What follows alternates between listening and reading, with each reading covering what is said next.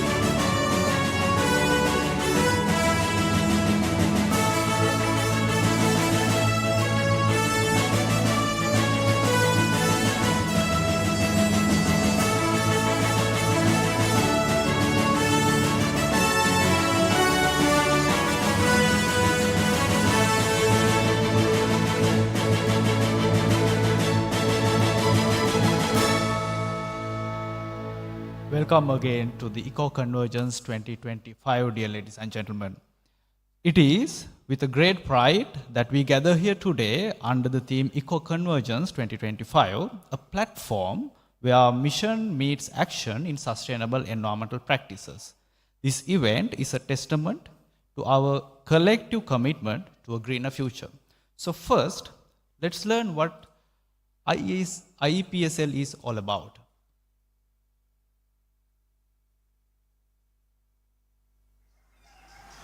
Every day, our actions shape the world around us. Planting trees, keeping our surroundings clean, and choosing greener ways to live help nature thrive. But not all actions protect our planet. Deforestation strips away our forest. Excessive waste clogs our rivers. And pollution from industries and vehicles fills the air we breathe. If we continue down this path, the damage may be irreversible. But change is in our hands. Small efforts today can create a cleaner, healthier tomorrow. The Institute of Environmental Professionals Sri Lanka is the umbrella organization of environmental professionals in the country. Guided by the vision of contributing to the national environmental dialogue through credible, independent and scientific inputs. In 2020, the Institute of Environmental Professionals Sri Lanka was formally recognized through an Act of Parliament number 1 of 2020. This recognition affirms our pivotal role in guiding the nation towards sustainable development and responsible environmental stewardship. Official recognized body for environmental professionals, we are committed to upholding the highest standards and making a lasting impact. As the nation's leading institution on environmental matters, IEPSL combines recognized expertise, a legacy of impactful work, and a commitment to future-focused solutions. Our members are trained to meet global standards, addressing critical challenges with innovation and professionalism. By choosing IEPSL, you join a network of pioneers dedicated to safeguarding Sri Lanka's environment. Services that we offer at IEPSL: professional certification and accreditation, education and training, knowledge sharing and best practices, advocacy and policy influence, ethical guidelines and oversight, research support and advancement, public education and outreach, industry standardization, career services and professional support, international collaborations, Membership categories: Fellows, Members, Associate Members, Student Members. The prestigious title Chartered Environmental Professional is awarded by IEPSL to individuals who demonstrate exceptional competence and ethical conduct in environmental management and sustainable development. This title is offered to corporate members of IEPSL who have demonstrated professional competence through a rigorous professional review. It signifies a high level of expertise, commitment, and dedication to advancing the field of environmental professionalism. When you join IEPSL, you gain access to numerous opportunities: professional development, leadership roles, global recognition, and the ability to make tangible difference in preserving Sri Lanka's environment. At IEPSL, we are shaping the future of Sri Lanka's environment. By joining us, you will have the opportunity to protect our natural resources, promote sustainability, and make a meaningful impact. Together, we can create a greener tomorrow for Sri Lanka. Visit our website www.iepsl.lk, complete the membership form, and begin your journey as a recognized environmental professional in Sri Lanka. We warmly welcome you to become a part of the environmental professional community. Be a part of Sri Lanka's leading community of environmental professionals. Together, we can safeguard our planet for future generations. Join IEPSL today. Thank you.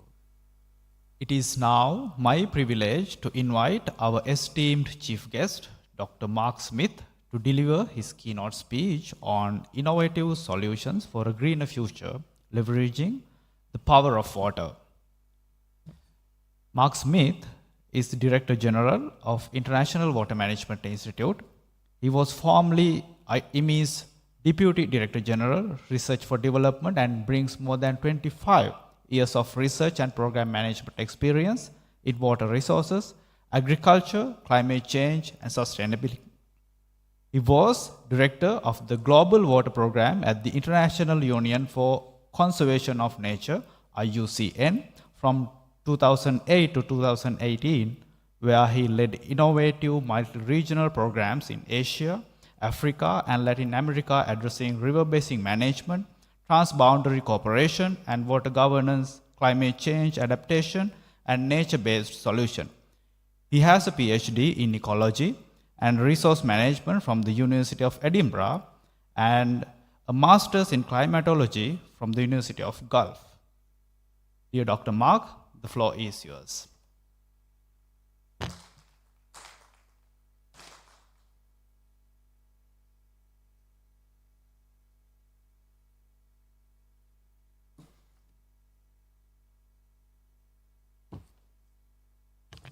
Wonderful, thank you, and thank you for that introduction and sharing those wonderful films with us.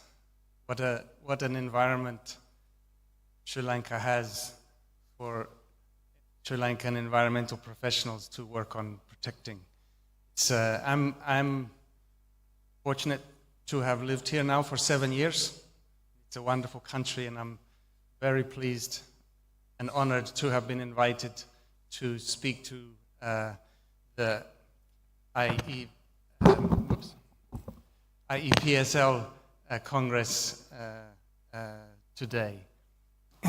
And I want to thank particularly President Shirani Yasaratne for your invitation and your welcome.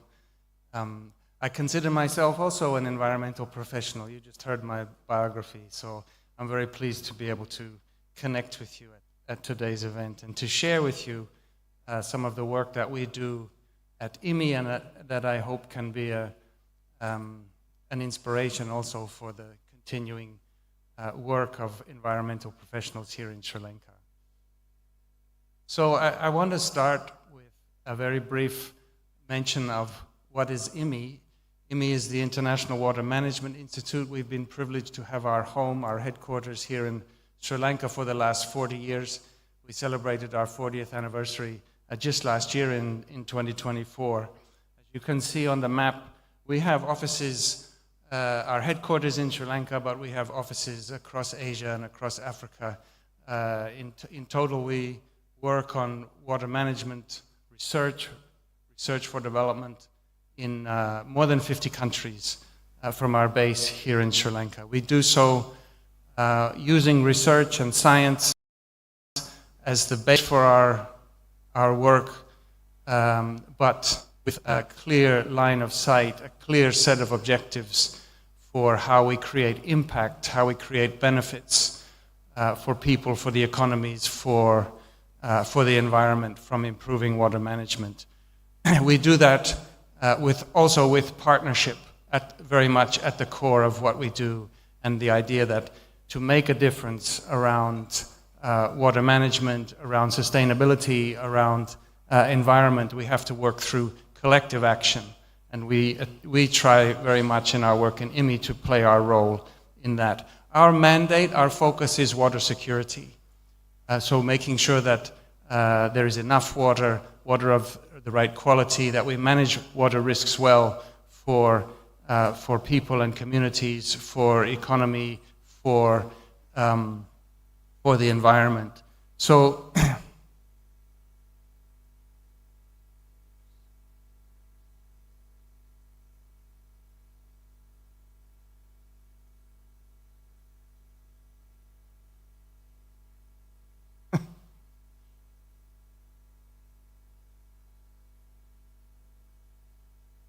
so maybe you have to advance. I was going so well as well. Okay, thank you. So our focus is water security. We work on solutions for water problems. Water problems are inherently complex because water is connected. Water is connected across sectors. It connects across the various challenges of sustainability, of environment, in ways that make the problems around water, what we term, as you see on the slide, they're wicked problems. They're hard to solve because many things are interacting when you start working on water. So on the screen are 5 what we call wicked water problems that IMI focuses on. These are problems that we might identify as belonging to other sectors, but water's at the core of them. Water problems and water solutions are at the core of the challenges of hunger because, of course, of that tight relationship between agriculture and food production. They're at the core of the critical challenges around poverty and exclusion that we are trying to overcome in sustainable development. Water problems sit at the heart of ecosystems and ecosystem management and ecosystem breakdown. They sit at the heart of climate change. So many of the impacts of climate change are water impacts. They're impacts through water, through droughts, floods, changes in the seasonality of water, rising sea levels, extreme events, changing river flows, etc. So much of climate change is felt through water that in the water community we talk about how climate change is water change. Water is also subject to, because of climate change, as we look into the future, it's subject to the idea of deep uncertainty. And this is the idea that because of climate change, the past no longer provides the guide to the future that it always has historically for water. We've based our water management in the past, up to now, on understanding how water regimes behave in the past. What are the risks of floods and droughts? That question has been answered by looking at historical data. Because of climate change, we can no longer do that, because those probabilities of floods and droughts are changing, and they'll continue to change as we move forward in time now, that we talk about there being deep uncertainty. We can no longer calculate those probabilities as we look into the future. So these are wicked water problems that cut across sectors, and that at IMI, with our mandate on water security, we work across these different sectors, across these different issues. Now, the good news is that there's a flip side to that complexity of water problems, which is that water solutions also cut across challenges. They cut across the diverse sets of challenges that we in our societies face, and that are encapsulated in the Sustainable Development Goals, with the result that water solutions support solutions across, you can read analyses on this, across all of the Sustainable Development Goals. So the Sustainable Development Goals, all 17 of them, they all need water solutions for us to make progress on them.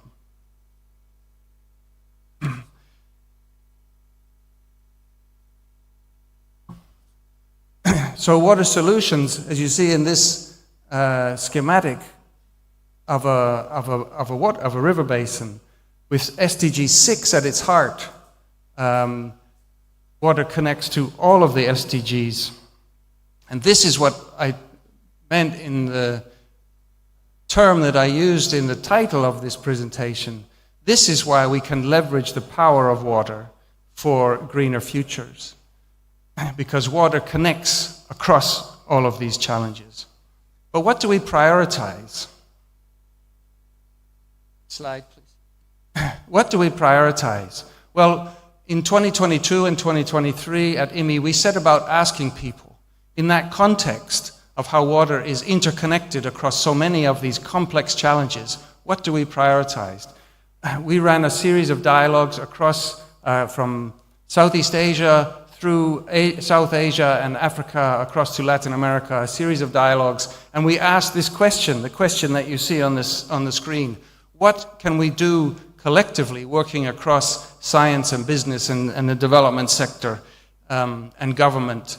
What should we focus on collectively in order to deliver future water security? Slide, please. And out of that came this framework of missions for collective action on water security. So this framework provides a set of priorities for building the resilience of farmers and agriculture to future changes, delivering safe water and sanitation for all people, increasing the availability of fresh water through circular management and those types of intervention, making sure that water infrastructure is fit for this new future that's coming, for this deeply uncertain future. Water infrastructure being the engineered dams and so on, but also nature and the services that ecosystems provide. And backed by better water governance, solutions for water data and digital tools, ensuring that we're effective in connecting information and decision-making and planning and policy across different water users and sectors, and making sure that we're resilient and ready for those future risks as they unfold. Slide, please. So at IMI, we work on, we bring together our work against those missions to tackle those complex water problems on this set of issues. So innovative solutions, expanding data availability, strengthening governance, bridging knowledge gaps, empowering communities, fostering that cross-sector collaboration, and creating scalable and sustainable change. That's the package of things that we do at IMI, and that we see those as vital to the ambition for greener futures that's at the heart of your conference today. These components of delivering solutions for water problems are vital to the future, a low-carbon future, a future in which we're able to be successful in managing and using resources much more efficiently, in introducing circularity and into our economies, making sure that our future is resilient to that deep uncertainty that's coming, and that biodiversity, where we are effective in managing and restoring our biodiversity. Slide, please.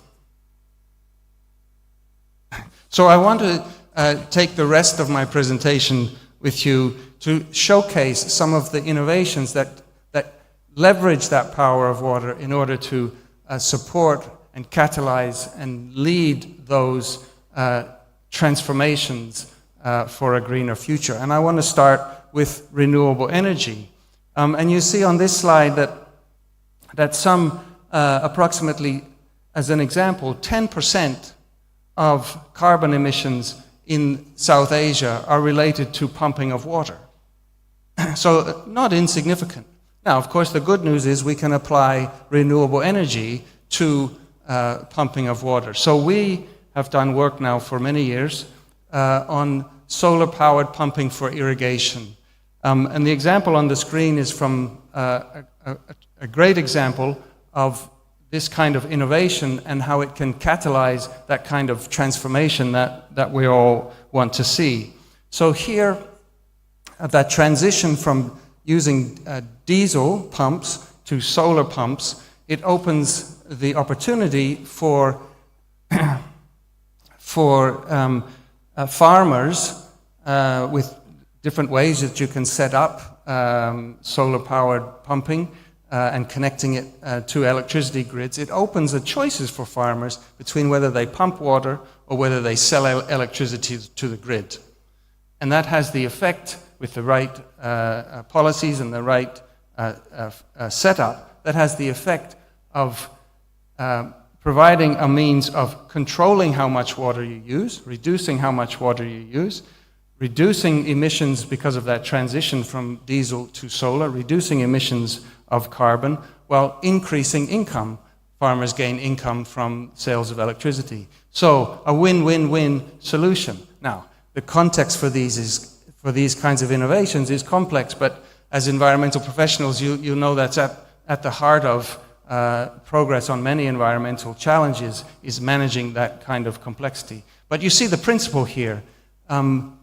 With the right kind of innovation, we can really provide win-win benefits also for the environment. Slide, please. The second set of innovations I want to mention relate to resource efficiency, and in particular, of course, the efficiency with which we use water in the economy, and in particular in agriculture. We talk about this in terms of water productivity.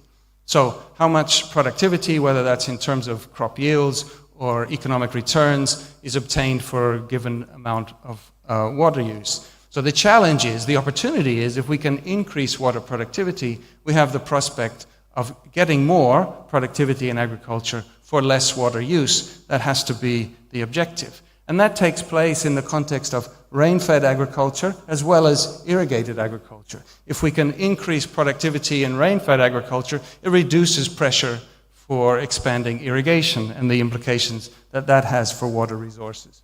So you see on the screen a set of management tools and interventions that we use in rain-fed agriculture to enhance productivity, as well as the kind of, in the center column, the kind of management improvements that need to come together and be put to work to improve the performance of irrigation systems and irrigation development, in combination with new technologies or advanced technologies for delivering water in irrigation in ways that are more parsimonious in terms of the amount of water that crops need.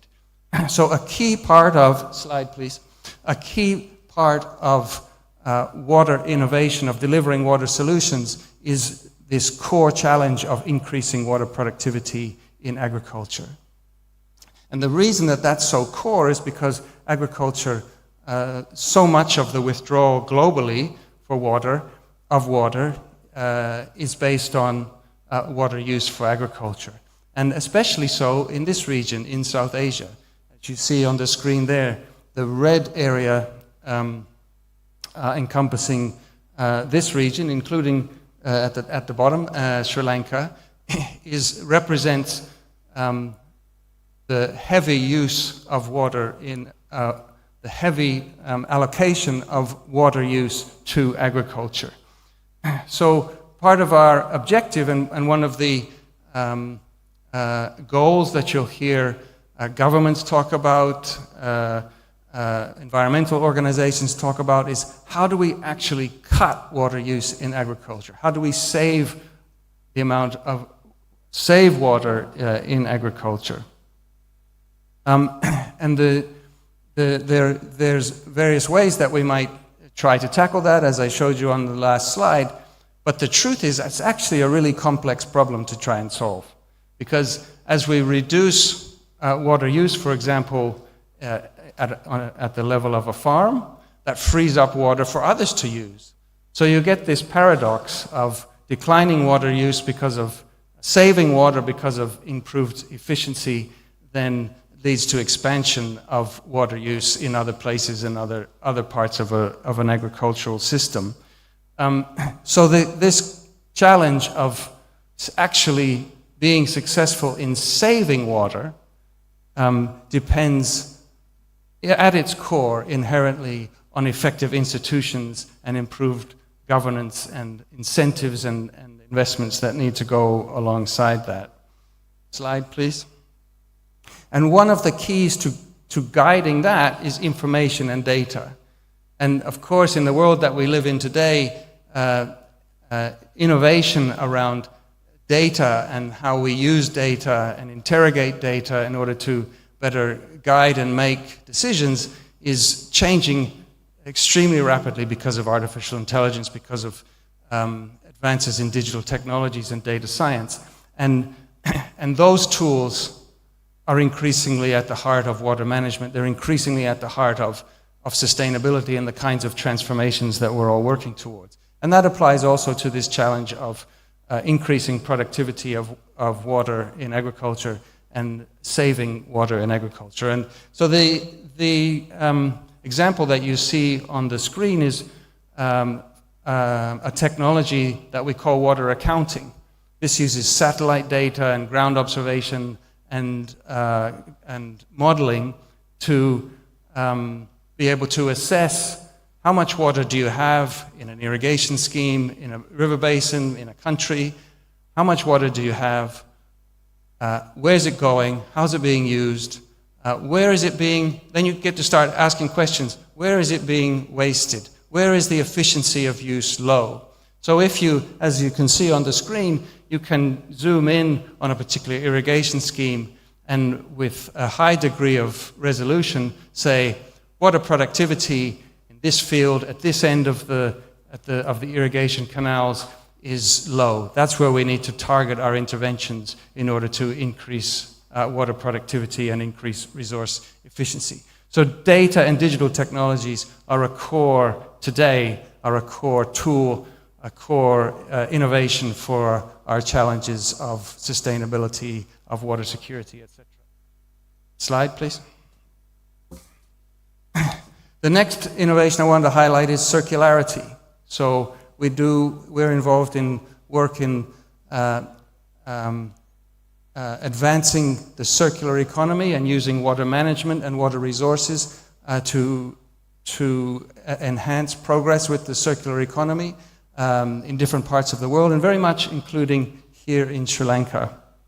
So the idea here is that by recycling water and reusing water, you gain several advantages. One of those is the resources that you recover, the waste resources, nutrients, for example, that you recover from water, that can be create value. You create value and profitable business models from doing that. But also, by recycling water, you're reducing pressure on other freshwater resources, so that the challenges of sharing water between different uses become easier to navigate, easier to manage, with the benefit then, as we look into that deeply uncertain future for water, increasing the resilience that those communities have where they're able to recycle water. This is work that is that we do, as I mentioned, over the years. We've worked on circularity here in different aspects here in Sri Lanka. It's a major thrust of policy and innovation in the Middle East, where we're also doing this kind of work. We're working also with new artificial intelligence tools to help target investments in water recycling so that we can do a better job of accelerating the uptake and application of this really critical technology for the future of water security. Slide, please. So I turn now to this challenge of resilience. I think resilience is an issue that's very much on people's minds, on the priority list of many governments around the world. That's driven principally by as governments and businesses and so on look forward to a future under climate change and recognizing the need for resilience, but also other shocks in the world. On the screen you see a basic simple framework that we use for understanding the different components that need to come together to build strengthen the resilience of systems. And this combines governance with information and learning and skills, with connectivity and redundancy across systems. So, for example, having multiple water storages, multiple sources of water, as well as infrastructure and technologies, including, as I mentioned before, nature as infrastructure in combination with engineered infrastructure. So resilience depends on bringing these different components together. The examples that I would want to just briefly run through now are related to that second part of the framework, information and learning, and the development of innovations relating to data and digital technologies and the way that can help with this challenge of increasing resilience. Slide, please.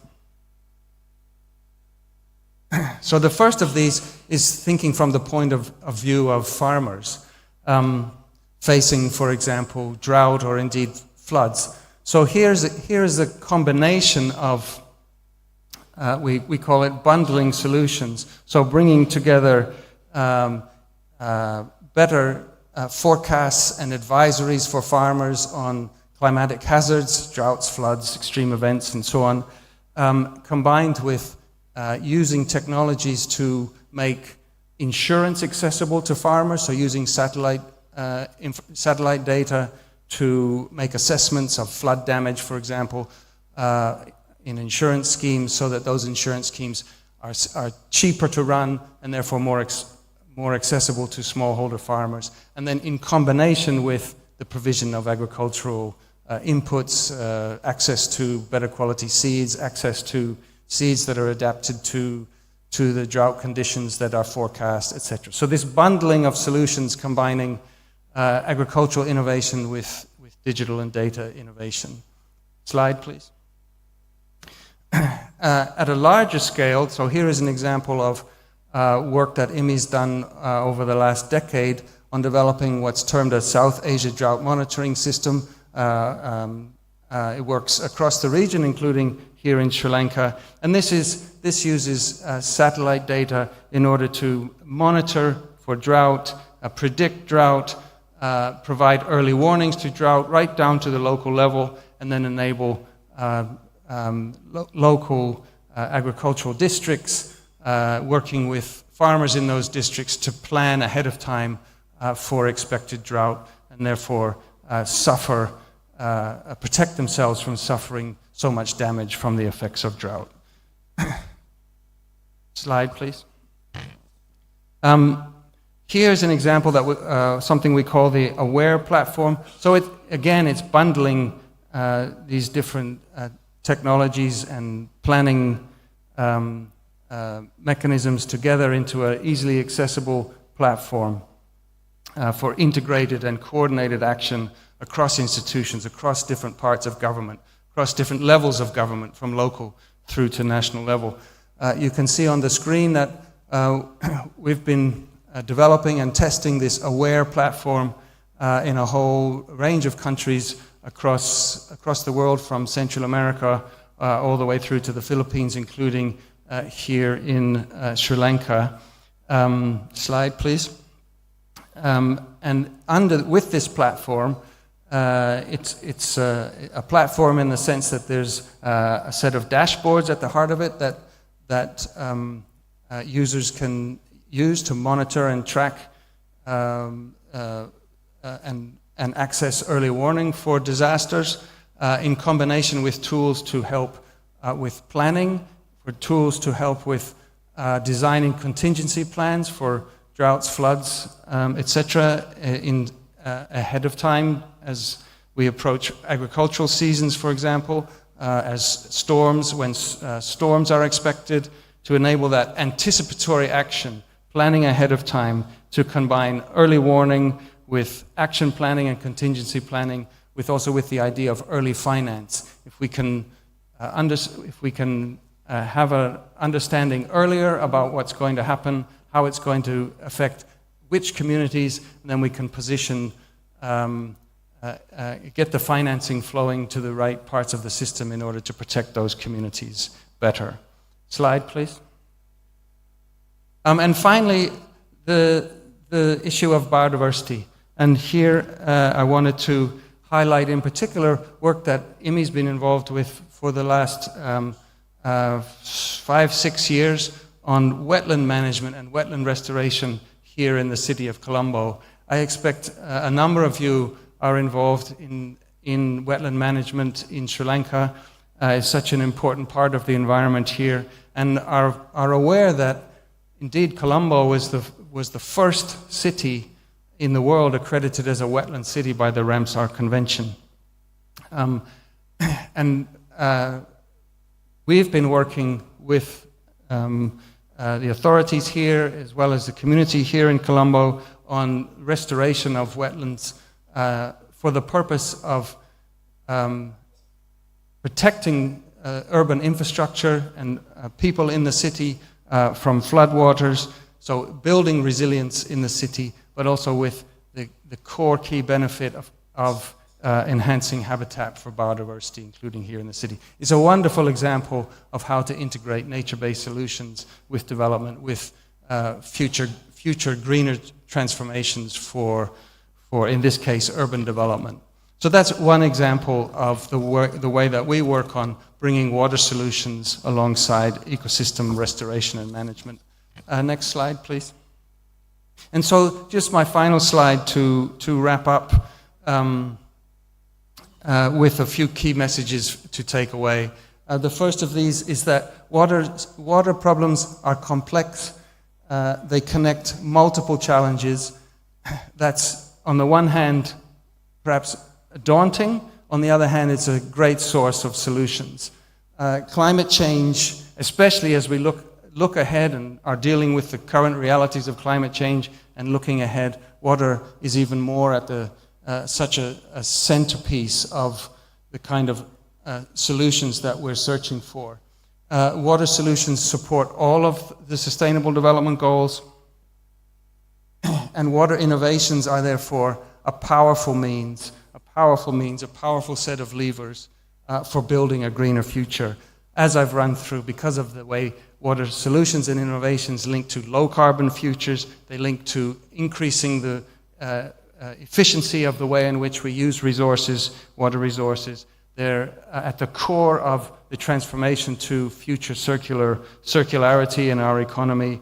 They're at the core of resilience and building resilience in our communities, in our agricultural systems, for food security, and for economic growth, economic development, and overcoming poverty. And water solutions are also at the core of, in many contexts, for protecting and conserving and restoring ecosystems and biodiversity.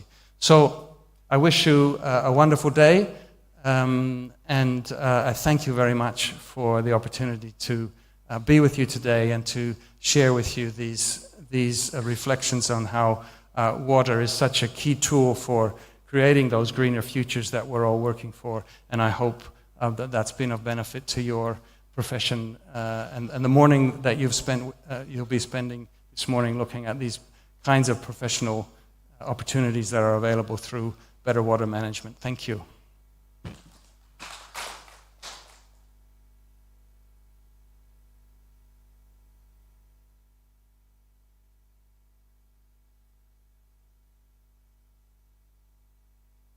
Thank you very much, Dr. Smith, for that insightful address. You actually tried to catch and touch most of the points of where we should be concerned of. So I personally like the tool that you have shown, Aware platform. So thank you very much again.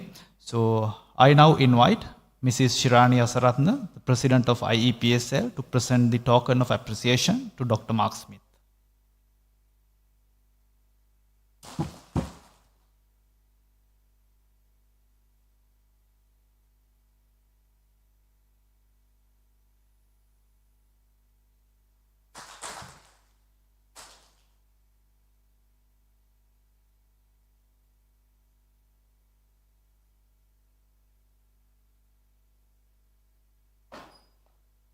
Thank you very much again, Dr. Mark and Ms. Asaratna.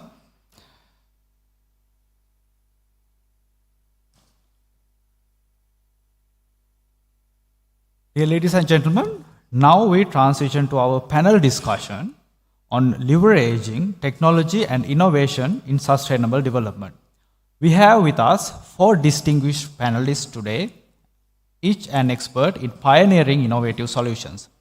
So to moderate this session, I'm pleased to invite our very own Ms. Shirani Asaratna, the President of IEPS L.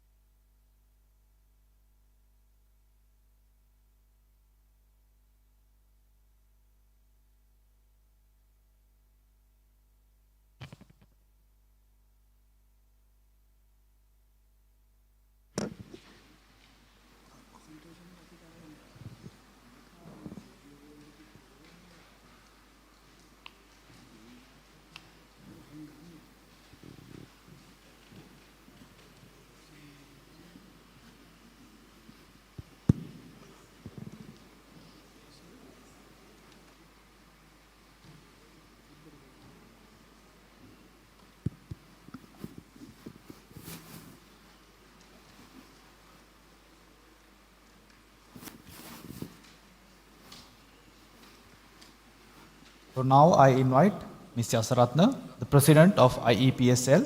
So Ms. Asaratna is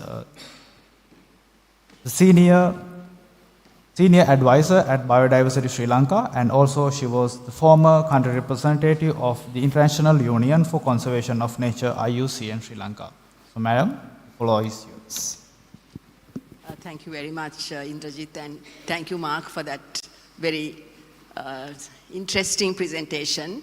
And actually, this panel is also talking about innovation, science, technology, and innovation. So your speech to us on innovative water solutions is a good forerunner to this program. So I'm very pleased to invite to this panel Mr. Manju Gunawardena from Slintech. Welcome, Manju. Professor Rangika Halwatura, Department of Civil Engineering, University of Moratuwa. Ms. Vindhya Jaivikrama Vijay Singha from the National Innovation Agency, and Dr. Mudita Senaratyapa, DG of the National Initiative for Research and Development, Commercialization of the Presidential Secretariat. A warm welcome to all of you, and thank you very much for joining us at the 17th annual technical sessions of the Institute. As you are aware, we are a network of members, and the members range from various disciplines in the environmental field. So we decided that this topic of science, technology, and innovation is really apt for us in Sri Lanka. we are a developing country and we need to use this STI if we are to proceed forward in our work. So we know that all your agencies work towards this goal, and actually we have one sustainable development goal, goal number 9, which actually looks at as sustainable at STI. So I'm sure all of you keep that in your mind when you do your work. So just to start, I would like to ask each agency to give us a short overview of what your focus is, so that it becomes easier for us. I mean, I know you have a wide range of work that you do, so just in a few sort of words, what exactly your role is in this field of science, innovation and technology. So let's start with Mudita. Thank you. Thank you for the invitation. It's good to be here. Let me briefly get into what I'm supposed to do here, introducing NIRDC. NIRDC is pretty new.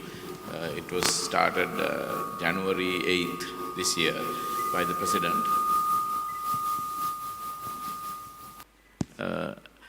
What we are trying to do is get whatever the research which is completed connected to the economy of the country. That's the simplest goal. We have 3 mandates.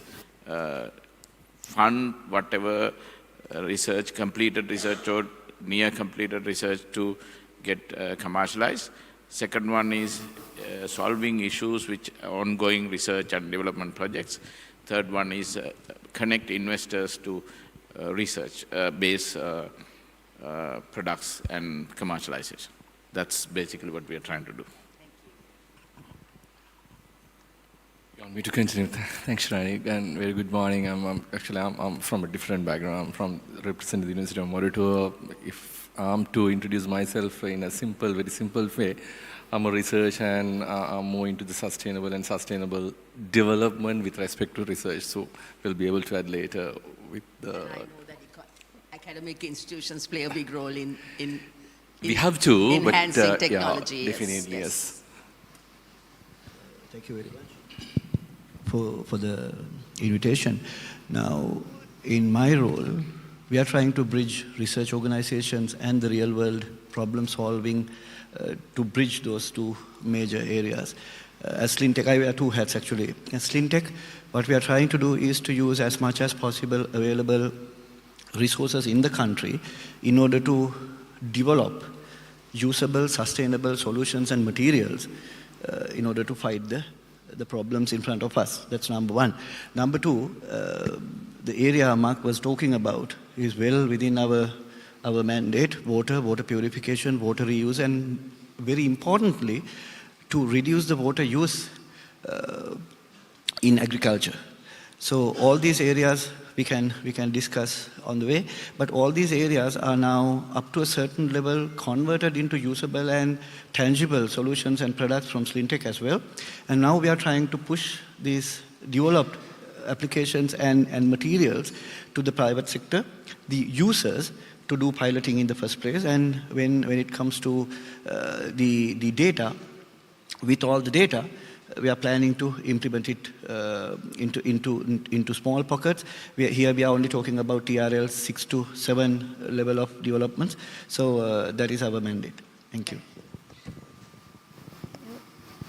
Good morning to all. Thank you very much for inviting me to this distinguished panel, and I'm representing National Innovation Agency. It's a government-owned institute which was established under the Act number 22 of 2019, especially thinking of creating an innovation ecosystem for the country. So NIA is practically working on 5 main thematic areas which we called as pillars in our NIA according to Act. Those are science and technology. I think now Dr. Mudita is already talking about NIRDC and especially on this science, technology and research or commercialization. And now as NIA, except that we are working on social innovation, service innovation and defense innovation plus eco-innovation. I think already this forum is very much related to our eco-innovation pillar as well, because we are not talking only on greener, but we are moreover talking about the sustainability.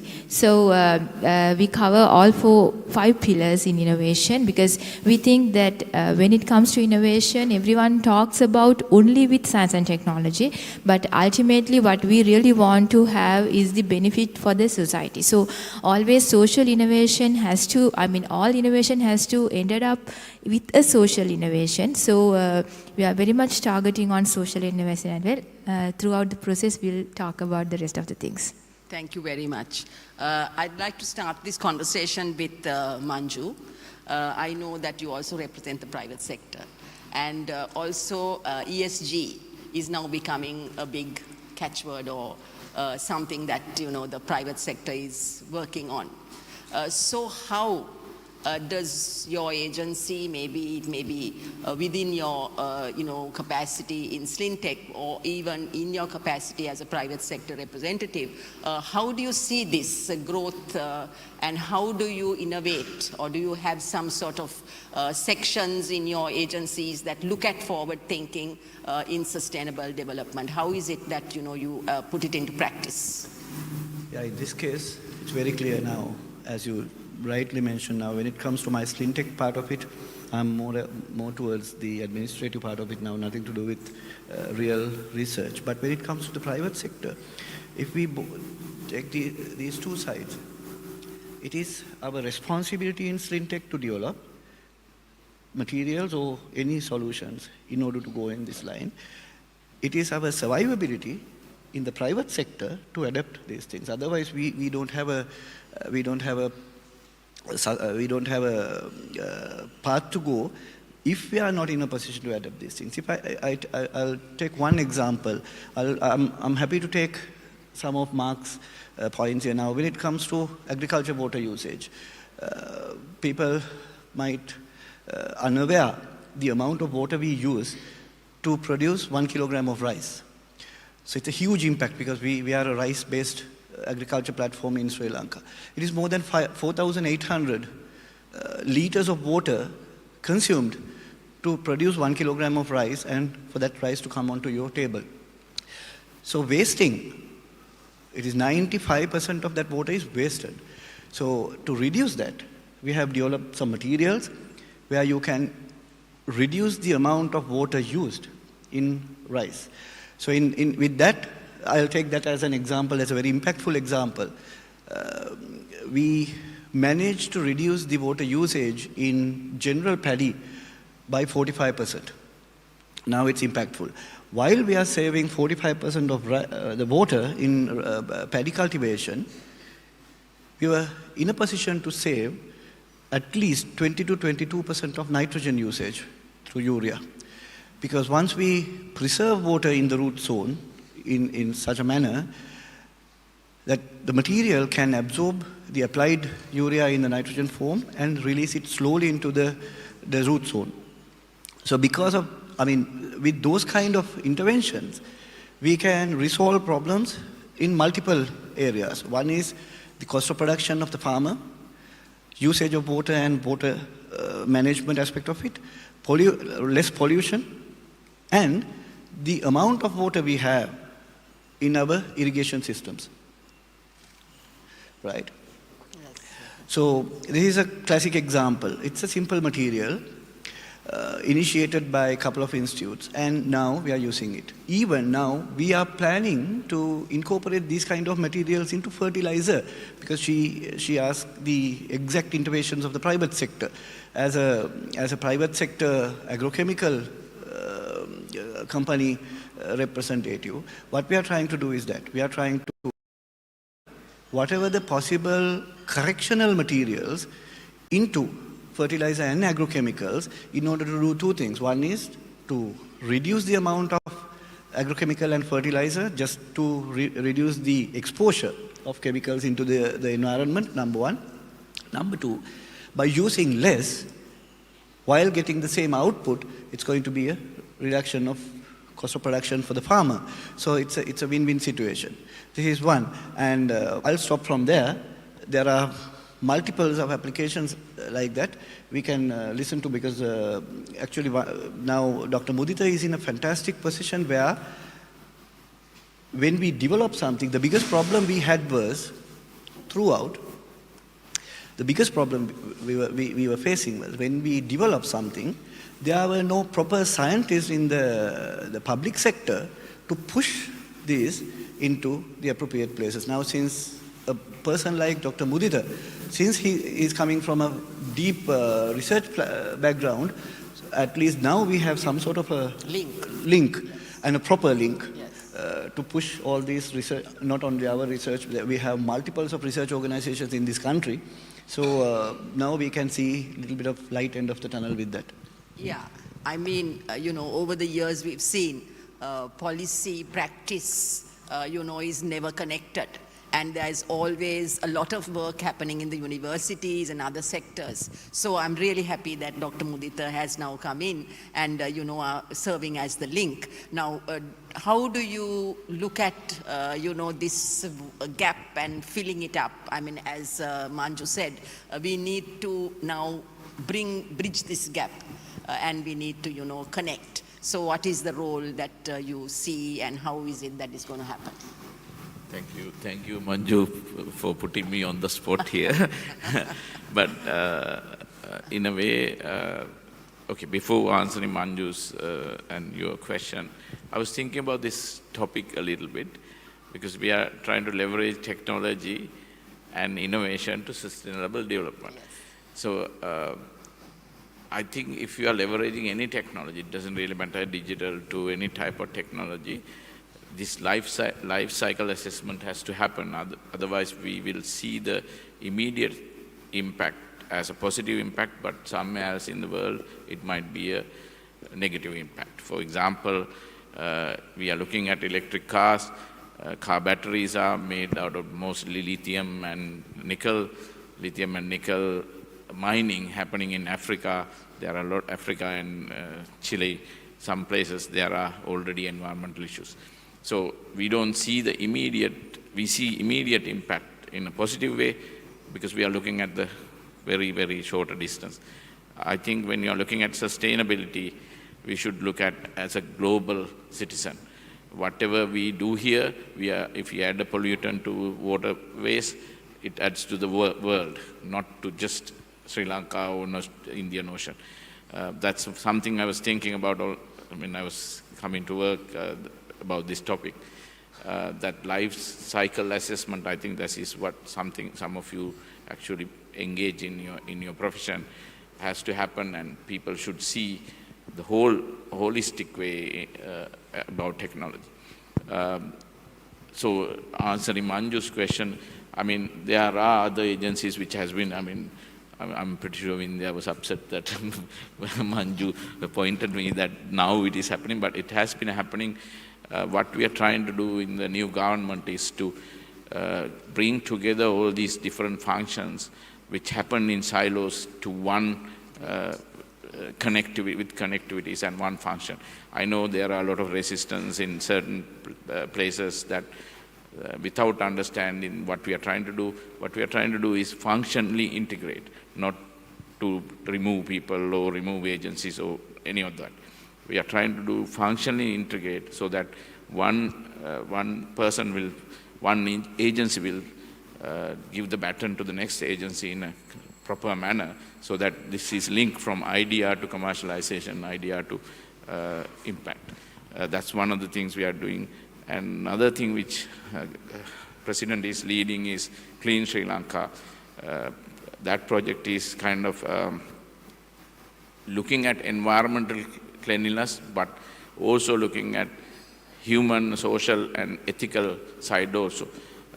I know Dr. Smith talked about how beautiful our country is. I 100% agree, but there are pockets where people kind of trashed, misuse, and places like that. People throw trash along the roadways and things like that. Not everywhere, but some places. I don't know where the problem is. Maybe it's an ethical issue, or people don't understand in that they are a citizen of this country, or a social issue, or whether they don't have infrastructure. So some of these things has to be looked at critically and probably slowly change. It will take a little bit of time. Any change will take a little bit of time. But I was critically looking at this topic. Maybe we should talk about that first. Great. Thank you. Good to know that there is some kind of efforts being made now to put things into place. So Rangika, I would like to turn to you now. Now universities, I mean, maybe I'm not talking now about University of Moratuwa, but maybe the university system has been generating a lot of information on new technologies. People do research, PhDs, you know, lots of things happening, looking at sustainability in many, many fields. Now, whatever you collect in those places, how is it remaining there in your universities, or how does the university system, you know, help agencies like what Mudita is, you know, representing now, to collect those things? I mean, is there some sort of a system, or it has to be put into place? Shani, thanks. I think you have put the question Yes. at the right point after Mandu and Mudita. You said the universities are developing the knowledge. Yes, the universities are developing the knowledge. I think that's their prime responsibility. When you take, I mean, before moving to your question, let me just give a small briefing about the panel. I think you have got the correct panel here. The reason is more than what they have introduced. Let me introduce them in a very, very broader way. Take Vindhya, she's representing the state. So basically, they're the people who are supposed to do the connection. Yes. Manju from the industry, and he's well-known and a key figure in the research industry, represent the state universities. Whereas Mudita, take all the state, the aspect away. He has a PhD, and he never wanted to come to the universities. He wanted to work with the industry, and he was leading one of the biggest the research institute in the country before he entered into the real business.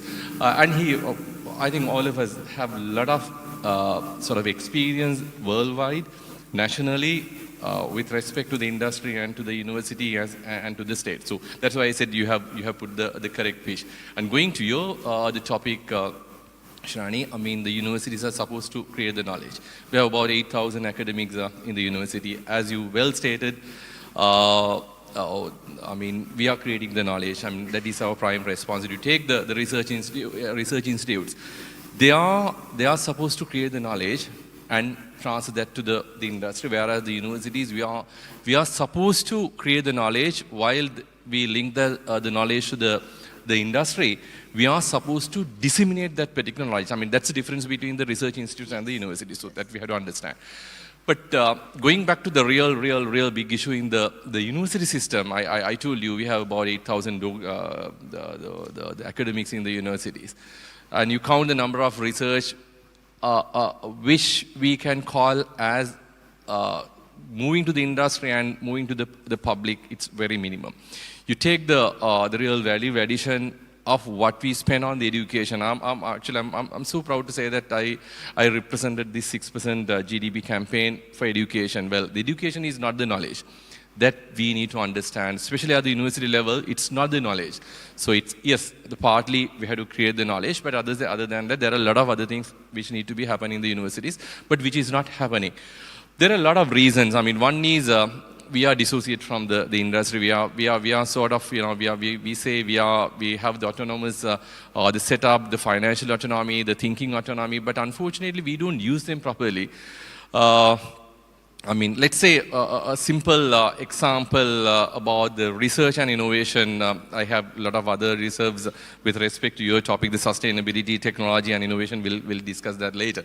But with respect to the research, for us to happen a good research, now the world is moving away from the basic science to the applied science. So if we are to do a applied type of a research at a university, what are the options available in the university? Now, let's say, simple example, let's take Manju. If I want to take Manju as a part of my research, I'll not be able to do that within the Sri Lankan system. But you go to any other developed countries, the industry and the collaborations are much more. It's from interdisciplinary to multidisciplinary now. But that's not happening. We'll take Manju out. We'll take Ajit. I mean, we all know the Mahakumbhala. Let's say we want to bring him into the university system. We can't do that because we are measuring the talent only with respect to the paper qualifications. So with those limitations, I don't think we'll be able to do a practical research which can go to the market, which can directly go into the industry. So there's a huge difference between what we do at the universities and what the industry needs. Industry is, I mean, with respect to the sustainability, especially with respect to their waste management, upcycling and recycling, there are a lot of opportunities. But unfortunately, many of the academics in the university, sad to say, we are in our own silos. We believe that we are the bosses in the system, and we never want to give the same respect to the other disciplines. Maybe a state institute, maybe a private the organization. We never value their experience and the knowledge. We always count them based on their paper qualification. And finally, and let's say even and beyond that, the multidisciplinary, interdisciplinary, we always love to link with a person having the same caliber. Maybe a professor or a senior professor or a person with a PhD. I'm sorry, I mean, that's not the knowledge. I mean, maybe the knowledge with a very limited, the narrow mindset, they have the knowledge, but for us to take that the product to the market or to develop a marketable product, we need much more than that. So that's really lagging in universities. I mean, 1 + 1 is 2 in mathematics, I always say, but in human, can be millions. If you get the correct fish, it can be millions. But unfortunately, that's not happening in the university. And that's why we are going down. It's not because of anything. It's not because of the 75 years of the bad rule in the country with respect to the politics. Politics is the outside, but when the politics entered to the universities, when the universities start running with their own personal political agendas with the knowledge, that's the other big problem. So without the knowledge, if the universities are running, well, that's the difference. That's what was happened to the country for many years. But with the knowledge, if someone start misusing the power and the autonomy, that's a disaster. So that's what's happening in the university system. But so it's a disaster. Of late, I've seen universities working with private sector. Because I work a lot with the private sector, and I've seen University of Colombo. They have kind of broken that, what you're saying. And I've seen companies approaching University of Colombo, coming out with some innovative, maybe in agricultural systems, in forest restoration, in these systems, because, they realize that there is a lot of knowledge there. So I think there is some kind of, bridging now happening, but we need, of course, to mainstream that, as you say. Very true. I mean, there are a lot of bridging happening, but that's not enough. That's what I'm telling. So there are 8,000 academics, and you take the return. Yes. It's not respect to rupees and cents. It's not respect to the dollars, but there are a lot of other things which we can do, which we are not doing. So there are here and there are examples. I can pick from the Moratuwa, Colombo, for other universities also. There are a lot of examples, but that's not enough. That's true. I agree. So, Vinya, can we just ask you whether NIA, being a national innovation agency, whether you're looking at this, aspect, whereby, a lot of information is being generated, a lot of technologies are being, led by the university system. How is it that you are using it in going forward with sustainable development in Sri Lanka? Okay, thank you very much. I think that's a very timely question. And first of all, I have to say that Dr. Mudita, no, I'm not upset actually. I'm so happy because being there as a word, at least as a word they have come up. And now they have even the commercialization process. So that means that the government itself has been transfer and commercialization. So if I come to your transfer and commercialization. So if I come to your question, yes, it's true that as Professor Angik already mentioned, there's a huge gap between academia and industry. Because if we really wanted a viable, runs from GOSL funds. And when it comes to totally, along with the universities, there are 142 research entities in the country which work on research. I think no one has ever thought that this much of things are available. So what is really happening is, yes, universities are doing really a good job, but when it comes to the research institute, what we have figured out is they have to work on some thematic research and the research which have the ROI for the country, because they are using the government funds.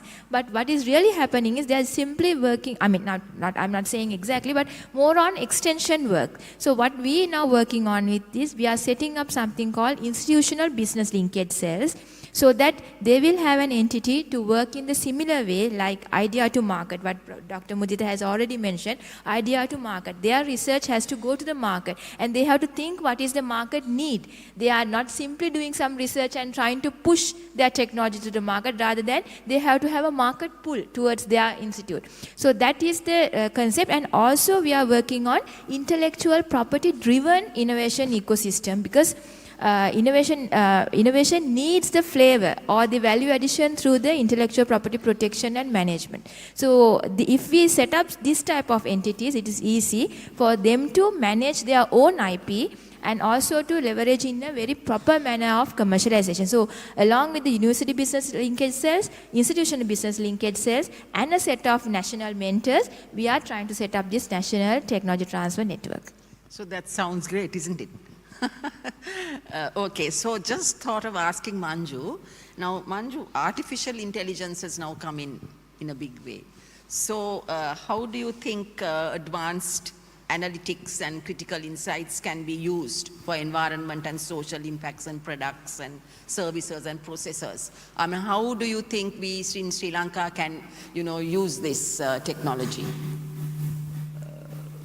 Before that question, I'll try to add something into this entire thing now. We use this very interesting word called research.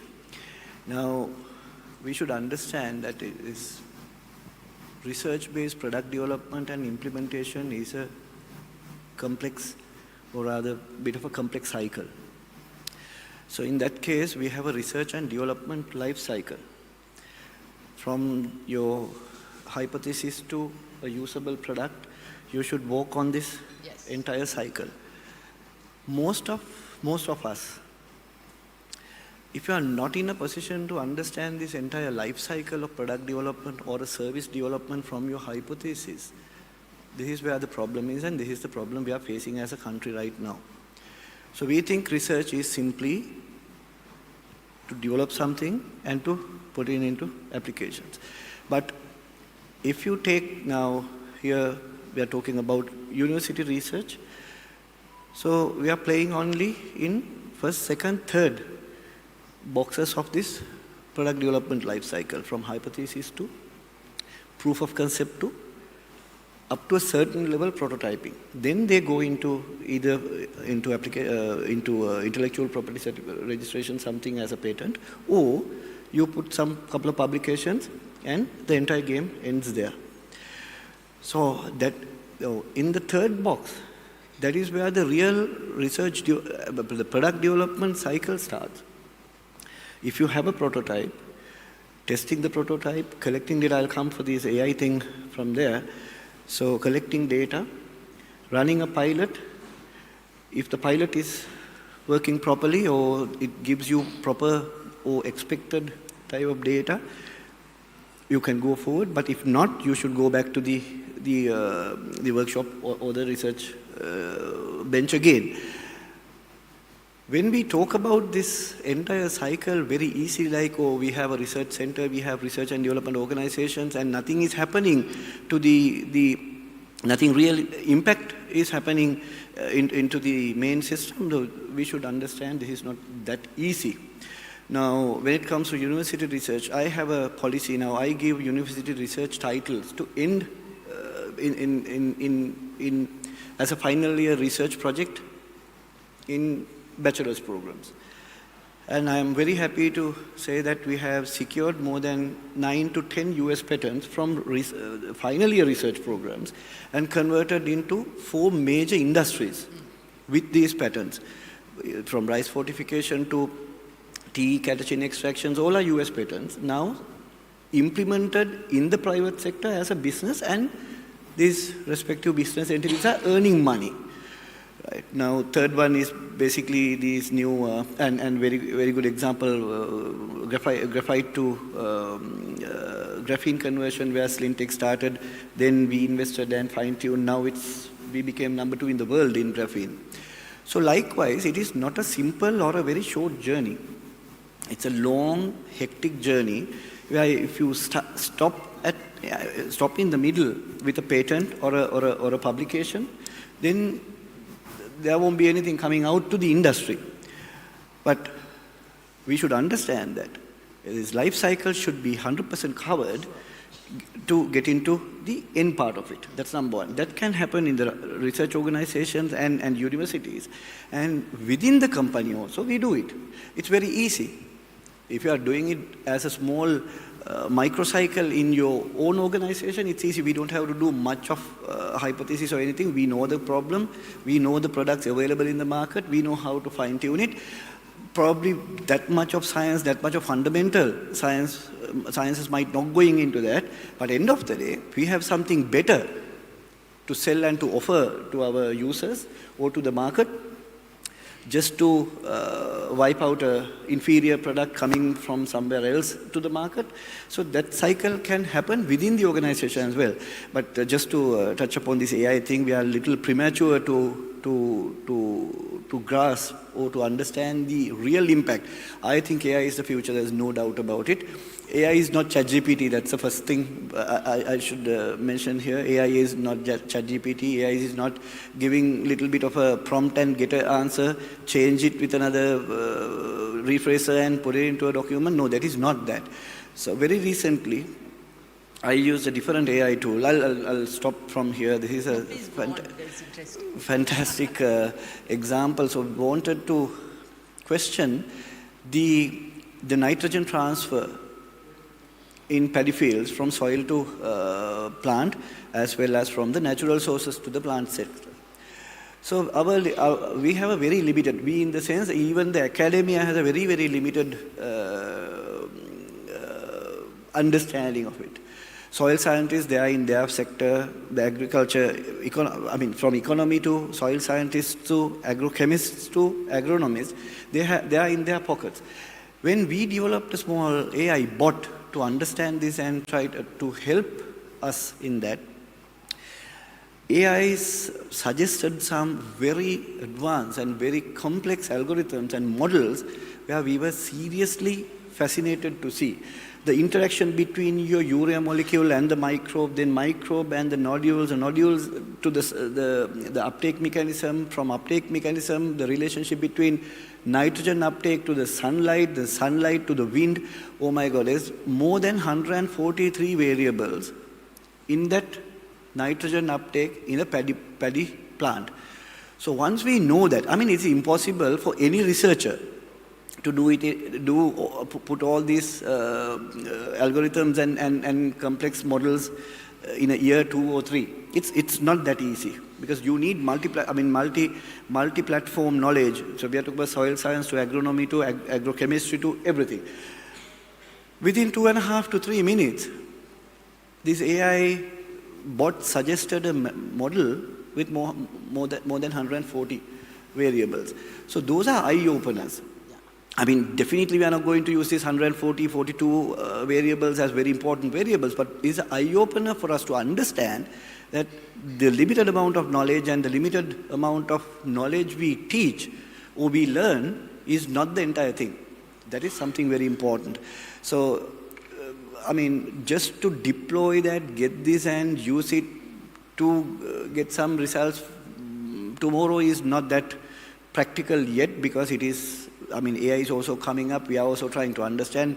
Our knowledge in proper AI is only 5-10% as different, probably the IT people and the people who are into that subject must be very conversant about it, but we are not. So we are now trying to get into that. Every sector, every discipline should amalgamate with AI, then only we can get the maximum out of it. I mean, AI is not ChatGPT. Thank you. I think that's a real eye-opener, as you said. I mean, this is a meeting of our members, and, we need to give opportunities to them to ask you something. So we have the time, I think, Indrajit, for about 5 minutes of questions. Yeah? Has anyone got anything from our esteemed panelists? I'm sure you must be grappling with this issue in your work and, in your various disciplines. While we are coming up with the question. Yes, sure. Can I add Yes, something please. to? I want to agree and disagree with Manju. Agree part I will tell first. Like he said, if you are developing a product, that has to be thought at the idea point, not after you move on with the research for a while and then try to make it to a product. That's a difficult thing. But research always has to happen before innovation for any field. When you say research, it's not, we all are scientists and we think only research happen in labs. No. Even in music, even in art, any discipline, research is happening. So that research has to happen before innovation. But where I disagree is, research sometimes happens for pure human curiosity. That's why he's here. It's not based on a need, as you say. Yeah. So basically, if there's a need for it, then you do some research. That's a innovation part. Yeah, when you need innovation for businesses, product development, all that. But research word is a different word. It's for pure human curiosity. Sometimes So you just disagree or what? No. I'm 100% agree with his disagreement. Yes, here we are to talk about that part of it. Yeah, I agree 200% in that, because I do research. It's nothing to do with my private sector work or research institute work. I do research in music, I do research in sound and audio, purely for my interest. And I do research on water. Rangika knows about it. I mean, most of these research outcomes are not scientifically proven yet, but we do it. I invest money to develop these things, purely on curiosity. I didn't mention about agree. Anyone has anything? If not, we can go on. Any of our members have any question for the audience? Yes, Hemanti. Yes.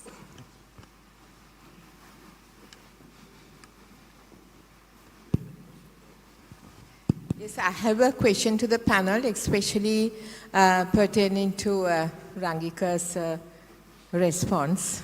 So as Shirani mentioned, of course, there are pros and cons, plus and minuses.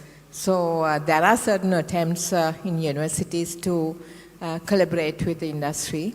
And also, although the university system may not directly accommodate cadre positions for the industry, unless you have that is encouraged, and even chairs are given for the industry in universities. So it's okay. I just want to point something out. But I would like all of you to let us know, because I am also from a university, how could we increase, how could we enhance this?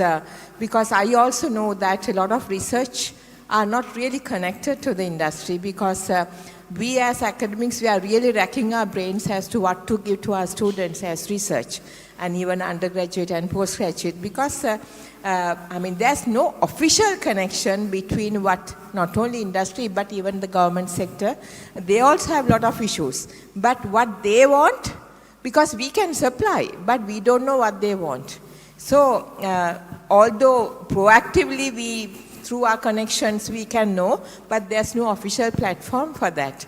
So how could we generate that? I mean, some kind of official platform, because we know that we have 9 provinces. I'm not only talking about the national system. We have 9 provinces. We have provincial governments as well as district governments in all these provinces. And they are the government as well as the industries are there. And universities are also there in every province, maybe one or more. So how could we have this connection so that they will feed into each other in a very collaborative way so that, it's a win-win solution. So if you can give some ideas for that, that would be most appreciated. Yes, please. Thanks, Hemanthi. I mean, I never said it's not happening. It's happening, but it's not enough. That's what I said. Now, when you talked about being connected with the industry, I think the number one is our exposure. I mean, if you are exposed enough and if you are, being and working with industry, there are a lot of seeds for us to take up and do research. Research and innovation is not, I mean, you can't do a research or an innovation just because I saw that in my last dream. That should not be the way. But many of the researchers, I'm so critical with this particular point. Innovation and the research both, they are all like happen in the last dream, and we do the research, we got the product, and maybe we can try for the IP, intellectual property, and we are forcefully sending that to the market.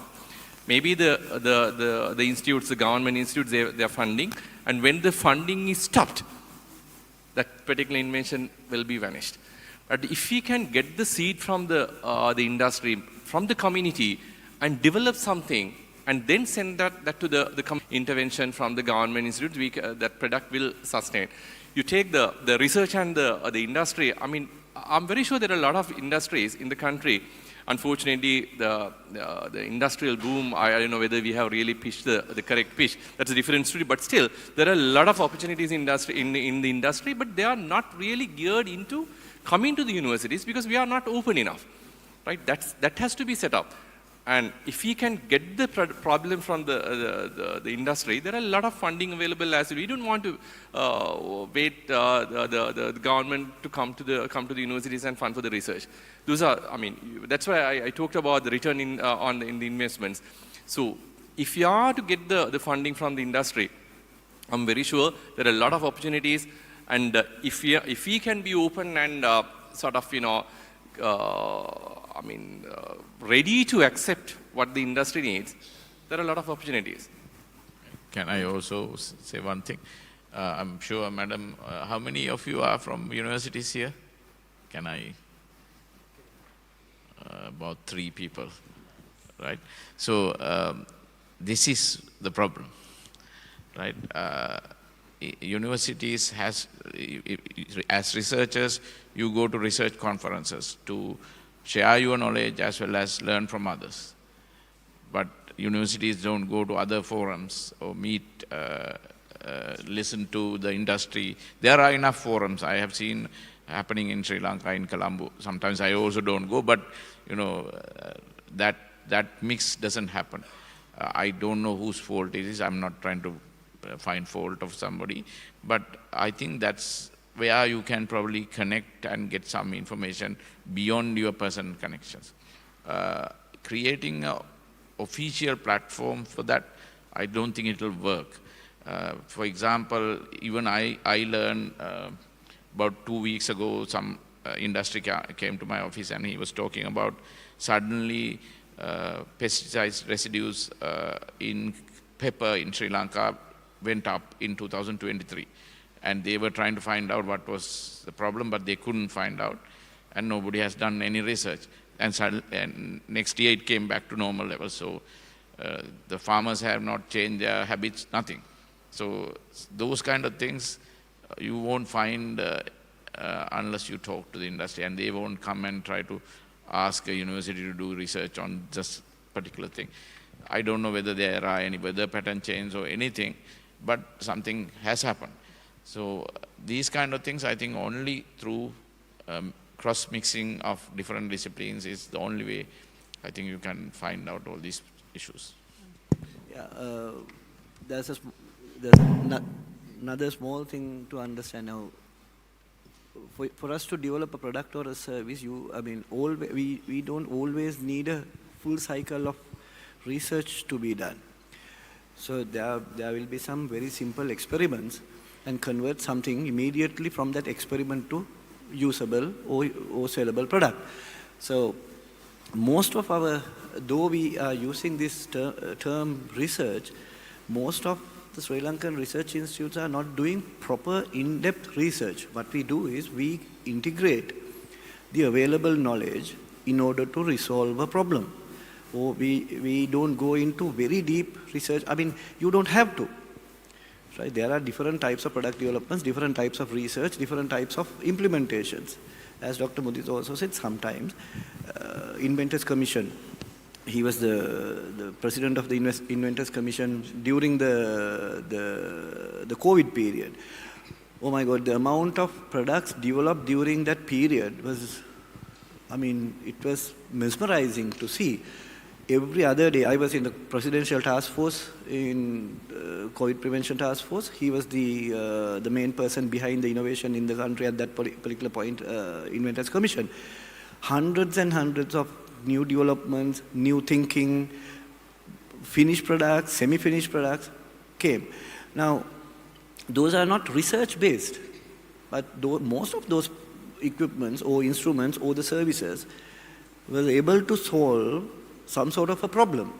We were facing a huge problem screening them. Each and every idea got something to offer to the situation. Now, the major thing is, when it comes to a situation like that, when you have a chaos, innovation, product development, various things comes out. But in a general or a normal situation, people think you need all these things to come up with some sort of an idea. If we do that, people might reject it. No, when you have a chaos, now we are in a chaos. I mean, whether we have a nice atmosphere outside, we are in a huge chaos when it comes to agriculture, when it comes to water, when it comes to each and every sector, we are in a chaos in this country, right? I mean, it is not a political chaos, but it is a scientific and a knowledge chaos. See, best thing is to answer each and every level of research, product development, and I used a different word, experimentation. So we will be in a position to resolve problems quickly, while another team of people, another team of researchers doing all this research from the scratch properly in detail and come up with bigger solutions. So it is in every level. Let me add one point to Manju's the statement. I think the biggest issue is with the education system again in the country. The reason is if you go back to our childhood, our school time, I mean, we were basically problem oriented, right? I mean, today, the school to the universities, for a semester or for a year, we teach and the students will learn set of answers, and they will go to the end semester or the NDA exam, and they will find, or they will basically search for the question to match the answer. But whereas what we did in our childhood, we were basically problem oriented, and always the parents, the teachers, and whoever, they will set us in a way to go and find an answer. But unfortunately, that's not really happening. That's not really happening within the system. And at the same time, we lost the curiosity as well as the confidence. And let me add one simple point about the topic. I mean, we're talking about the technology. It's not AI. It's not compute. It's just a tool. Because we are not really confident enough to face the reality, we scared of the IT and the AI. We basically have passed about 4 industrial revolutions, 1, 2, 3, 4, and now we are in the 5th revolution, and where the human interaction is again plays a big role. But unfortunately, that also we are going to miss. The Smith was talking about the water management, the sustainable water management. I really doubt whether we are talking the right pitch with the sustainability. Sustainability is not about going back to the cave and go and live in the cage. The real definition is for you to use whatever possible, whatever under the sun to achieve your the satisfaction, but don't compromise the next generation's ability to achieve their satisfaction. But with all these 17 sustainable development goals, are we really doing that? I still believe we have given the priority for this 8 billion, the human, but not to the real problem. So I don't believe the sustainability concept as a whole. That's a different story. But when what we talked about, I mean, when we go to Sumit's the presentation, he was talking about the water management. Let me pitch 2 points for you for the audience to think, or rather rethink on what we do. He was talking about bringing the power. You use the solar power for the water management. But you go to Trincomalee. I'll take two examples from Trincomalee. One is about thousands of years ago. We had water. The system in Trincomalee where you had the Kulu, where small tanks in the jungle, and those tanks were linked to big tanks, those for the irrigation, and the tanks which was there in the jungle, those are for the animals. And we had a super good water structure in the past. From the past to, let's say, 1,800 years, where the British ruled the country, Trincomalee is not a deserted area. It's one of the biggest, a big country in Sri Lanka. Still, we have a 100% gravity water management system, drinking water management system existing in Trincomalee.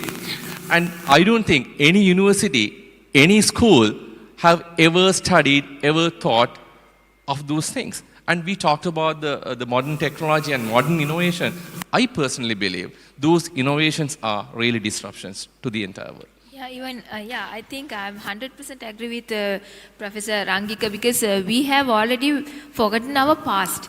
Because if we really go through the real innovations, what was happened in Sri Lanka, the history, I mean, we might even say that we are the person who has been first introduced the term innovation as well, sometimes. Because that much innovations has happened, and we never gone through those technologies and never have tried to join in those technologies to the current present research as well. And also when it comes to this research and university issues, what we really see is that when you start a research, especially with the academic basis, we just think of doing it for the sake of gaining our degree or the postgraduate or something like that. We never think of making it into a product or something like that. And even according to my knowledge, I think even in the university system or the UGC Act itself has some issues where you cannot earn or something like that is there. The earning part is not there. So that when it comes to other countries, that we know that universities itself, they run their own startup. I think University of Moratu is exceptional, but you have those facilities and all.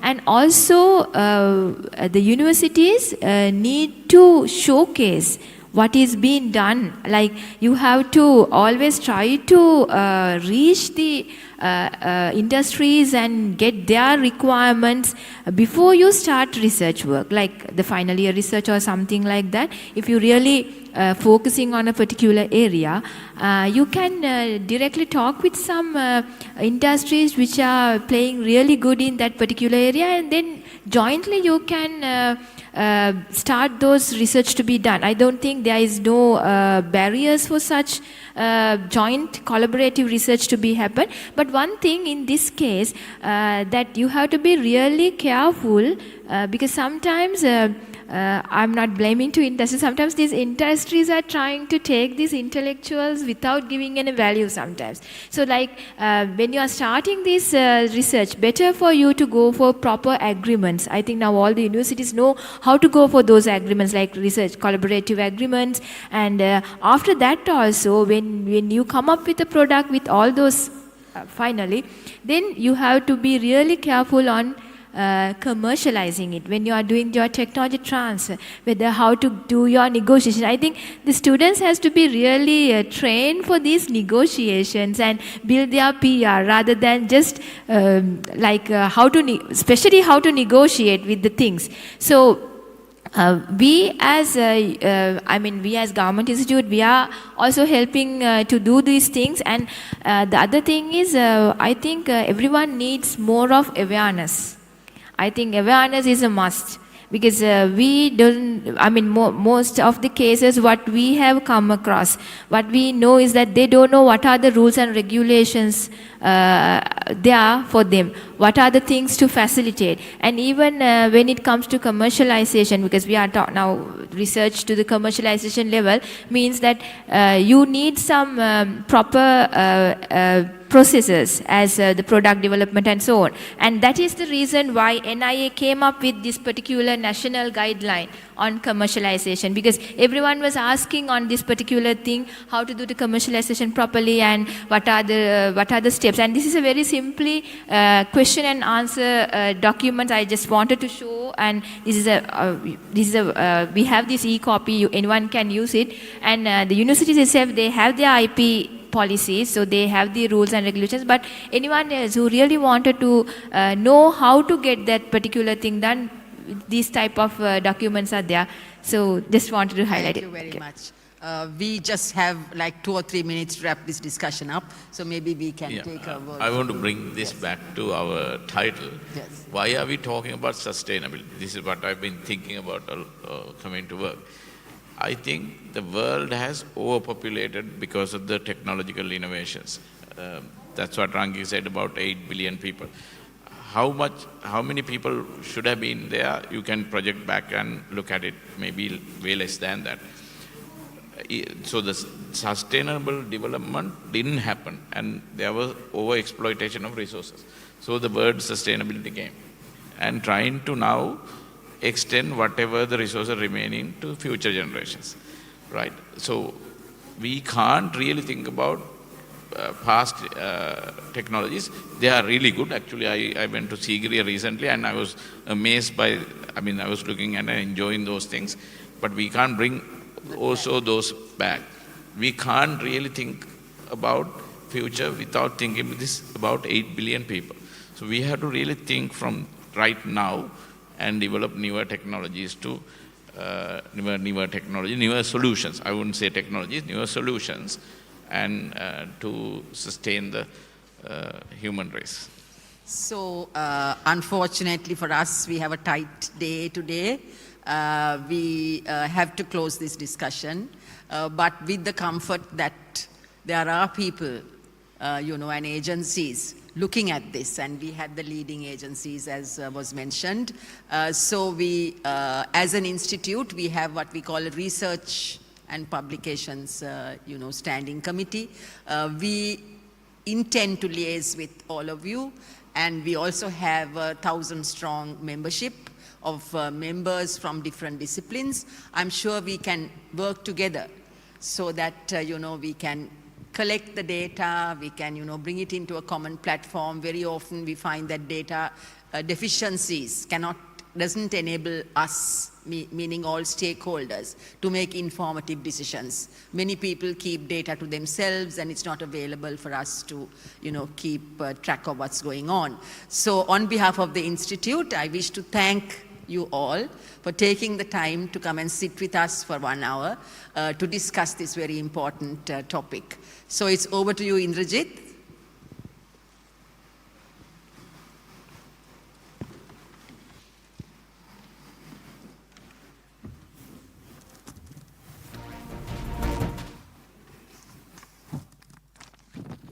Thank you very much, Mrs. Shirani and the distinguished panel members. That was very insightful discussion, and in fact, it's really eye-opening. So now I would like to invite Mrs. Shirani for giving away the token of appreciation to the panelists.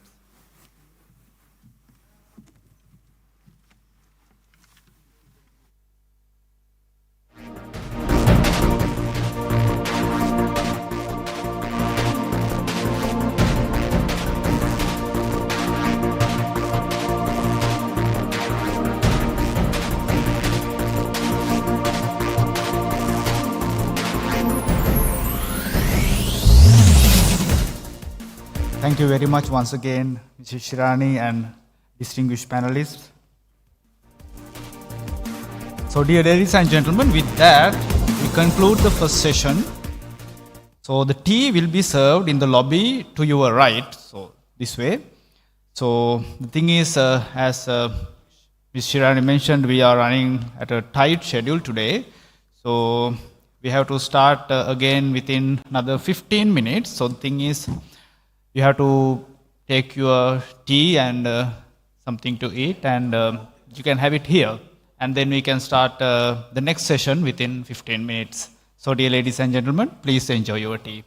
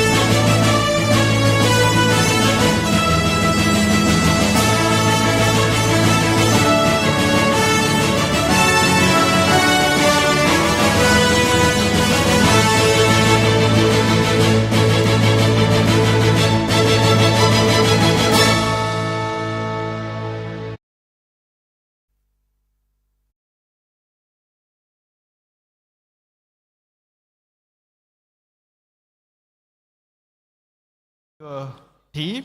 So our next segment features insightful industry presentations from leading organizations that have made significant contributions towards sustainable development. So definitely this is going to be a very insightful and fruitful discussion. So you would be see much more different innovative practices and best practices, what we call them. So from industries. So we have presenting companies today: Lalan Rubbers, INSEE EcoCycle, Sri Lanka Private Limited, Sicily Hanaro and Care, Talawakelle Tea Estates, and Thema Collection. So first of all, I will explain the guidelines. So as I previously mentioned, we are on a tight schedule today. So each presenter will get 10 minutes, followed by a Q&A session. So 10 minutes means 8 plus 2, so 8 minutes for the presentation and 2 minutes for the questions. So if the audience has any question, we can open the floor. So we encourage you to take notes and raise those questions at the end of each presentation. So I'll be sitting in front and I'll be reminding the timer. So the presenter should be able to note that. So first, I would like to invite Mr. Rukanta Rajapaksha, Senior Manager Sustainability, Forestry and Special Projects from Lalan Rubbers.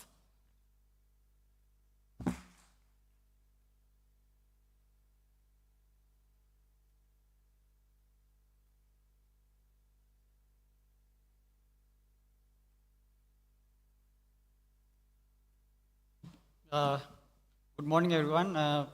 So it's an honor to be here at EcoConvergence 2020. So I'm excited to share the journey of Lalan Rubbers Private Limited. They are exploring milestones, insights, and the way ahead in sustainable practices as well as sustainable practices. So sustainable practices are not just happen, but it's not an option, but we need to, it's a necessity for a thriving future. So let's have a look at what's in next slide.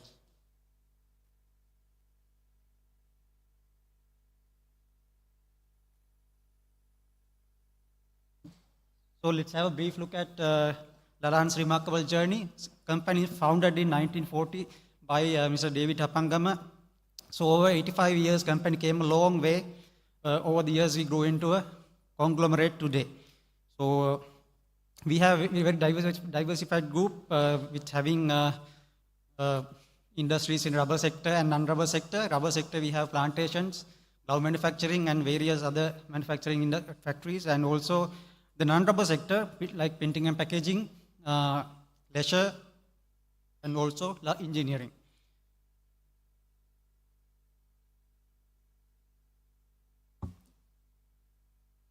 Lalan Rubbers is a BO-approved manufacturer of protection gloves for global industries.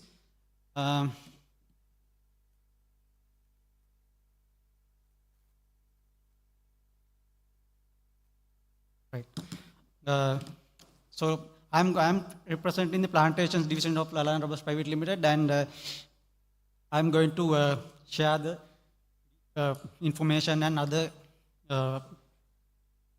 details relevant to plantation industry. So plantation industry consists of 15 estates, which means 8,500 hectares across in the low country region in Dharanegala and Mavatagama.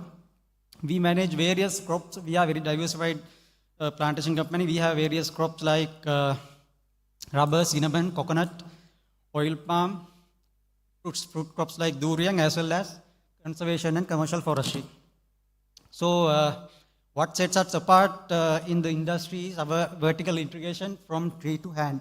So we have the plantations as well as we have the manufacturing facility and also traders in our foreign market. So we are vertically integrated from tree to hand. So that's our philosophy, and we are also committed to sustainability, and also that reflects in our high standard of agriculture practices. So as any company, we face serious challenges when trying to be in the industry businesses. So one of the main challenges that we have currently is the circular leaf spot disease, which is a very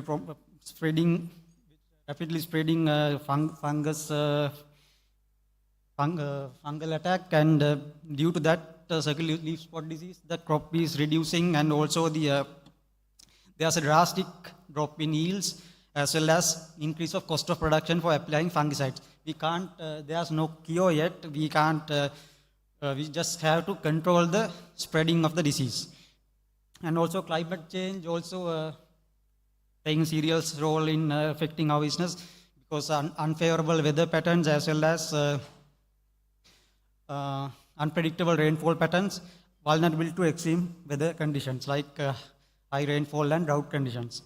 And also the plantation industry in general face serious issues, serious problems related to lack of skilled workers, because nowadays this young generation doesn't like to join plantation industry to be rubber harvesting technicians or tea pluckers. So we are facing serious issue with the shortage of workers. So now we have to find innovative ways to adapt to address that matter, because it's rubber harvesting, cinnamon peeling, those are skilled jobs. You can't train them overnight. So you just have to have the best people at your disposal to have a very good crop and quality of production.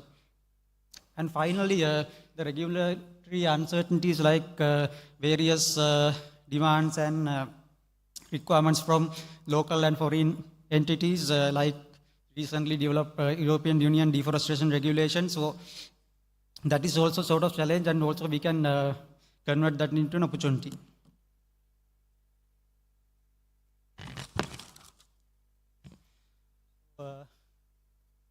Let's take a closer look at the opportunities that we have in hand for growth and diversification in plantation sector.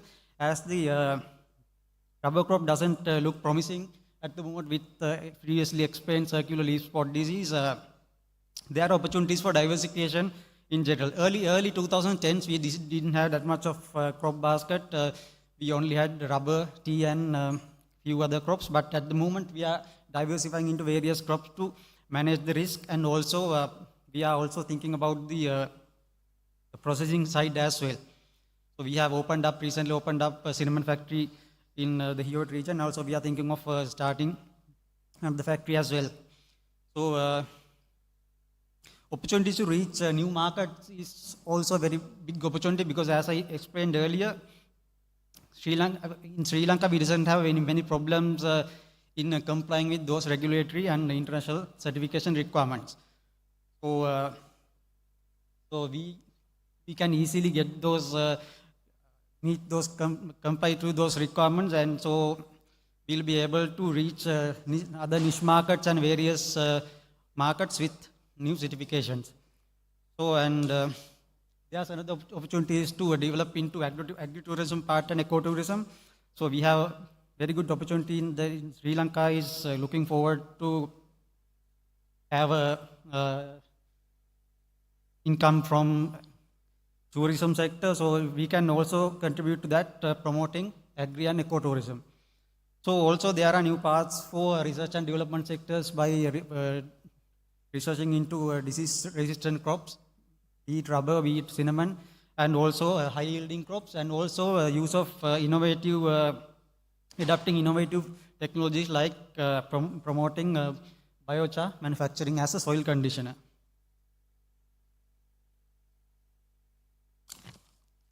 So in the next slide, so hope you all can identify what this material is in the center of picture. It's biochar. So as I mentioned in my previous slide, we entered to an operational agreement with one of the leading biochar consultancy group called Plan Boo. So 3 of their gentlemen approached us in 2023, and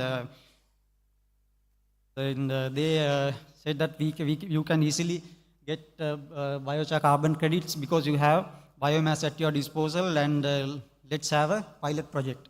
So we started the pilot project in 2023 and continued that for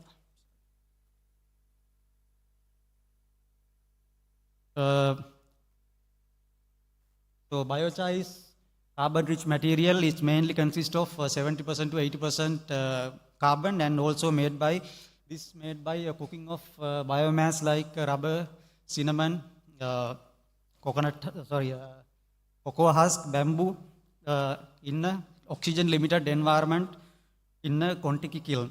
We use the Kontiki kiln. There are several types of kilns like retort kilns, but we use the Kontiki kilns because it's cost-effective and it's suited for our capacity of work. So, so there's high demand for biochar carbon credits. Like it's like 170, starting from $170 for biochar carbon credits, compared to very much higher than solar credit generated from solar and other reforestation activities.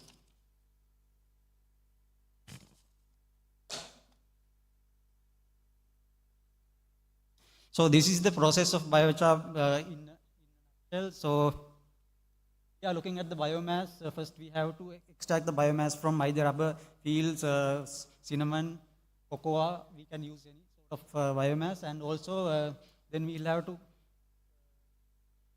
do the pyrolysis with the use of this Kontiki kiln, and in an oxygen limited environment where you get biochar rather than convert into ashes. So then we will have to mix biochar with compost. So here we use compost and apply it to those fields, and then auditors and third-party verifications took place just to verify that we have really actually applied biochar in the fields. So after that only they will upload our details in the global carbon registry and be able to claim credits. Meantime, applying biochar for our fields. So this is a brief summary of what we have done over the 18 months. We have done 16 cooks. That means we have went through pyrolysis process for 116 times. Total rubber trees used 1,007, and we made 509,000 liters of biochar and mixed with 978,000 compost. So total credits generated out of this project is 182 carbon credits. That's we have not received revenue for all the 182, but for part of that we have received so far. So there's slight emissions happened during the pyrolysis, so that we have to compensate that emission. We have to plant bamboo species called Dendrocalamus asper, which is having growth and carbon sequestration abilities. So before winding up, let's have a close look at milestones, insights, and the path ahead. So milestone and opportunities ahead are very not unlimited. So the sale of carbon credits to key stakeholders like various foreign parties, companies like Intel, and also so they were one of the buyers who purchased our credits just to sort of their emissions during one of their events in England. So likewise, they are very interested about purchasing biochar carbon credits. Also, we are verified on global carbon registry. So biochar output is mainly linked to bulk density of the biomass. So we got the bulk density tested through Industrial Technology Institute, and it came around 159 kilograms per cubic meter. So during our project, the Planboo organization adopted various IoT solutions to enable them for remote monitoring, as well as there were some mobile apps installed in our mobile phones to have real-time data sharing. So still there are opportunities to do researches on biochar's financial benefits, and as well as a fertilizer, how it affects the growth of plants. So that we are planning to do with a few of the universities in future. So to wind up my presentation, you can see this is the team involved in this manufacturing biochar process. There are various people representing various countries from Uganda, India, Switzerland, Spain, as well as from Sri Lanka. So this team involved in this pilot project, and it was a really successful one. So we are hoping to continue this project in next to take it to the next level. So I'll wind up my presentation with this phrase from Mr. Ernest Hemingway. The earth is a fine place and worth fighting for. Thank you very much. Yes, thank you very much, Mr. Rukanta. So unfortunately, we don't have much time to take some questions, but if you take much time at the end of the session, maybe we can take 1 or 2 questions. So dear ladies and gentlemen, if you have any questions, please note them down. If we have some time at the end, we may take them. So thank you very much, Mr. Rukanta, for your insightful presentation. So next, I would like to invite Mr. Buddhika Batigama, Business Development Manager from INSEE EcoCycle.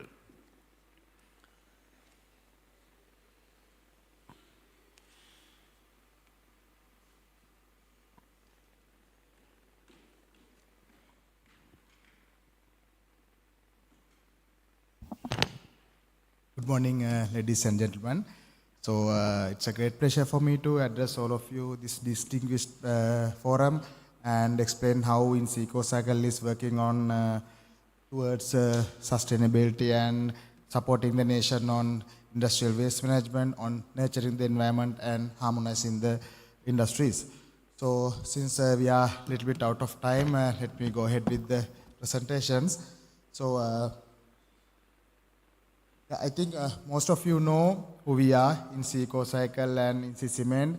We are the one and only comprehensive cement manufacturer in the country, together with the core processing solution provider in the country, where we can provide a sustainable and environmental friendly waste disposal solution, kind of a total solution. So at a glance, how we are working on here, we can see how much of waste we have so far eliminated in the past 22 years through the co-processing solution, as well as gradually we are moving towards more resource recovery and more collection-based, recovery-based solutions. In our so far past 22 years, we have gradually increased our waste acceptance through multiple projects as well as multiple investments. For example, initially we were processing our material through other energy sources. However, gradually now we are moving towards solar energy and more resource recovery, drying processes, and reduce the amount of co-processing, and we are going to more resource recovery like recycling or repurposing solutions. However, we have been able to continuously develop our waste acceptance solution by providing a more solution for the industrial waste management needs. Now we are providing solution for over 1,000 customers, and out of this there are government institutes, private institutes, as well as other multinational institutes where we have been provided solutions. So co-processing, let me take a couple of minutes to explain what are the benefits of providing or using co-processing. It's a thermally proven technology where high temperature like 1500, where you can dispose almost all of the organic components in the kiln system. The benefit is this has proven a complete combustion, a complete disposal of the material on this kiln process. And the high temperature together with the high residence times make sure this process is taken place, while continuous emission monitoring ensures the disposal in the cement kiln. This makes sure that there is no any organic residue in the cement kiln. For example, this was proven by a published article a few years ago, actually 2007. This was a published article where proves the destruction removal efficiency of 99.79, which ensures that kiln system is able to dispose the most thermally stable compound found in Sri Lanka. So this is the proof where cement kiln system is providing a complete disposal of the thermally stable or thermally disposable components. On the other hand, on this solution, we have now expanded our solution beyond industries towards more the more sensible waste streams like municipal solid waste, which was a landfill or which was a big issue for the country. We know how it was in a few years ago, like Mr. Mullo. Now we are having a capacity of processing over 1,500 metric tons per month of municipal solid waste. Now we are covering almost 100 municipal councils over the country, and this is 1/3 of the local councils network in the country together with 7 provinces. Here we have been able to give the proper total solution as well as a sustainable solution for the municipal councils to dispose their waste. So as I said, we are gradually moving ahead on the waste management hierarchy, where now we are providing more resource recovery solutions of multiple avenues. For example, the plastics, which is the most popular waste stream we are almost working on, together with other waste streams like construction waste or other material recovered from the FMCG industry, which can be repurposed. We are providing this technical support to our clients where they can gradually move ahead on their waste management hierarchy. So the beauty of co-processing is it recovers both energy and the material, the mineral compound. So it will be added as a kind of a replacement of the virgin material needed for the end product manufacturing. We applied this same concept to other end products where it is possible to introduce or replace the virgin material, where usage of the virgin component like fossil or the petroleum components is reduced through multiple projects. This is another example we did a few years ago. Polychlorinated biphenyl, which was a compound in transformer oils few decades ago. This was a banned waste, and with industrial collaboration with the Ministry of Environment, Ceylon Electricity Board, as well as the UNIDO, we were able to dispose over 180 metric tons of transformer oil contaminated with PCB in Sri Lanka. So these were accumulated in most of the transformers in the CB, as well as other applications, in-service transformers, as well as discarded transformers. We were able to dispose this 180 metric tons, and at the moment we can say in the country there is no any available non-PCBs at the moment, which is to be 100% cleared by next year. So we are able to provide this solution in the country rather than exporting this and give a local solution. Yeah, this is another project where we were working with the World Bank. Ms. Sarojini is also here.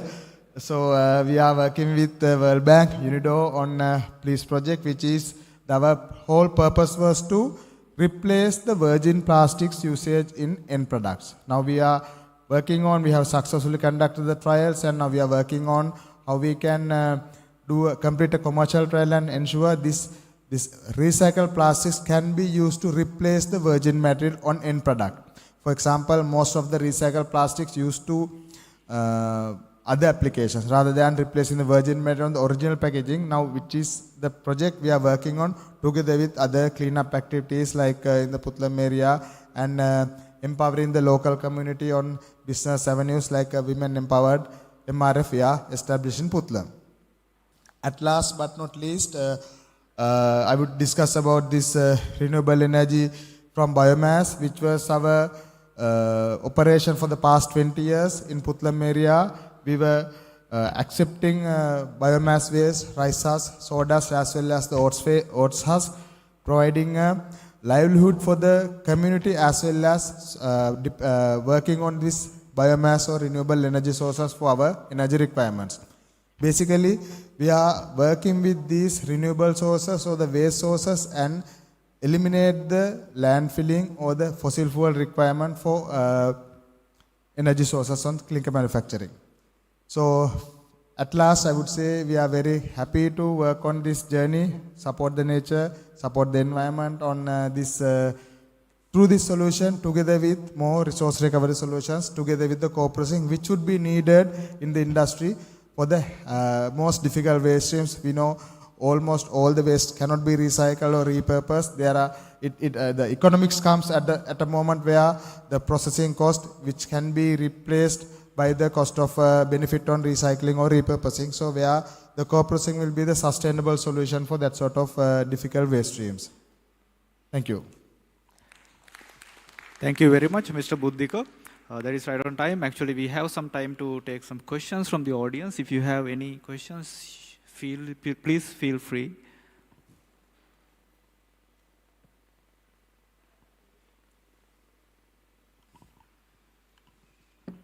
Actually, my question is not from EcoCycle, but can I ask Rukanta? No, not now? Ah, okay, sorry. Yes, do you have any questions to Mr. Buddhika?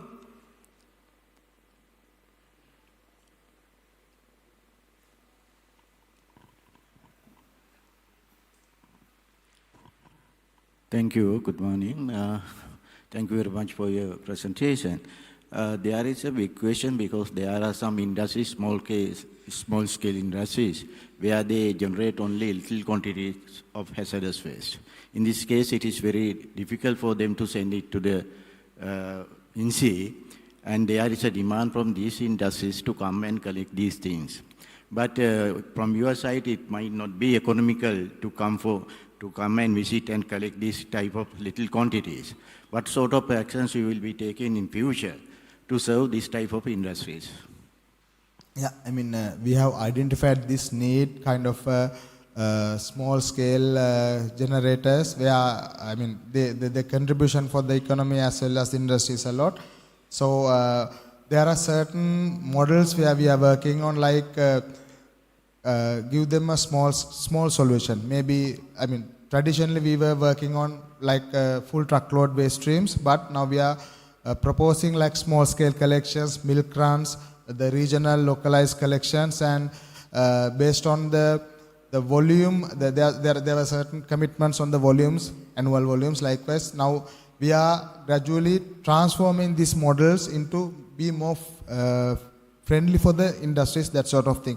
So, for example, like certain waste streams in the last year, we modified our contract terms and give them a more favorable contract terms. So, as a conclusion, I would say this is identified matter, and we are working on more customized solution models for these small-scale generators.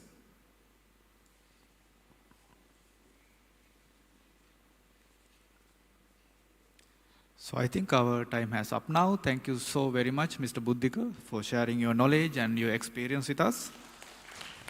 So next, I would like to invite Mr. Ramesh Nanayakara, Senior Director and Country Head, Ansel Lanka Private Limited and Ansel Textile Lanka Private Limited.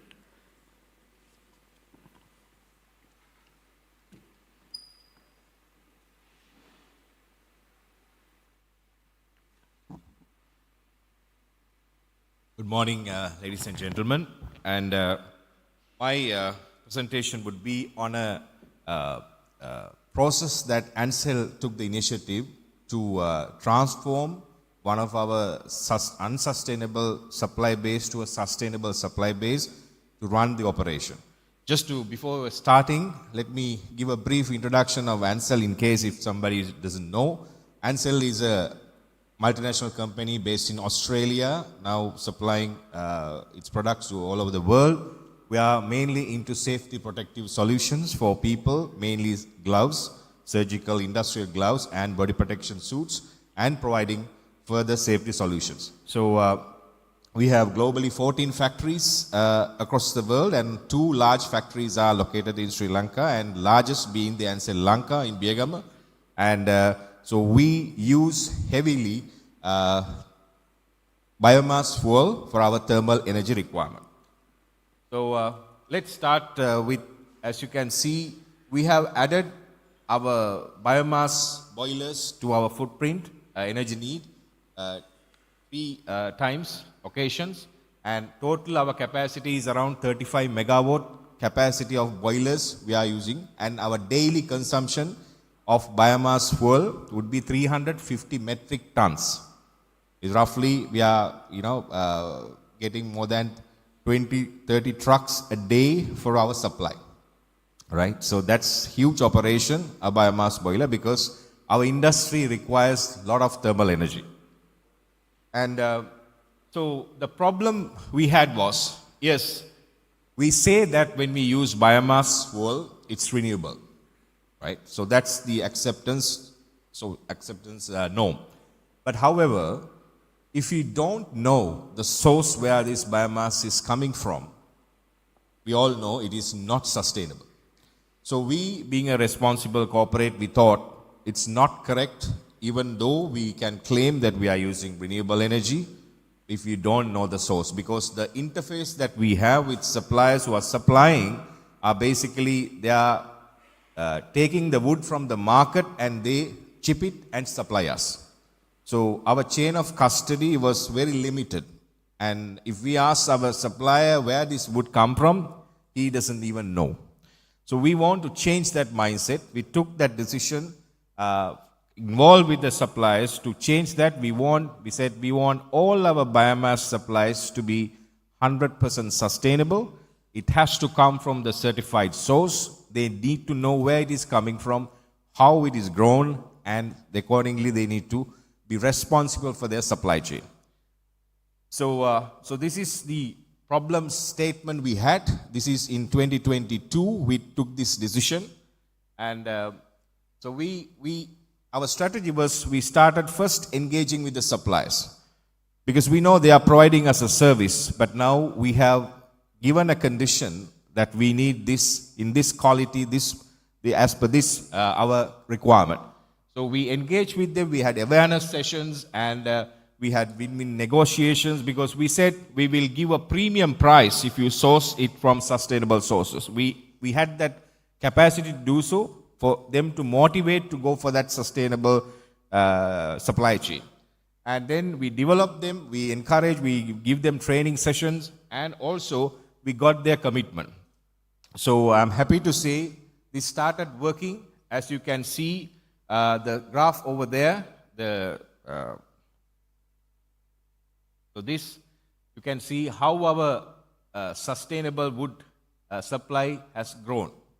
Because we were only using less than 5%. That means we could claim that whatever with the supply that we were getting, only 5% we could claim that it was coming from a certified source. Otherwise, they do not. So that was the situation. From there, from mixed wood, we changed back to 100% sustainable wood. All our wood chip suppliers certified. As per our record, this was the first time in Sri Lanka that all the wood biomass supplies coming to the furnace, the boilers were certified, coming from a certified source. And we being the largest consumer of biomass wood chips in the country. And so you can see, and that milestone we achieved last year, April, and we actually acknowledged that by recognizing all our supplier base with the presence of Central Environment Authority, Sustainable Energy Authority, and Sri Lanka Standard Institution, because they are the one who audit and give that certification that it is certified. It is 1551 certification that they have developed in 2016 with the support of UNDP, and that's the certification we use to certify our supply base to sustainability. So the main wood they are using is Gliricidia.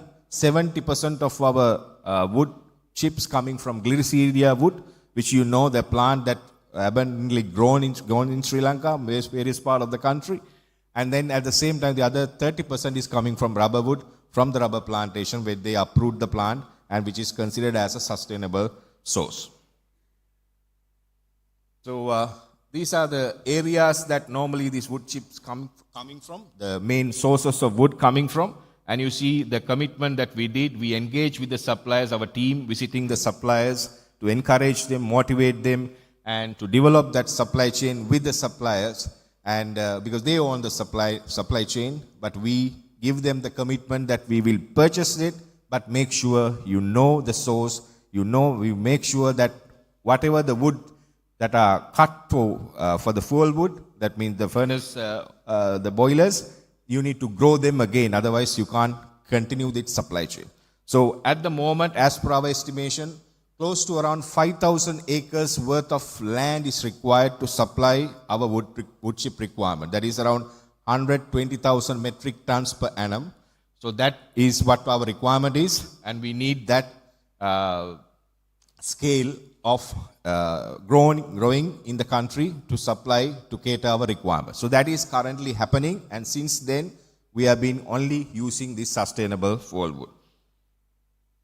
So just to give you the certification, so all our suppliers got this letter from Sri Lanka Standard Institution for their assessment, because they do a thorough audit. The audit takes itself at least 6 months, because the auditors visit the places where the wood is sourced from, and that's how they give the certification.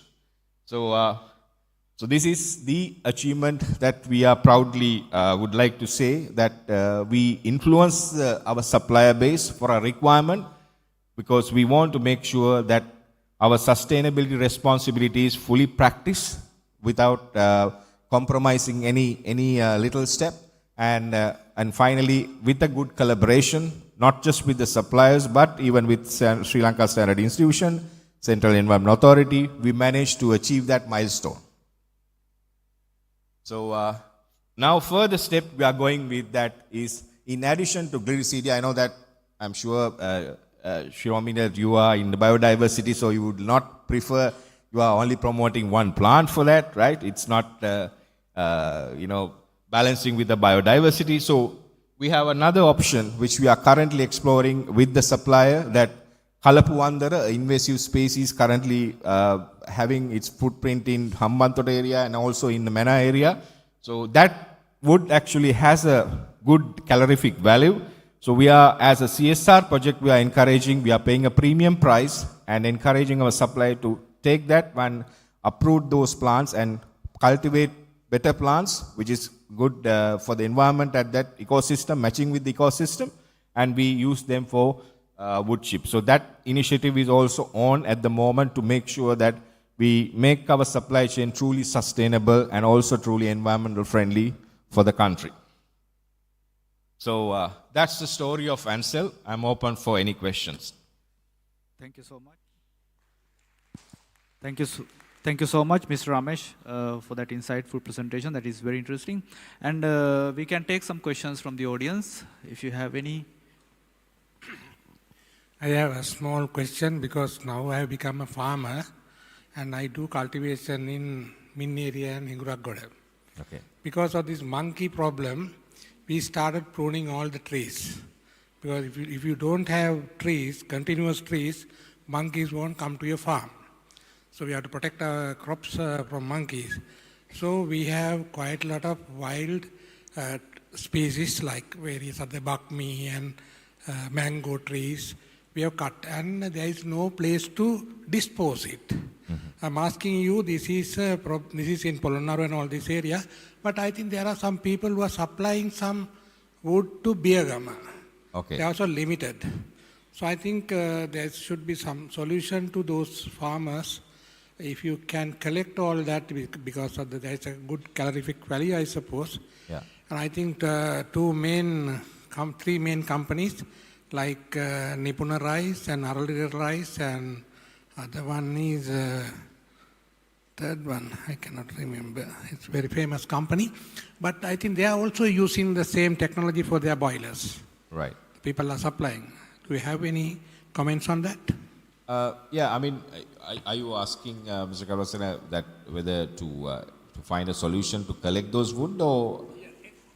Exactly, people just dispose it, they don't have it, they just burn it in their lands. Right. Because it's a big burden for them to keep such firewood in their lands. Exactly. So I mean, definitely, because as you can show, if I can, some of the suppliers are bringing the wood from far places. So we can encourage some of the suppliers who are providing us to access those areas. I'll connect with you and provide that, because they are sometimes bringing full wood from Vaunia. But, our pricing sometimes does not encourage them to go far away, because then the transport cost adds and there's a price we pay. But actually, initial stage, when we promote this glycidia only kind of thing, some of the supply came from Ambilipitia, Monoragal area, and we pay a premium price because simply to encourage, because they have already grown some farmer base already who grow this fuel wood, not as the first crop, because they will have to because growing this wood as a crop is not going to be sustainable for the farmer, because the income is not that significant.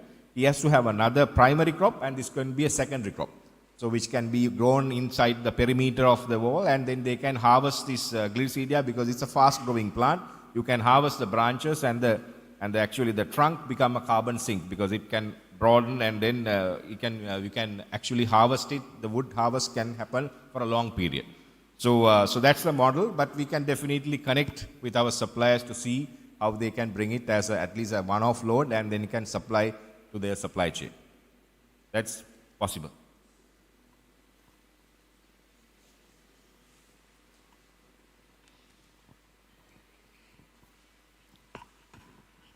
I have a question. Do you accept any type of wood? No, I mean, any kind of wood means that as per this SLS certification, there are specific wood types they have identified as sustainable, because the concept here is, yes, you can cut down a tree for wood, I mean biomass, but then you have to grow it, right? So now rubber is why they do normally uproot the plants and they replant them, right? Gliricidia is a plant that you, of course, can harvest time to time. I mean, normally you say within a year, 8 months, you can harvest the branches, but still the plant remains, and the plant will grow faster because it grows in dry zone as well as in wet zone. So it's an ideal plant to harvest. So there are few plants they have identified. They are okay, but again, if there's a case like Mr. Karunasena explained, if you are doing for some agriculture purposes, something growing purposes, if you one-off things, that can be considered as a wood, as one-off. But you cannot be cutting the rainforest or anything and supplying us, because that's not what we can claim as sustainable. That's what we want to avoid. Because my question, the reason for my question is that there was some complaints earlier from villagers, from NGOs, especially young people, they cut down many type of trees and supply to the factories for this biomass, these things production. I think I don't think that it is not focusing. It is not focusing Ansel. There are some other big complaints from some villagers. Actually, that's what we knew that was happening, and that's why actually even environmental, I mean, Central Environment Authority, they will, I'm sure very soon they will make it mandatory in the EPL when you give the annual environmental protection license. If you have biomass boilers, it has to be come from the certified source. Otherwise, they will not be allowed to operate that biomass boiler, because then you are encouraging indirectly somebody to cut some tree and supply. So that's exactly why we did that, and we can be assured, we can give that assurance. Our supply chain actually is more responsible in that terms to make sure that they supply the real proper wood to our boilers. I would like to ask actually one final, very small question. You said it's certified wood that you will accept, and it's gliricidia? Mostly, yes. Yes. One thing, of course, who is bearing the cost of certification? Because I think not many farmers or smallholders cannot bear it. I mean, I want to pose that question because maybe you all can even support them, but the others may not be able to do that. And also, another thing is that gliricidia, well, actually this whole thing started when this tobacco industry and gliricidia together. But now people are not really planting gliricidia for as a everyday thing, right? So therefore, where are you going to find the gliricidia? And whether there's any possibility for your factory to have your dedicated plantations in area strategic locations so that you can ensure that your supply chain is regular and also certified. That's just number one. And number two, of course, is I'm really hats off for your initiative, because this is what I have been talking. I did not know why the government no one took it on, this menace of this prosopis. That is Kalapu Andara, and it's just sitting there. It's very good wood. Even you can use it for your boiler rather than going for gliricidia, because the calorific value is so high. Why nobody is taking it on the supply, which is right sitting there, and you can take for ages because you just cut it and it's grown. So these two things, one of course is your congratulations. The other one, I just want to know your strategy on that. Yeah, I think first, as a company, we were not interested in maintaining a plantation. Instead, we encourage, we buy, because we give the commitment from our suppliers. You can maintain that, we will buy it. We like a forward contract. So that's the model. And some of our suppliers actually, doctor, coming from the plantations, because you know that sometimes in the central part, some plantations, after growing for many years, they are now abandoned land. So those lands can be used to cultivate the glycidia, not the, I mean, if some farmers are cultivating, it has to be the secondary crop, not the primary crop. So they will use it in the perimeter, and where they can use a primary crop like any vegetation or any other plants. With that you can have, I mean, even coconut lands easily can have glycidia, because the glycidia leaf is a good nitrogen source for the as a fertilizer for coconut trees. So there are some areas, especially in Halawata, that area, that's how they have used, where we get the harvest from. So likewise there can be done. We did provide support for the certification, frankly, for our suppliers, and we did it through either one-off support, or sometimes we provide through our pricing that we encourage. Then we pay a premium price than the market where the wood chips are sold, where mixed wood, we call the mixed wood, where we don't know many trees can be cut and do that. So we particularly say that we encourage them to provide that particular type of fall wood, and we encourage them pricing. So that's how we incentivize the suppliers to go to the right source, follow the right process, and supply us, then we are willing to buy. So that's the model we were operating. All right, Mr. Ramesh Nanayakara, thank you so much. Thank you.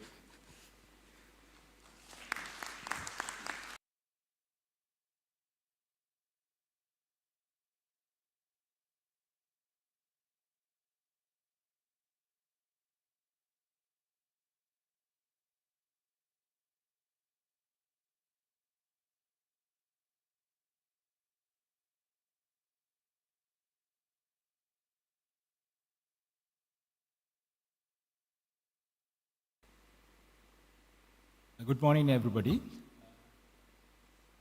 I would like to share Sicily Hanaro NKR's experiences with sustainable practices and a couple of creative waste management solutions that contribute to the effective coexistence of nature and development.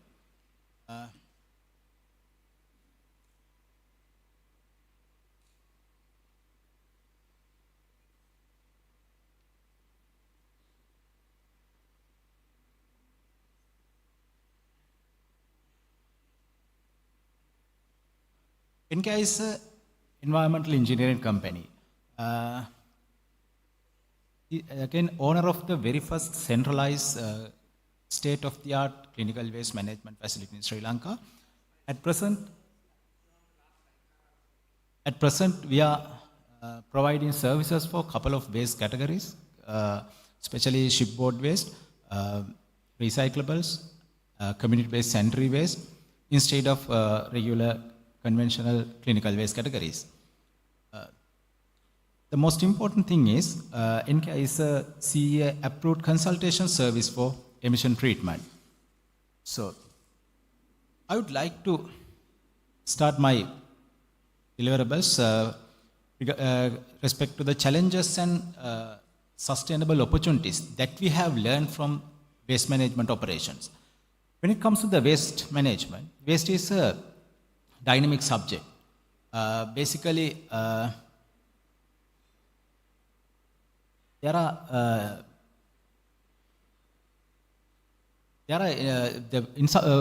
policy enforcement is not sufficient. That because we understood there's a gap in centralized regulatory accessed tracking system to manage waste management holistically. As long as we are unable to avoid informal practices in this sector. However, among those difficulties, there are some opportunities.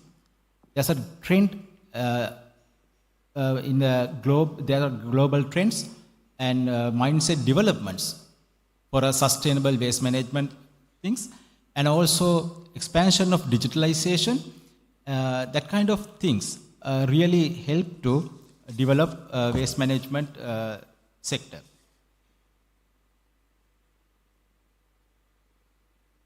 Here, that everybody know, in our waste profile, there are different waste categories. Some waste, they are really problematic. in our household level, we are generating sanitary pads, baby diapers, adult diapers, and some sort of clinically sensitive waste categories, but we used to just dispose together with municipal waste. But the issue is, even though we have a real issue, we don't have adequate disposal facilities, especially there are no dedicated disposal option. So, that we have started our journey from that point because community is looking for a particular waste treatment option.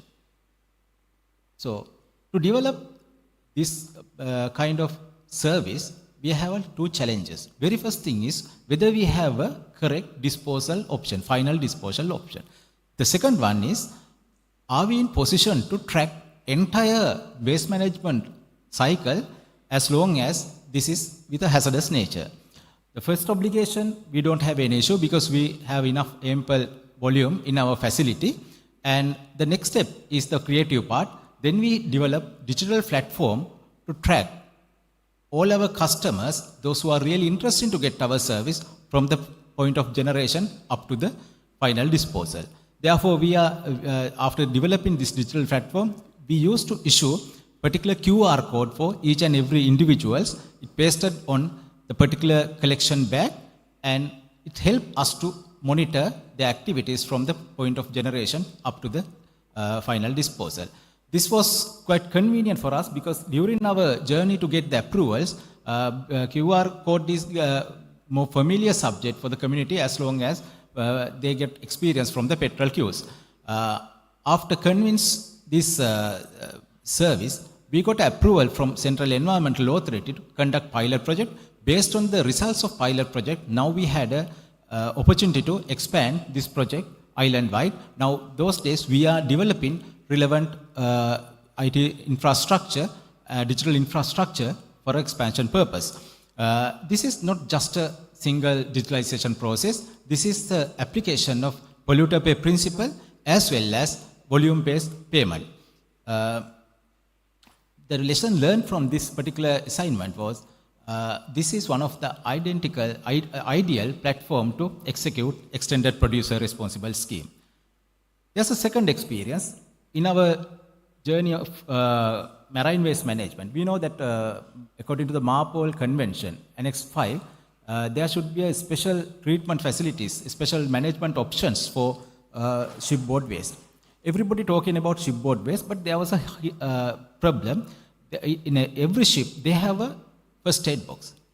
Each and every ship, when they have expired quantities of pharmaceutical, they don't have options to get disposed. It's in Sri Lanka because our regulatory structure was not supportive to address this thing. Because of that, nobody not address this particular matter.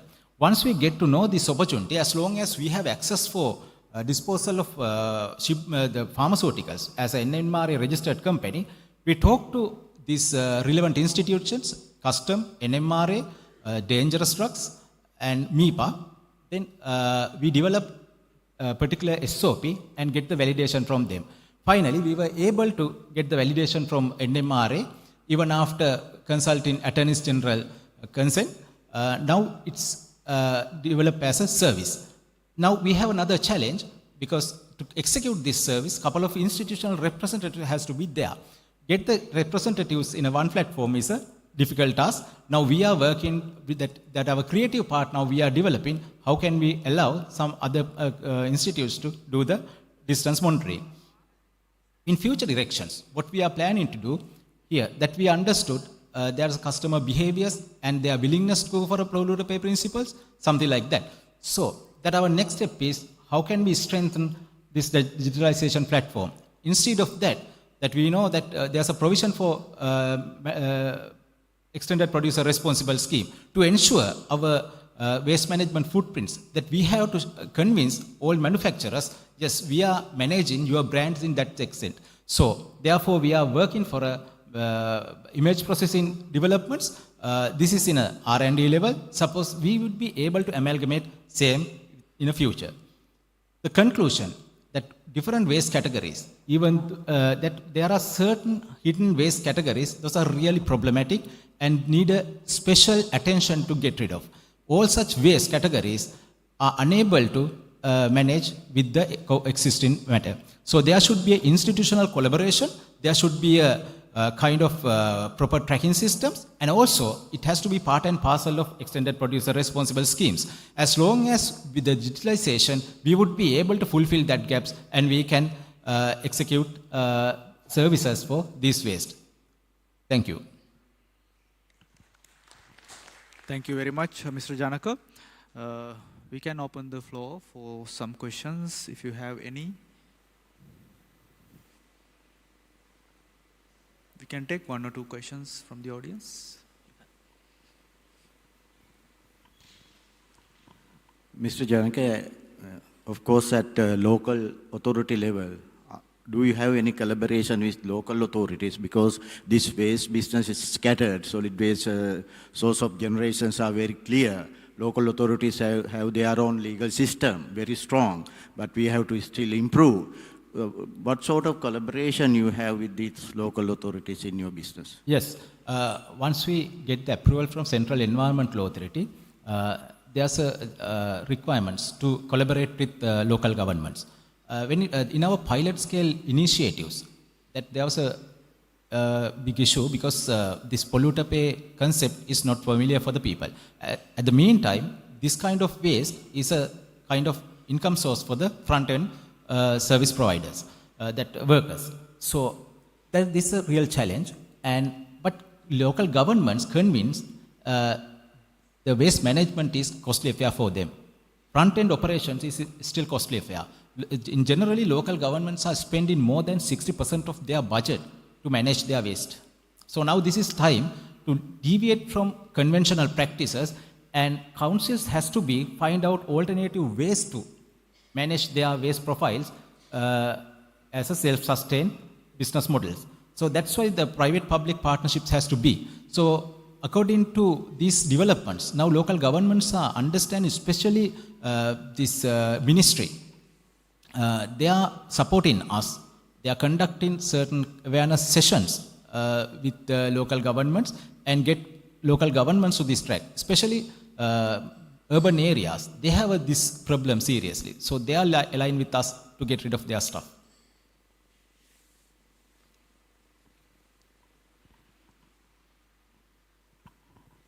Very short question, Janaka, in fact. So I think now your treatment system is high temperature incineration. Yeah. So I have a very short actually problem. Now, how do you dispose your ash at present? Yes. Good question. That as long as this is a very high temperature incinerator, we are generating very limited quantity of ash. This is the prime thing, that less than 2%, something like that, we are generating.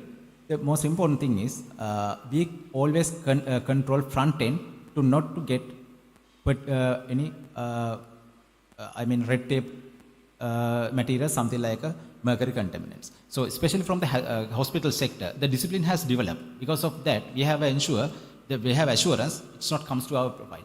So then inside there's a brick manufacturing process. Now it is successfully moving forward. There's a demand for these particular bricks from even hospitals to develop their waste management structures, their waste management rooms, and that we already engaged with certain developments, places like Ampar and all. So that particular demand we would be able to fulfill through our internal developments. All right. Thank you very much, Mr. Janaka, for that interesting presentation. So next, I would like to invite Mr. Krishna Ranagala, General Manager Sustainability and Quality Systems Development, Talawakelle Tea Estates Public Limited Company.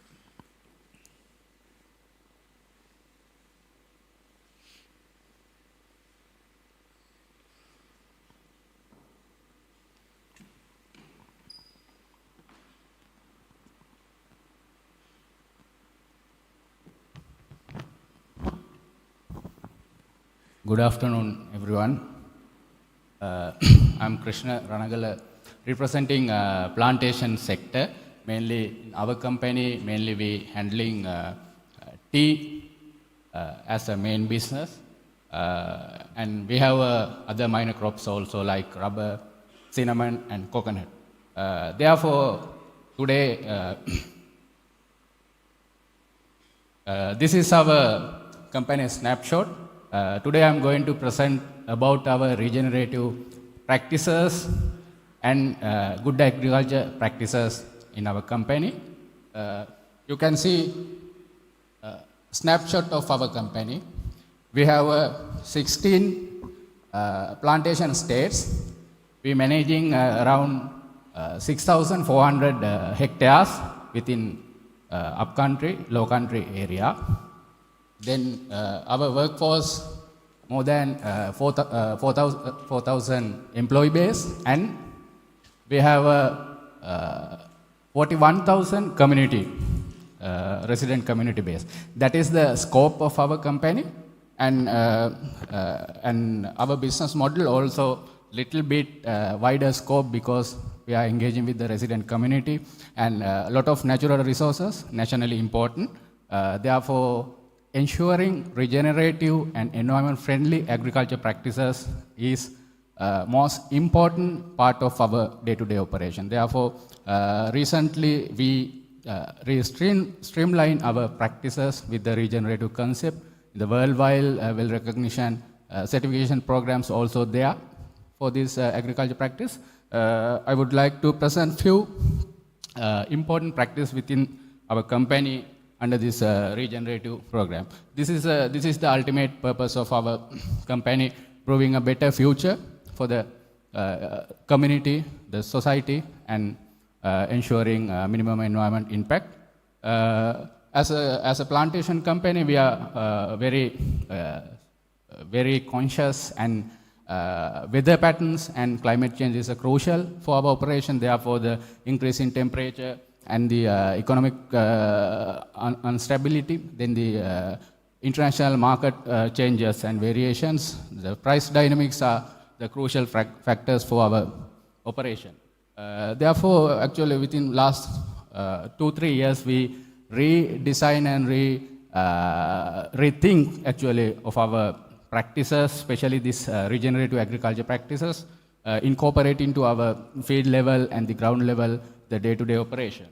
As you all know, the Ceylon tea industry, basically it's a very traditional and long history we have.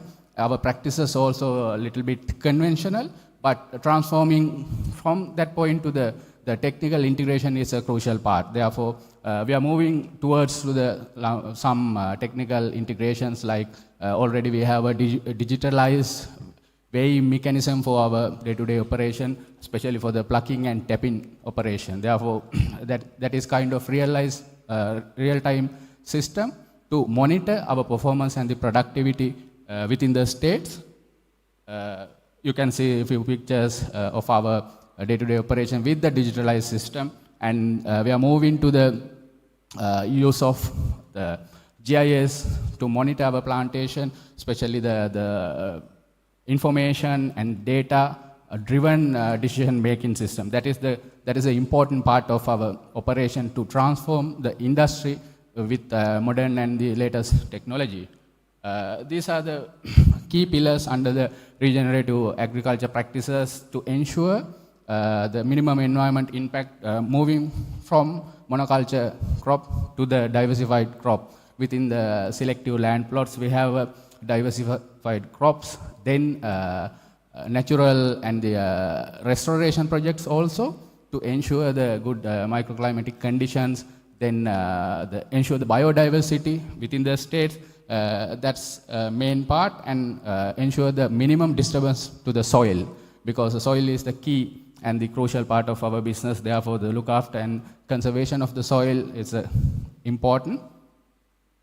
And last year, actually, we completed the first restorations, third-party certified project with a few other institutes also. The One Plantation Company and the Biodiversity Sri Lanka also obtained that certification for the restoration project, because we can do a restoration our own mechanisms, but ensure the restoration project sustainability is crucial. Therefore, we follow the international standard to do our all restoration project, and we were able to obtain the verification of our GHG emission through the science-based target. That is the holistic approach, and these are the practical mechanisms to ensure the real work within our landscape, the bio measures for our pest management, then the fertilizer programs also with the improved fertilizer and the biofertilizer. As a Lalan presentation, they mentioned the biochar application is the game-changing point for the plantation industry. Those are the key initiatives. And other important part, because we are managing very sensitive and the nationally important areas within upcountry and the low country. Therefore, to ensure the biodiversity and enhance the biodiversity with the scientific support. We are doing the regular biodiversity assessment according to the plan cycle. Then according to the expert recommendation, we do the conservations and the initiative for the improvement of the biodiversity. You can see some projects of water catchment area restoration and monitoring with the biodiversity assessment and identify the important species, flora, fauna within our landscape to protect with the proper practices. And the water conservation is the other important part. To maintain the groundwater tables, and we do not use any irrigation practice, but for the drought season, to ensure the water for the field, we actually doing a lot of water conservation practice with the support of various authorities like IMI and other relevant authorities to ensure our practices based water management and the protect of natural water bodies. Then the diversification, as I mentioned previously, because we mainly do the monoculture plantation practice, but now we are moving to the diversified crops like other suitable crops within our landscape. And other important part, we are doing our practices within our scope, but for the smallholder, we have an initiative called Farmer School to ensure all the regenerative practices from the point of the material sourcing like smallholders, because we are working with the more than 2,000 smallholders for the green leaf supply for our tea factories. Therefore, their agriculture practice is also very important. Therefore, we have a program called Farmer School. We educate them, we create awareness to ensure the regenerative agriculture practices within their agriculture land. And this is the latest and conceptual level, and this year we are planning to execute the nature-based solution center within our region to do a R&D and especially the nature-related and the mimicking the nature-related things for our plantation practices. Therefore, mainly the fertilizer, the agrochemical. With this R&D center, we are planning to improve very environment-friendly manner, using the technology and other integration and scientific community to develop the plantation practices more environment-friendly. And yeah, finally, actually, we know and we have we are very conscious about the responsibility to ensure the best environment practices within our landscape and the value of what we are managing as a land, the nationally important areas. Therefore, as a responsible corporate citizen, actually, we are doing the proactive and with the support of all the like-minded stakeholders to do best and efficient agriculture practices with the global and local guidelines. That is the vision of our organization, and thank you very much for the opportunity for the IEPSL, and I'm open to any question or clarification. Thank you. Thank you so much, Mr. Krishna. Yes, we can take one question from the audience, if you have any.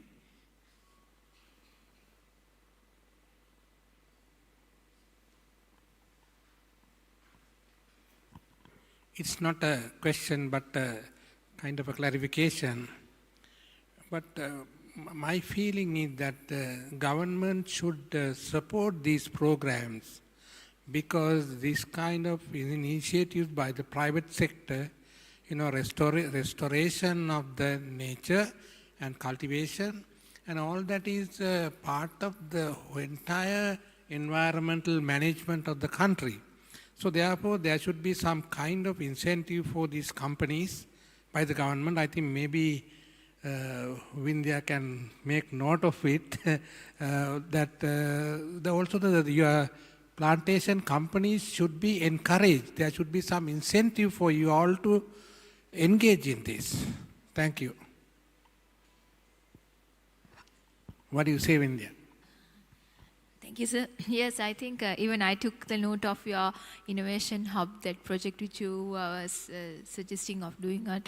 And I think that is even something what NIA is also proposing, like that there should be some diversification and all sort of center, like not centralized to Colombo, some urban areas, but it has to go through out the country with this type of clustering and hub kind of a thing. And I think, as you suggested, that the government has to think that even in NIA Act itself, it says that we have to have this public-private partnership kind of a thing, and like we have to initiate and we have to have this collaboration. So we are working on it, and we are not saying that with one night we can do all these things, but eventually we are trying to get into all these things. And I openly invite you to get these type of stories for our next innovation report that we launched, the first national innovation report this January, getting all the information from 2019 to 2023, but 2025 report will be launched in this year end. So this type of, actually these are like social innovation and service innovation together. So let us have some discussion on these things, and surely I'll pass this message to the upper level. Thank you. Thank you very much for the comment and the invitation. Actually, that is the important part with some encouragement and the regularized mechanisms to ensure that this kind of innovation or the initiatives very sustainable manner. That is the important part. Therefore, thank you very much, and we are open to work with the authorities and the all the collaboration type of engagement. Yeah, thank you very much. Yeah. Thank you very much, Mr. Krishna, for that presentation, and that is indeed a good discussion, and as an institution we are happy to see these kind of dialogues are going forward. So last but not least, our presenter is Mr. Ashan Karunananda, General Manager, Sustainability and Product Development from Tema Collection.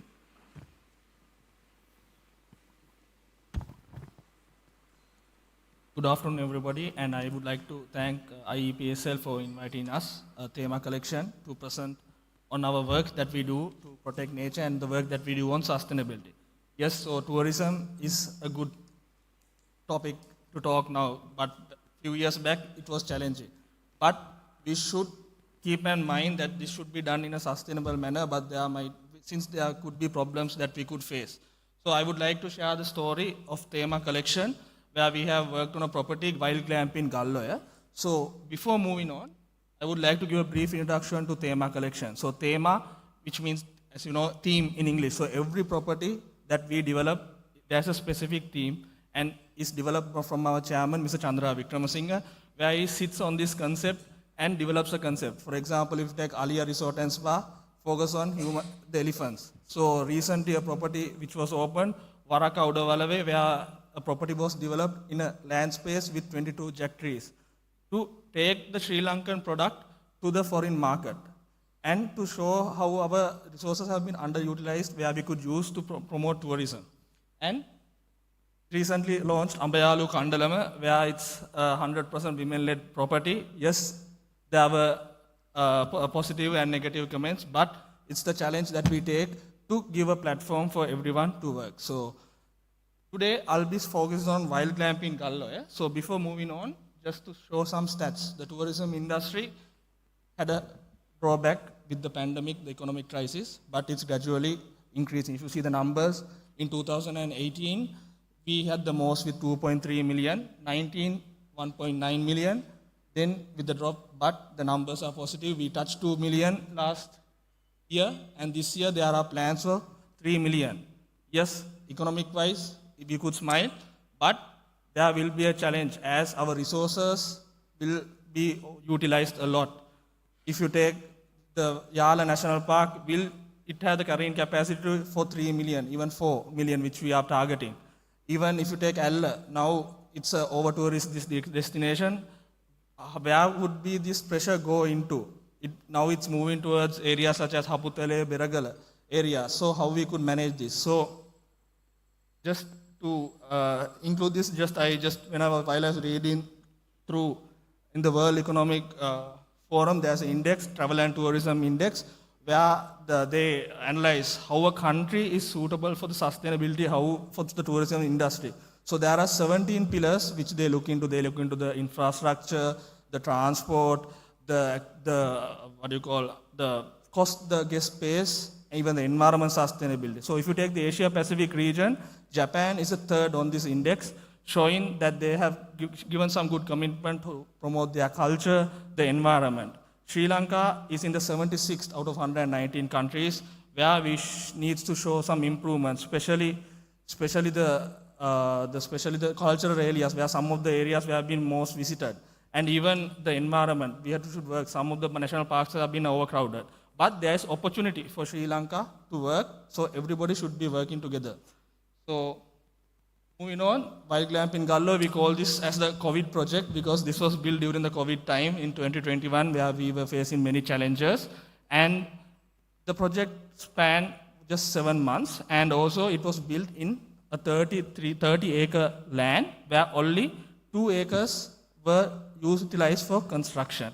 I'll talk into detail, and the cost of this was just 35 million for the initial 10 tents that we have done. So the cost, when you see other projects, it's a bit lower.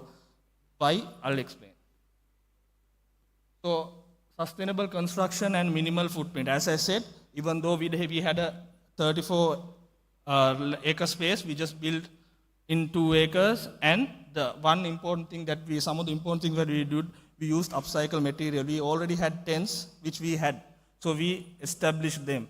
And even if you see, even the imports were stopped, so even we had to innovate with our shower heads as well, where we used a bucket to use as our shower heads. And even the design and things, even we use all local materials, where the construction cost was very low, but this developed a concept because we worked with the indigenous communities in Ratugala, so where the 45% of staff is from the indigenous communities. So we developed this concept as a collaborative action with the indigenous communities of Sri Lanka.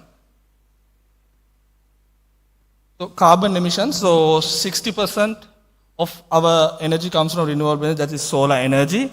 And as you know, the investment to tourism was a bit challenging the past 3 years, but now we have got into action by quantifying our carbon emissions. So 2023, we have initially started our quantification, and it's about 3.031 tons per room night at Wild Glamping Galloya. And now we are working with a third-party verifying organization, NCPC, to verify our data, because data collection is something important that we have identified, but it's a gradual process, and we should improve, and we should see how we can get this reduction. So we have started it.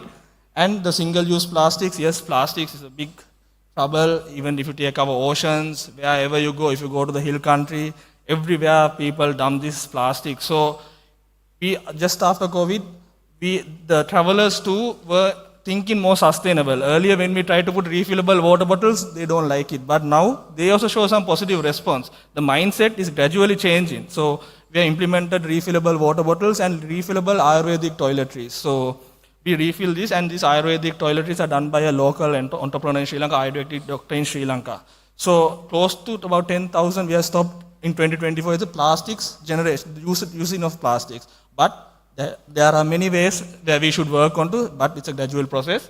And organic waste, in the 34-acre space, we have space for farming. We have our own cattle, we have our own hens, and also we have our own paddy field where we plant heirloom white rice varieties like Suvandal, vegetables, and also we implement new things to our menu like papaya soup and things like that, because tourists come to Sri Lanka to experience this. And also we have a wastewater treatment plant. The wastewater is treated and reused at our properties.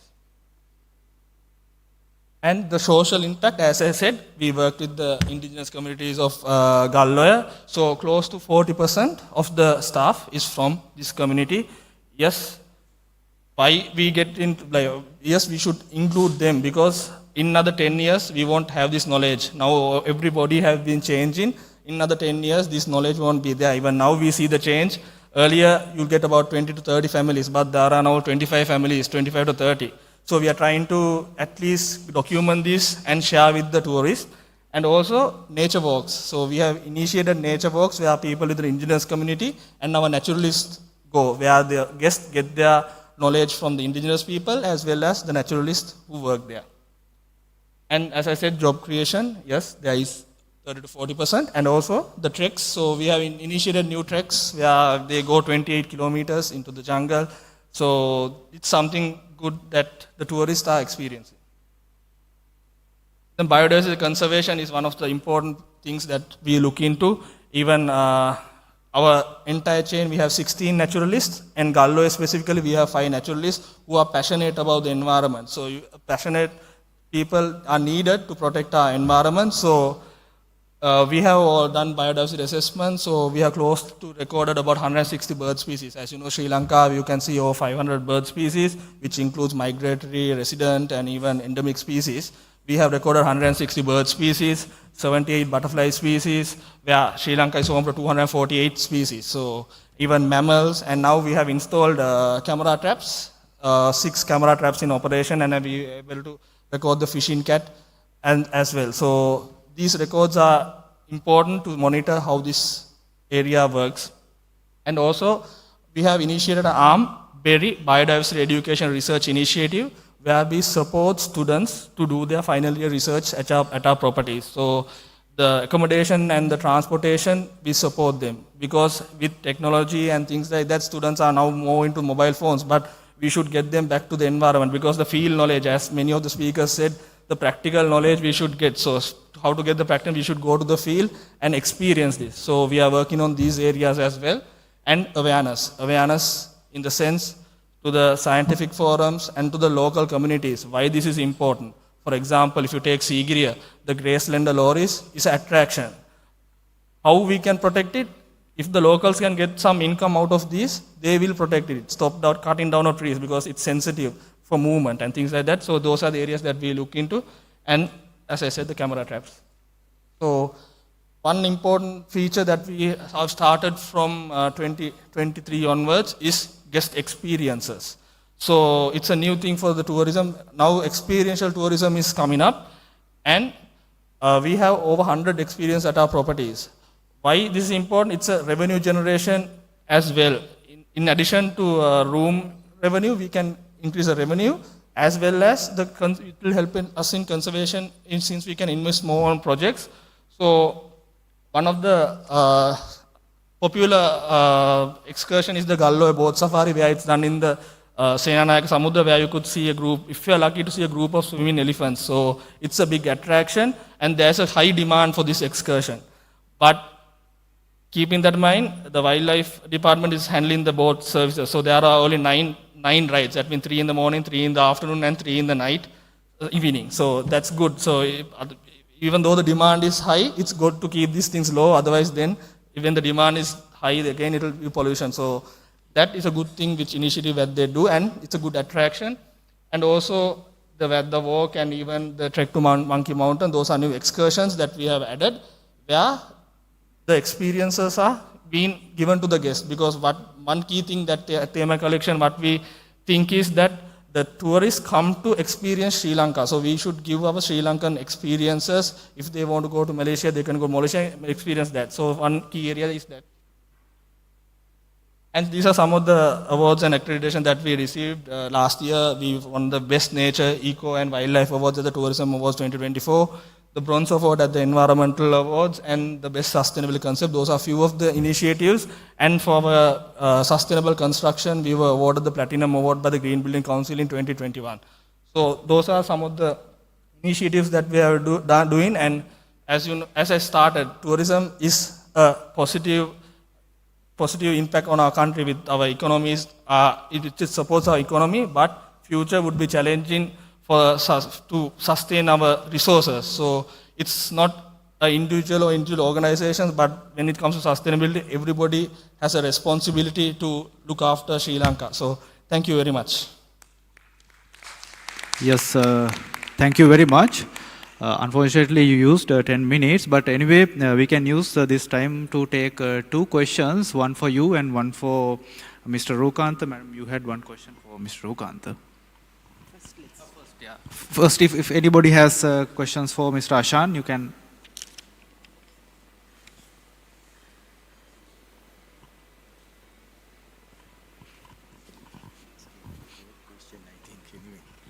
Thank you very much. You have considered so many aspects of promoting aspects based on nature facilities you have available. What about traditional food or local cuisine to promote your tourism? There are maybe local tourists, also the foreigners. Thank you very much for the question. So, as initially throughout our concept itself, we always not only nature but focus on the Sri Lankan cuisine and things like that. So, as I said, at Wild Glamp in Galloy, the signature dish is the papaya soup with the guests enjoy. And even we have these village visits where the guests go, get their own vegetables and come and cook. Even if you take our other property, Alia Resort and Spa, we have a place called the Nagula, where the guests go and experience Sri Lankan food. And even at Varaka, our menus are focused on jackfruit. Other than chips, we have the jack chips made of jackfruit. Even we use the jack seed for the soup. So that's also an area that we look into. And if we focus more on these areas, the travelers are more happy on it. So these are the things that we are focusing on. Actually, we are really impressed this novel thinking of yours. This is just a small comment for all ecotourism industry because it really comes with a very high cost. I don't know about your cost, but usually it is the case. So there are only few can afford it. Although you just, the ecotourism especially is what you portrayed here, very fantastic. It's not really open for all who would like to experience it. That's what I feel because especially in Sri Lanka, where compared to other countries, even in our region, our tourism is very, very costly. So therefore, maybe like while developing these fantastic ideas and fantastic moves, you might have to think about the cost also, just to ensure that all who wants to experience that can afford it. And take examples from nearby countries, especially in India and Thailand, where all the facilities, all the attractions are affordable, not only to foreigners but even local tourists. Just an idea. Yes. A small comment on it as well. So we always try to balance it. So even during the peak season, I know I agree with you that there are higher rates, and also gradually, as we all know, the tourism industry also had a big impact over the past few decades, past few years. So we definitely will work in. Thank you very much.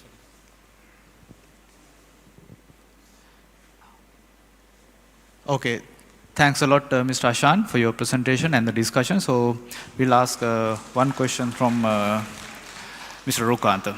It's just a comment now, and now I think it has been extended to Krishna also, because we heard from Talawakelle. Both companies seem to be having innovative technologies that they are, pioneering. Now, based on the panel discussion that we had, the next thing is to take these to the wider, country. And Ms. Karuna Sen also pointed that out. I think it's important that it's institutionalized. So my question is, do you all keep it within your company, or do you have some plans to, spread the message both from Krishna and Rukanta? Yeah, thanks for the question, Mr. Rani. We are also planning to upscale our project within next few years. So we can collaborate with other organizations during our work, and also we are looking to research possibilities of measuring the financial aspects of biochar use. So that will be done.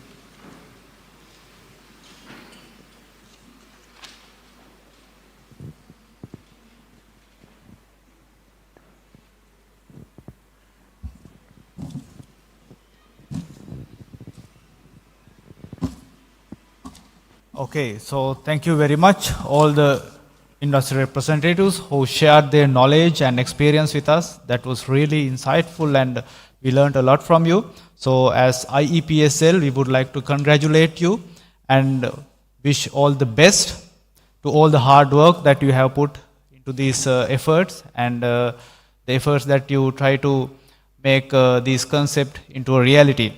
So again, thank you very much. All the industry representatives who shared your knowledge with us. So, up next is again an insightful discussion on Clean Sri Lanka initiative, opportunities and contributions. I would like to invite our very own engineer Karunasena Hettiarachchi to moderate the session.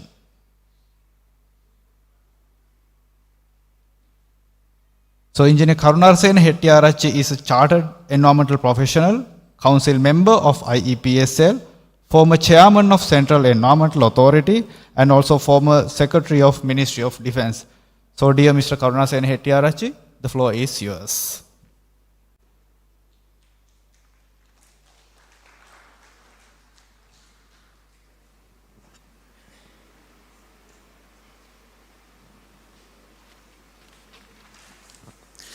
Thank you very much, and particularly giving me this opportunity. Yesterday I was in Mineria cutting the branches of the trees, and today I am at Goldface Hotel.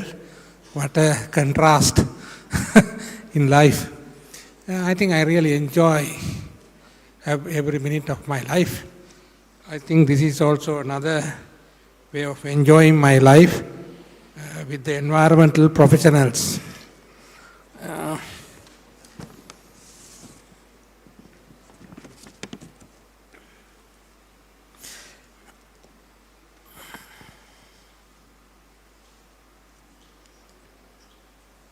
I think today we are going to discuss about the Clean Sri Lanka program. We have two resource persons from the Clean Sri Lanka Secretariat, which was established very recently. Engineer SPC Sugiswara, Additional Secretary to the President for the Clean Sri Lanka program. He also bachelor's degree in civil engineering from University of Moratuwa, and a chartered engineer, and also he is a chartered engineer, as well as fellow of Institution of Engineers Sri Lanka IEPSL. He also holds a master's degree in water-related disaster management. With 27 years experience at the irrigation department, he has made significant contribution to water management and infrastructure development. Currently, he plays a crucial role in driving the Clean Settlement Initiative, working towards sustainable environmental solutions for the country. I am very comfortable today because Sujiswara is an engineer and the next one also an engineer. So I don't know, engineers are the people who destroy the environment in the past. Today engineers will have to work to restore the environment. Okay, good. Mr. Anjula Premaratna, Director Environment. Engineer G.A.R. Premaratna is the Director Environment in Clean Sri Lanka's Secretariat. Bachelor's degree in Mechanical Engineering and Mechanical and Manufacturing Engineering. Chartered Engineer, Mechanical, Master of Engineering in Manufacturing Systems Engineering. 5 years experience in private sector manufacturing and 12 years at the irrigation department. And there is another commentary because I also worked in irrigation department. All three are from irrigation department. Welcome, Mr. Sugishwara and Mr. Engineer Premaratna.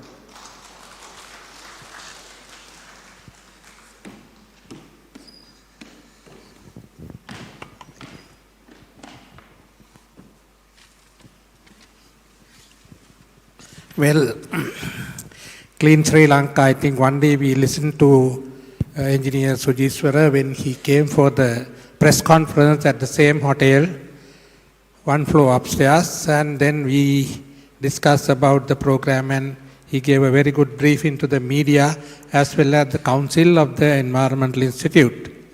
So let me first invite Engineer Sujiswara to make his presentation and give a sort of briefing to the today's audience is more diversified.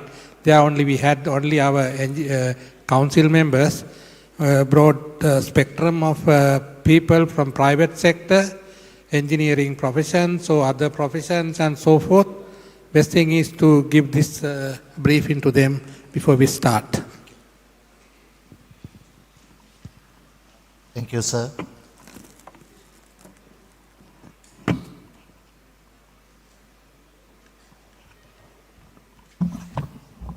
I have been actually honored by your invitation of delivering introduction to the AGM of environmental professionals.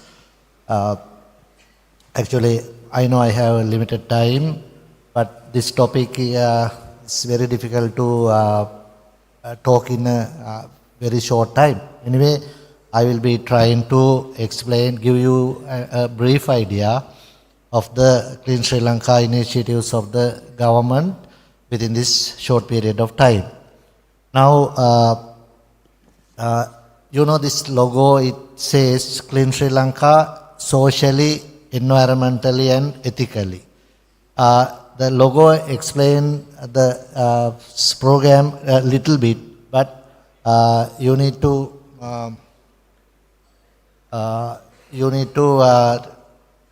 understand much broadly this concept.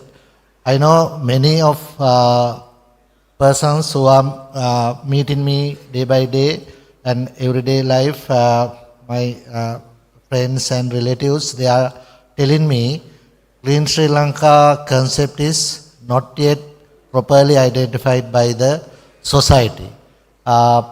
Actually, if it is the case, we need to take the responsibility of that wrong understanding or misunderstanding.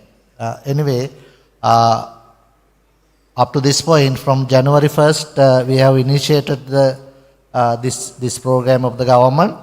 From January 1st up to now, it's almost 3 months. Within these 3 months, personally, I have been addressing forums, more than 100 forums on this concept. So we are trying our best to introduce this program to the society, and we are training trainers. Up to now, we have trained more than 1,000 trainers on this concept for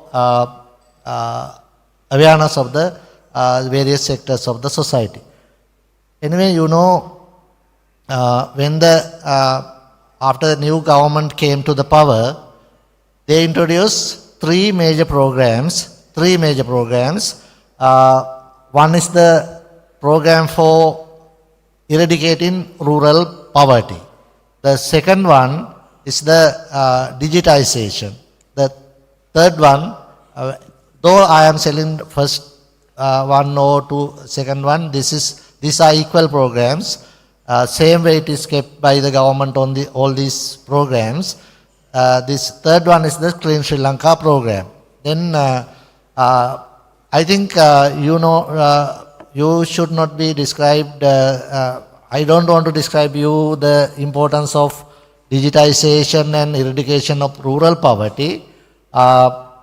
You understand as professionals the severity of the rural poverty, and we are, as a nation, we are not utilizing the new development of the digitalization or technology properly in this country yet.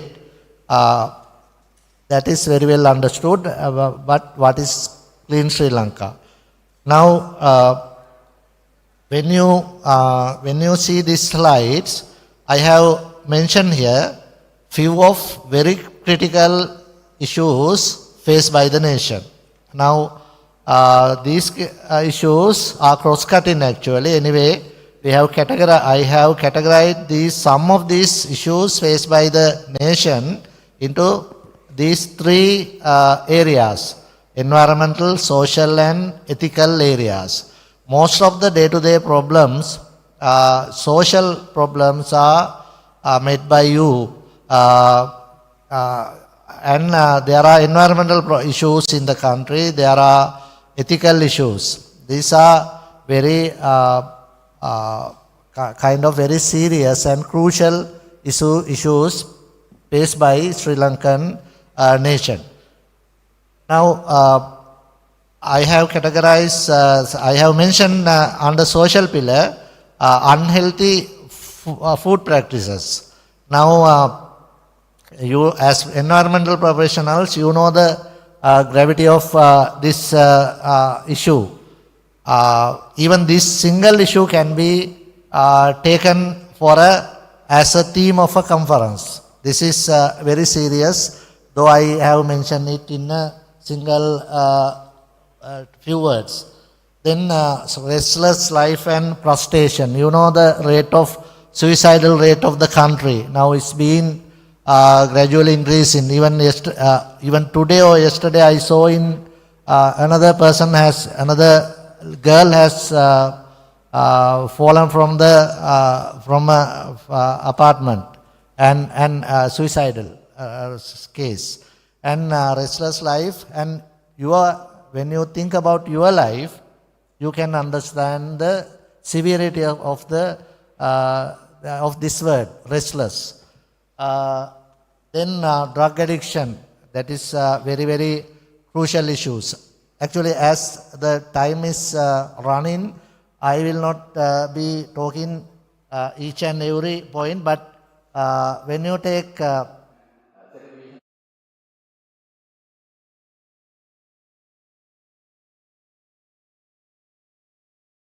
people are dying in the roads.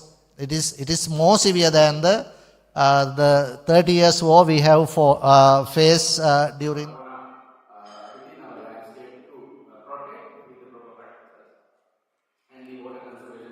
Has become a very severe issue in the society. And waste management, when you, as these things are very much relevant to you, still the major method of waste dumping is the open dumping. Though there are few different cases, the countries practicing the open dumping policy still. Then Mithuru Mulla and some other cases.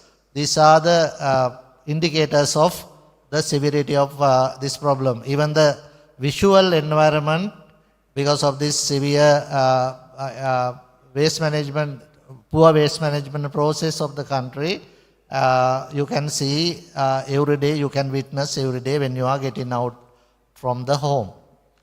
And increase in diseases, non-communicable diseases are rapidly increasing in the country according to the medical sources. And these are very severe issues, cannot be addressed only by developing the nation. Though you develop the country by implementing many investment programs, though you reach the kind of a developed state, though you reach the increase the gross domestic products significantly, you cannot address all these issues. And ethical issue is also very severe in the country. You know, this society is now identified as a systemic corrupted society.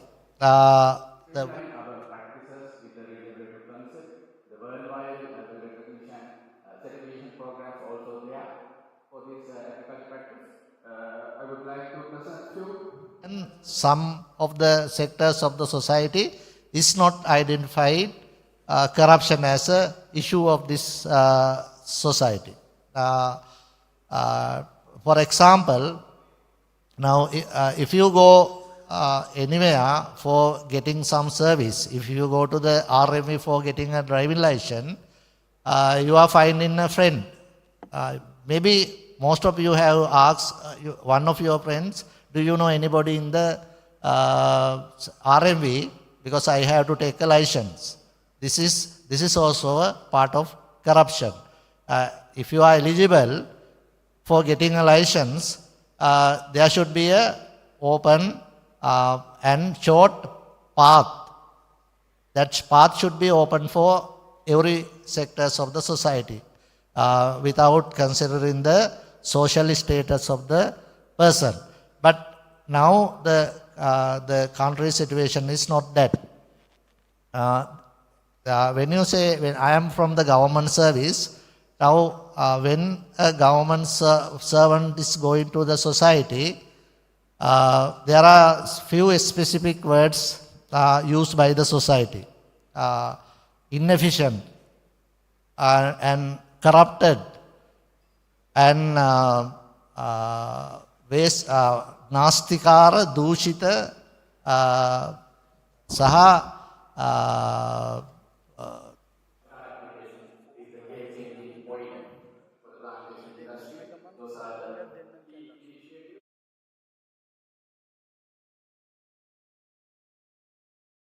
then this is the feeling of the common public of the country towards the this is the impression of the common public. We all know, but anyway, I know there are many efficient, many genuine and people in the government service, but society see because the society has enough reasons for using these words. These are the size of the issues of the ethics of the country. It is ethics among public. But anyway, not only the government service, all the sectors of the country is severely corrupted. Even the general public, even the private sector organizations, even the other organizations are not exceptional from these words. All my understanding is all sectors of the country is inefficient and corrupted. That is why we are here. Maybe the level of the inefficiency, level of the corruption maybe has some differences. Anyway, every sectors of the of this nation can be identified using these words. I think you all may agree with me as a society, as professionals. Because of that, when this new government came to the power with new hopes, with new kind of expectations of the public, government has decided to implement this kind of a program for change in the country. This is the Clean Sri Lanka, this is the simple definition of the Clean Sri Lanka program. Anyway, there is a big question how we achieve these tasks. These things has to be changed in a positive direction. But the path is the question. Therefore, the government has established a task force for these tasks. Presidential task force has been established in December 2024. Then thereafter, the task force members are generally volunteers. They are not permanently dedicated for this purpose. They are basically for deciding policy matters and mechanisms and kind of things. Then government has decided to establish Clean Sri Lanka Secretariat under Presidential Secretariat of the country. Then I am and my colleague Mr. Anjula is working in this Clean Sri Lanka Secretariat, and I am the in charge of that secretariat, but I am under Secretary to the President, and we decided, and the President of the Task Force has identified these social, environmental, and most of these social, environmental, and ethical issues, and they have decided some of the actions that is needed for change in the society. And my next slide.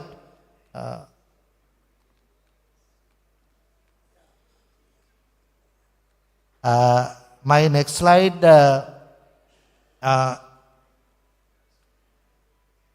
Most of these questions, the solution for most of these questions, you may understand, a behavioral change of the society. Various sectors of the society behave, even for these environmental issues, even for these social issues, even though most of these ethical issues, behavior of the individual, behavior of the organizations are the main cause of most of these problems. In addition, the infrastructure, the availability of infrastructure is also an issue. Most of these issues can be eradicated, can be addressed through behavioral change process and also through infrastructure development. Now, for example, even though most of the time this behavioral change process and the infrastructure development has to be implemented together. For example, the waste management, without having proper infrastructure, sustainable waste management may not be existed. At the same time, even though infrastructure is existing, if the behavior of the common public and the organizations and the every sectors of the society is not proper, you cannot implement a sustainable waste management practice alone. Therefore, Clean Sri Lanka Secretariat is addressing both of these paths. Now, this is the behavioral change in process. If you take, I have summarized into these circles. Now, policy level changes.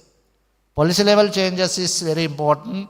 The policies, laws and acts of the countries are most of the time, some of these policies are very old, not addressing the current issues.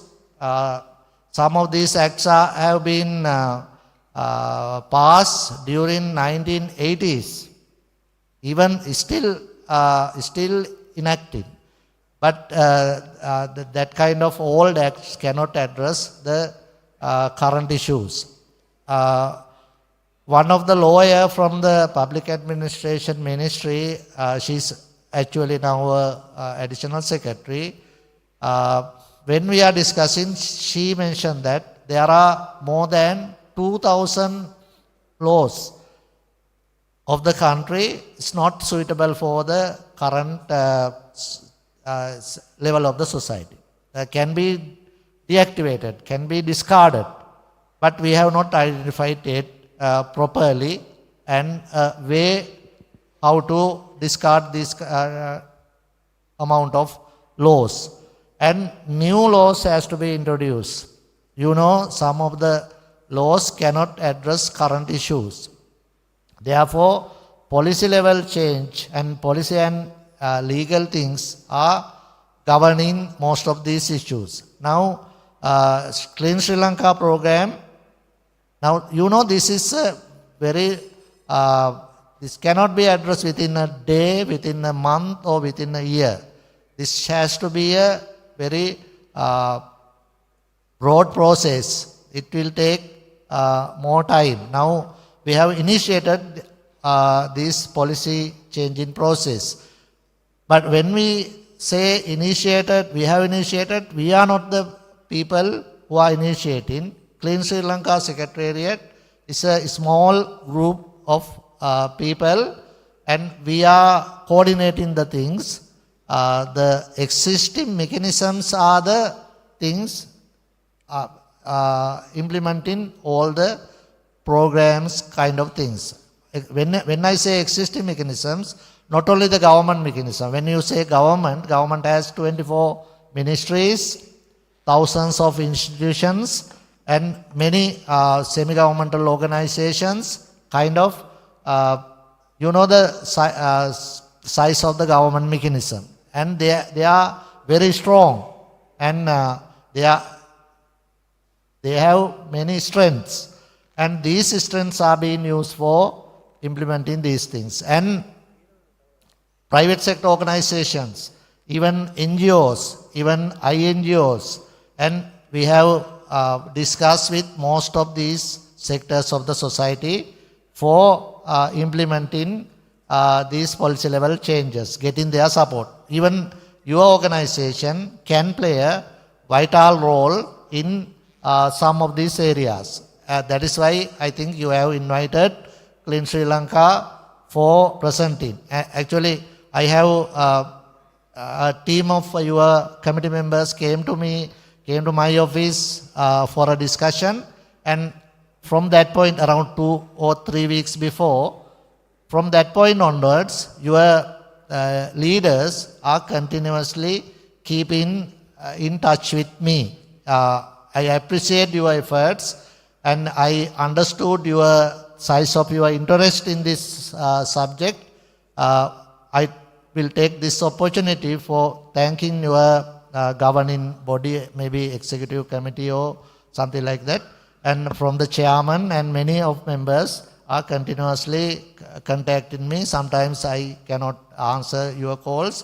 I apologize because of not only because of when I am busy also, only I am not answering. But we would like to collaborate, get your collaboration, because you are the expert of one of these sectors, environmental sector. Therefore, your contribution are very well welcome in Clean Sri Lanka initiatives. Then from this point, let me take 2-3 minutes. Not only policy level changes can address these most of these issues. Community level changes, institutional level changes, interpersonal changes, and most importantly, behavioral change of individuals are playing a big role in this behavioral changing process. Infrastructural changes actually need public investment, private investment, and collaboration, and donor contribution and kind of things are essential for essential infrastructure development works. And we are not only working on this behavioral changing work, we are addressing the infrastructural changes, and even the government budget has reserved for this purpose. This time, 2025 annual budget, the President as the Financial Minister reserved 5,000 million rupees for this Clean Sri Lanka programs. In addition, we are working with many private organizations, many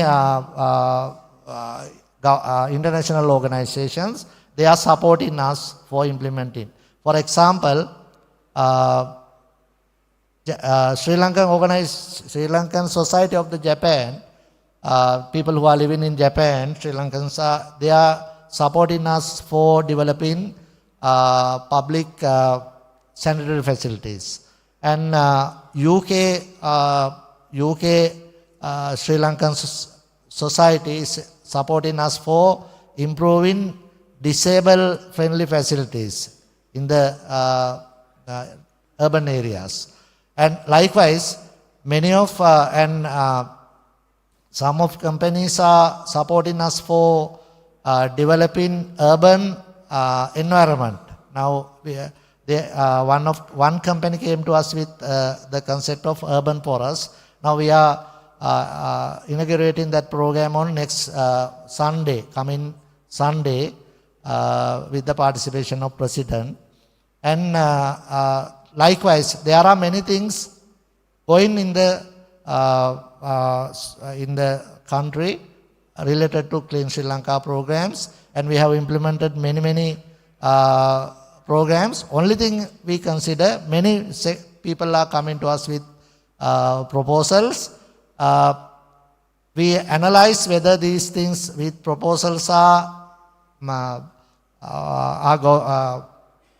coming under Clean Sri Lanka concepts. If so, we see the sustainability of the proposal.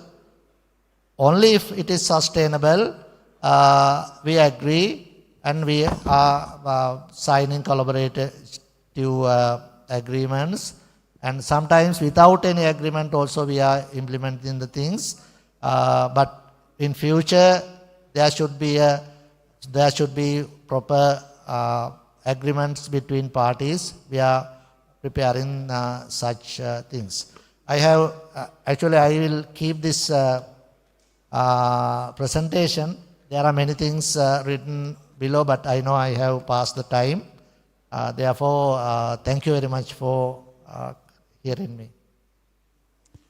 Thank you, Sogiswara. I think it's a good presentation. Basically, I think we will upload this presentation to the system. I think we can do that, I suppose. And then you all can have the access to this and get to know what the main features are there. Well, I think it's open for discussion. If you have questions, or may I, I think please start, the floor is yours, ask a couple of questions so that we can take it up.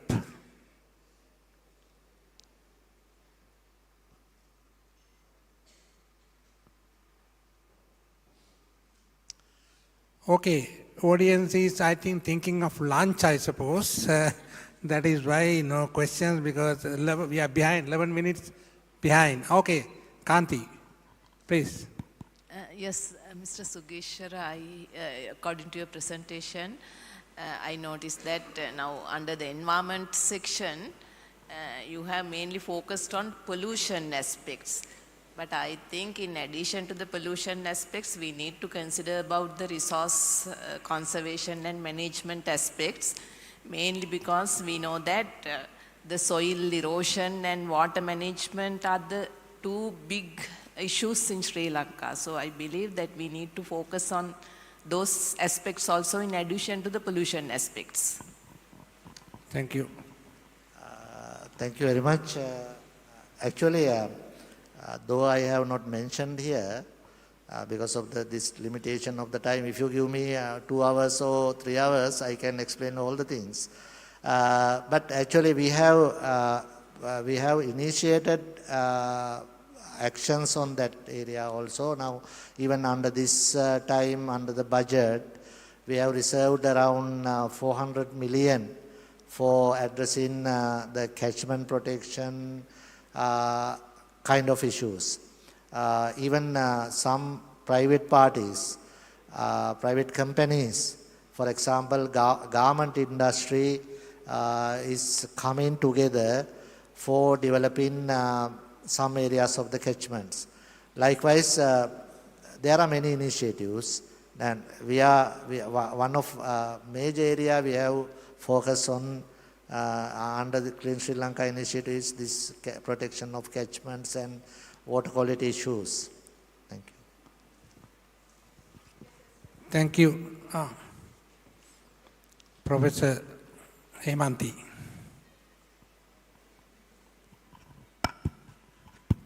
Actually, it's a suggestion only that I have seen that you are in this program, the urban, forestry or the greening the urban spaces had been, placed as a very significant area. So actually, I also was instrumental, and there are many colleagues from the UDA here. The last regime, not too long ago, that we got together with the Ministry of Urban Development and Highways under the President to construct urban forest policy. So we had a lot of discussions, and it's almost complete. But unfortunately, it was not implemented. So I would like you to, reconsider that. If you need the information, I can provide, because I also have the policy, the draft policy with me. So it would be nice to, just revisit it and perhaps make it operational.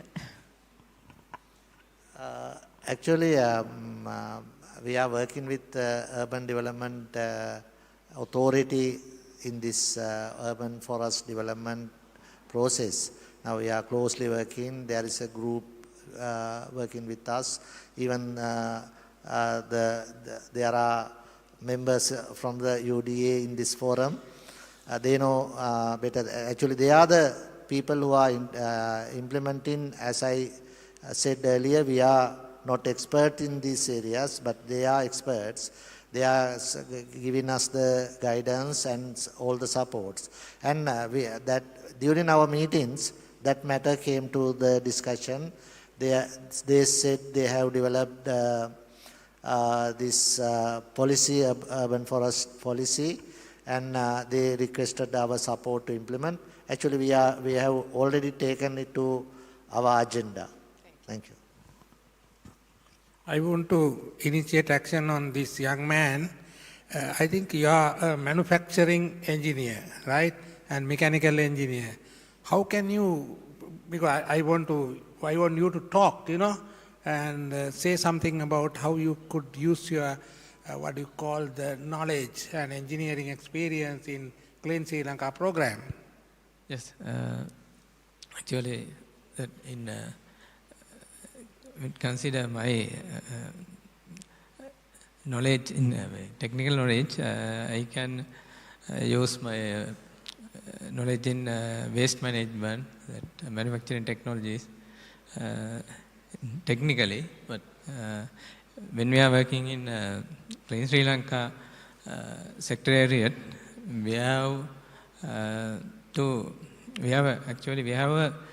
project coordination tasks mainly.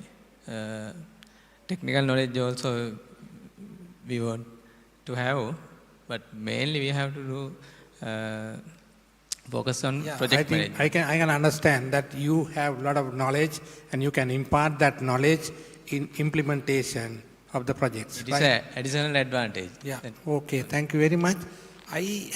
This program, Clean Sri Lanka program, is a very ambitious program, right? Looking from the top, because you are touching everything under the sun, right? So to implement such a program, what is the kind of infrastructure, what is the kind of organizational structure that you are thinking of, and how you are going to do it? That is the most difficult question. Actually, now Clean Sri Lanka program, for implementing Clean Sri Lanka program, government has established 18 members task force. The members are in various disciplines. They are from, some of them are from environment, some of them are from social sector. Likewise, the Sugeshwara, can I disturb you for a while? Because we have the government machinery and we have the district government agents, divisional secretaries. That I'm actually referring to that, because at the center you have the task force and everything infrastructure, but in implementation, how do you make are you going to establish new institutions or using no, sir. Yes, I think I have already addressed that issue during my presentation. We are not an implementing body. We are acting as a kind of a coordinating body. The implementation mechanism is the existing government mechanism, and the existing other mechanisms like private mechanisms, NGOs, they are also implementing something projects in this country now, sir. Now we are coordinating with them. We are getting proposals from them. We are intervening for inter-ministerial coordination, inter-organizational coordination, and kind of things. We are very busy with that job. Actually, even I said this time government has reserved 5,000 million for implementing Clean Sri Lanka program. But all of these programs are implemented by government institution. For example, UDA is implementing some project, and RDA also implementing some projects. Many other organizations, around 17 ministries are implementing our projects, but we are coordinating. Okay, thank you very much, because your guidance is required at the top level. Develop the policies and so forth, and let the government mechanism carry out the job. So, okay, thank you very much. I think we are 20 minutes behind our lunch, but I think you don't feel hungry because you had a good tea. So I hope that I will conclude the discussion from here now because of the time factor. I think during the lunch also you can talk to Sugeshwara and Anjula, and young men who need to talk in future presentations and working with us. Okay, with this I hope that we need to work on the environmental area, because our institution is environmental professional. So we want to contribute from our side to your organization. With these few remarks, I will conclude this discussion. Thank you very much. Give a round of applause to our resource persons. Thank you, sir. Thank you, everybody.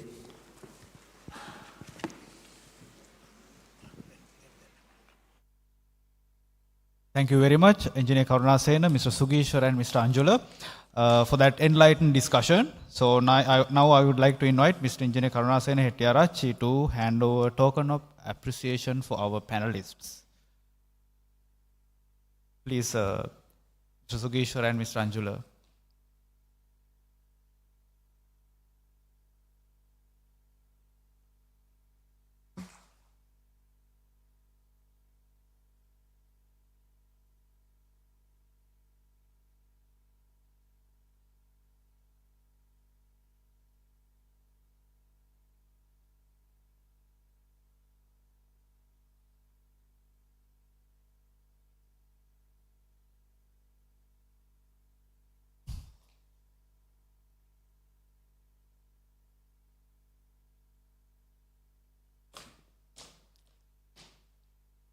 Thank you very much, Mr. Karunasena, for moderating the session and having that fruitful discussion. So, as the prime organization for environment, institution of environmental professionals Sri Lanka wanted to have this collaboration with the Clean Sri Lanka project, where we wanted to contribute as professionals to ensure that environmental pillar of your proposal is very well done. So that is the main aim was our discussion, to have having this dialogue with the Clean Sri Lanka office. So I would like to thank again the panelists, and the moderator. So, with that, we have come to the end of the 70th annual technical sessions of the IEPSL. So, ladies and gentlemen, we reflect on this day filled with insightful discussions, thought-provoking exchanges, and inspiring moments. So, Eco-Convergence 2025 has truly been a testament and to commitment to expertise and passion of everyone present. So, I would like to give a heartfelt thank you to our esteemed speakers, panelists, and distinguished guests for sharing their invaluable knowledge and experience, and also to our sponsors and the partners for your unwavering support. So without your support, this would have been impossible. So to sum up the day, we had a great keynote speech from Dr. Mark Smith, International Water Management Institute, where we discussed on water solutions. So then we had the panel discussion where we discussed about innovation, where again we had some eye-opening moments, and then we were able to have industry best practices where we learned many things, especially as the prime organization for environmental professionals. This is one of our objectives, to create the platform to share our knowledge. And finally, we were able to have the discussion with Clean Sri Lanka project, where we can contribute as environmental professionals. So, dear ladies and gentlemen, before concluding, we have two reminders. First is for members. If you have not obtained your T-shirt token, you can collect it from the registration desk. And another one is, while you are enjoying your lunch, you can visit our sponsors' stalls. You can again get some knowledge, and you can get some experience from them, what they have to show. And yes, so those are the two notes from me. And next we have the annual general meeting of the Institution of Professional Sri Lanka. And the general reminder is this will be commenced at right on 2:30 p.m. Kindly note that this would be an exclusively for members. So this is a closed door event. So other members can visit the stalls, and you can enjoy your lunch, and you can have some networking moment with your colleagues. So dear ladies and gentlemen, thank you very much.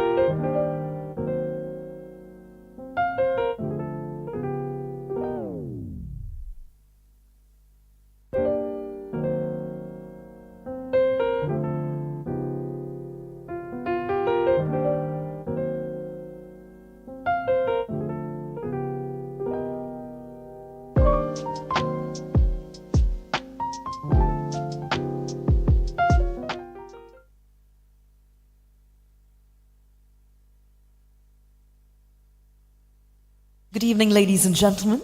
We are delighted to announce the arrival of our chief guest this evening, Honorable Vijitha Herath, Minister of Foreign Affairs, Foreign Employment and Tourism. A very warm welcome to you, sir. We're also delighted to welcome our guest of honor, Mrs. Shia Vikramasinghe, Group Managing Director of the CBL Group, as well as our other dignitaries and officials joining us right now in the hall.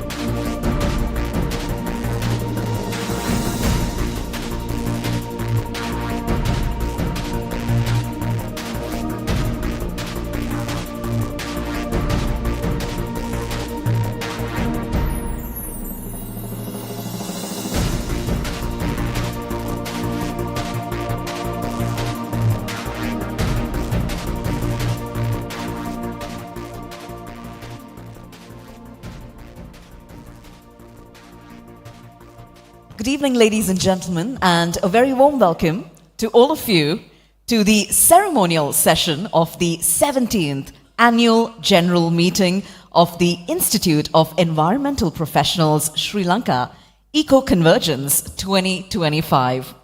On behalf of the IEPSL, we'd like to warmly welcome all of you joining us here. In particular, of course, our chief guest, Honorable Vijitha Herath, Minister of Foreign Affairs, Foreign Employment and Tourism. Our guest of honor, Mrs. Shia Vikramasinghe, Group Managing Director of the CBL Group. We have our distinguished invitees who will be joining us during the course of this evening. We will have Honorable Dr. Dhammika Patabendi, Minister of Environment, Honorable Professor Anel Jayantha Fernando, Minister of Labour and Deputy Minister of Economic Development, Honorable Anthony Jayakodi, Deputy Minister of Environment, Air Vice Marshal Sampath Tuyakonta, Secretary to the Ministry of Defence, Mr. Rohitha Uduwavala, Secretary of Vocational Education, Mrs. Tilaka Jayasundara, Secretary to the Ministry of Industry and Entrepreneurship Development, and Mr. S. Aloka Bandara, Secretary to the Ministry of Public Administration, Provincial Councils and Local Government. We thank all of our dignitaries for gracing us with their presence. Ladies and gentlemen, the Institute of Environmental Professionals Sri Lanka, or IEPSL, is the umbrella organization of environmental professionals in the country. Established in 2006 through a cabinet decision and formally recognized as a legal entity by Act No. 1 of 2020, IEPSL was founded to uphold the dignity and the credibility of the environmental profession, filling a long-standing gap in the field.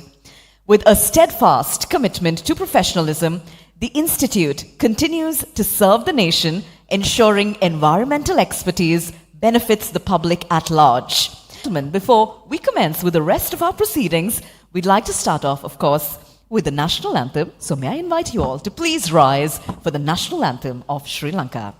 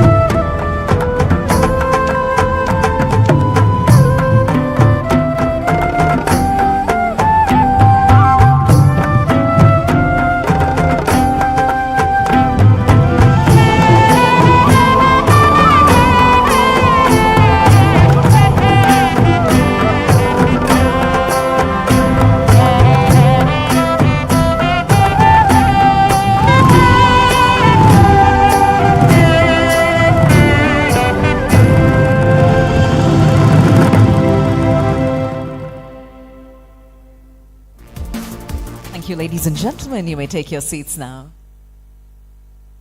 As we commence this wonderful evening together, ladies and gentlemen, to truly understand the impact and the vision of the Institute of Environmental Professionals, Sri Lanka, we'd like to begin by taking a closer look at its journey, its achievements, and its commitment to sustainability. So, let me now invite all of you to turn your attention to the screen as we view a brief video of the IEPSL. Take a look.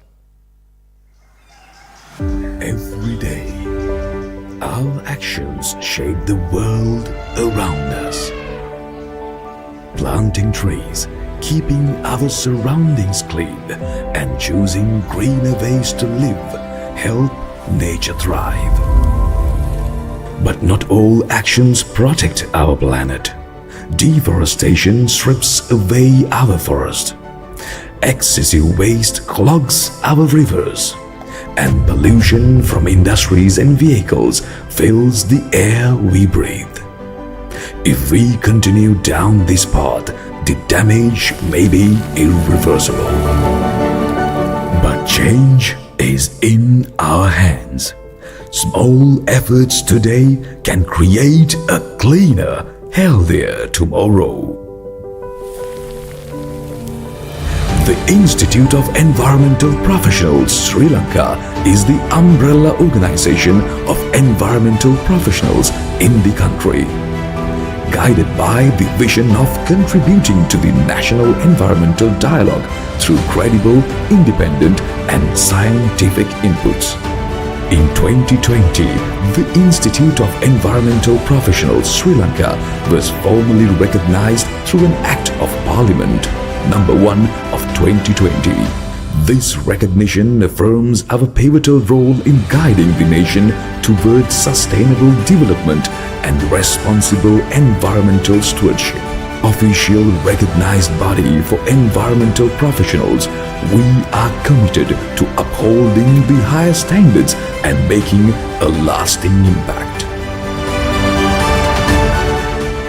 As the nation's leading institution on environmental matters, IEPSL combines recognized expertise, a legacy of impactful work, and a commitment to future-focused solutions.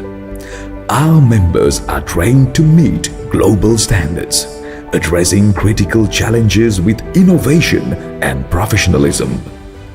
By choosing IEPSL, you join a network of pioneers dedicated to safeguarding Sri Lanka's environment. Services that we offer at IEPSL: professional certification and accreditation, education and training, knowledge sharing and best practices, advocacy and policy influence, ethical guidelines and oversight, research support and advancement, public education and outreach, industry standardization, career services and professional support, international collaborations, membership categories, fellows, members, associate members, student members.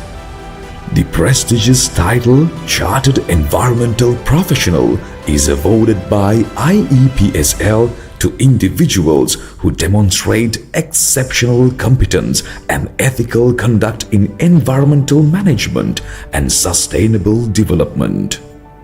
This title is offered to corporate members of IEPSL who have demonstrated professional competence through a rigorous professional review. It signifies a high level of expertise, commitment, and dedication to advancing the field of environmental professionalism. When you join IEPSL, you gain access to numerous opportunities: professional development, leadership roles, global recognition, and the ability to make tangible difference in preserving Sri Lanka's environment. At IEPSL, we are shaping the future of Sri Lanka's environment. By joining us, you will have the opportunity to protect our natural resources, promote sustainability, and make a meaningful impact. Together, we can create a greener tomorrow for Sri Lanka. Visit our website www.iepsl.lk, complete the membership form, and begin your journey as a recognized environmental professional in Sri Lanka. We warmly welcome you to become a part of the environmental professional community. Be a part of Sri Lanka's leading community of environmental professionals. Together, we can safeguard our planet for future generations. Join IEPSL today. And there we have it, ladies and gentlemen, an inspiring look at the mission and the contributions of IEPSL in shaping a greener and more sustainable future for our island nation. Ladies and gentlemen, before we move forward, we'd also like to recognize the presence of a few dignitaries who've joined us here this evening. We're delighted to note the presence of former Minister Mr. Partli Champaka Ranawaka. We have a parliamentarian, Mr. Harshana Rajakaruna, as well as the Governor of the Central Bank of Sri Lanka, Dr. Nandalal Veerasinghe. A warm welcome to each of you. With that being said, ladies and gentlemen, it's time now for us to officially commence our proceedings with the welcome address. To do the honors of sharing a few opening remarks this evening, it's our pleasure now to invite on stage Honorary President, Institute of Environmental Professionals, Sri Lanka. Please put your hands together for Mrs. Shirani Yasaratna.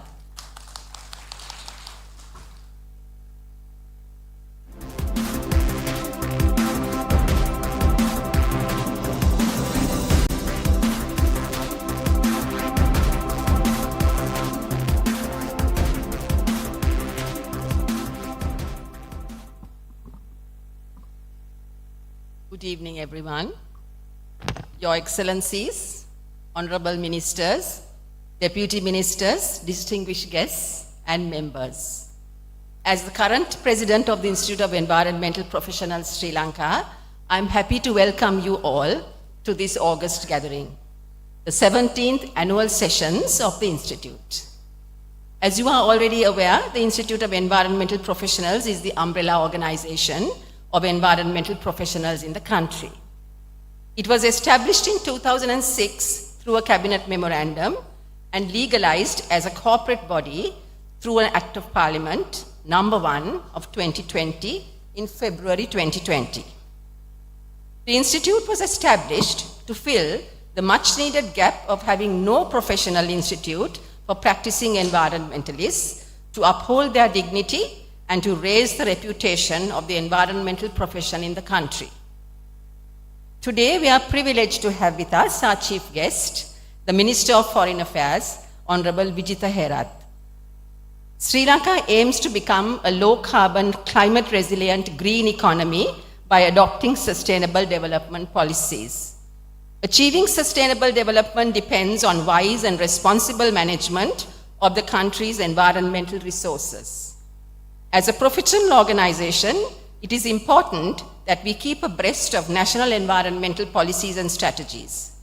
Coming at a critical juncture when Sri Lanka is experiencing severe economic hardships, engaging fruitfully and continuing to support the country's development efforts by pushing boundaries on interlinked and complex issues has become imperative. Driving transformational change is the need of the hour. We look forward, Honorable Minister, to support your government to bring out integrated development and lasting solutions for sustainable, green, and inclusive recovery for Sri Lanka. Thank you very much for accepting our invitation in the quest of building Sri Lanka's economic model based on competitiveness, digital transition, energy transition, and the transition to a green economy. Thank you for understanding that the role of the environmental professional is paramount. Indeed, it is with a great deal of happiness that I welcome Mrs. Shia Wickramasinghe, the Group Managing Director of the CBL Group, as our guest of honor this evening. As a pioneering company, CBL has long embraced programs and initiatives that promote environmental stewardship and has made a positive impact on the communities in which it works with. Over the past several years, CBL has led from the front, completing a number of energy-efficient projects and upgrades to its businesses, and through partnerships with customers, employees, and vendors, continues to pursue opportunities and implement practices to further reduce the group's impact on natural resources. We are honored to have you here with us today. I'm honored also to welcome today 5 of our past presidents: Engineer Karunasena Hettiarachchi, whose foresight launched this institute; Senior Professor Hemanthi Ranasinghe, Mrs. Ramani Ellepola, Mr. H.S. Premachandra, and Engineer Professor Niranjani Ratnayaka. You have labored hard and shaped the institute to what it is today. I cannot overlook the exemplary role played by successive secretaries of the Ministry of Environment, chairmen and directors general of the CEA, some of whom have graced our occasion today, for always providing the institute with the necessary leadership, support, and encouragement. We are very pleased to welcome you, our esteemed members and distinguished invitees, to this ceremonial session, an integral part of our 17th Annual General Meeting and Annual Technical Sessions, Eco-Convergence 2025. This prestigious event has brought together leading environmental professionals, policymakers, academics, and industry stakeholders to discuss the latest developments in environmental conservation and sustainable development. Since 2006, IEPSL has been the foremost professional body dedicated to upholding the dignity and integrity of environmental practitioners in Sri Lanka. With a membership of over 1,000 professionals from diverse disciplines, the Institute plays a pivotal role in environmental advocacy, training, and capacity building. IEPSL's activities are driven by dedicated standing committees, including finance, academic and examinations, membership, industrial relations, marketing and communications, and research and publications, providing members with expanded opportunities for engagement, professional development, and leadership in environmental sustainability. 113 chartered environmental professionals, with a further 9 to be conferred today, are committed to upholding the dignity of the Institute and continuing their services with a high level of discipline following the Institute's Code of Ethics.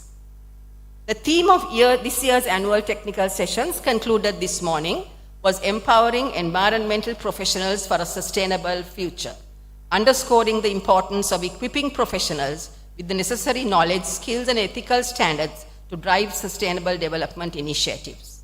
The event featured a keynote address by Dr. Mark Smith, Director General of the International Water Management Institute, who delivered insights on innovative solutions for a greener future, leveraging the power of water.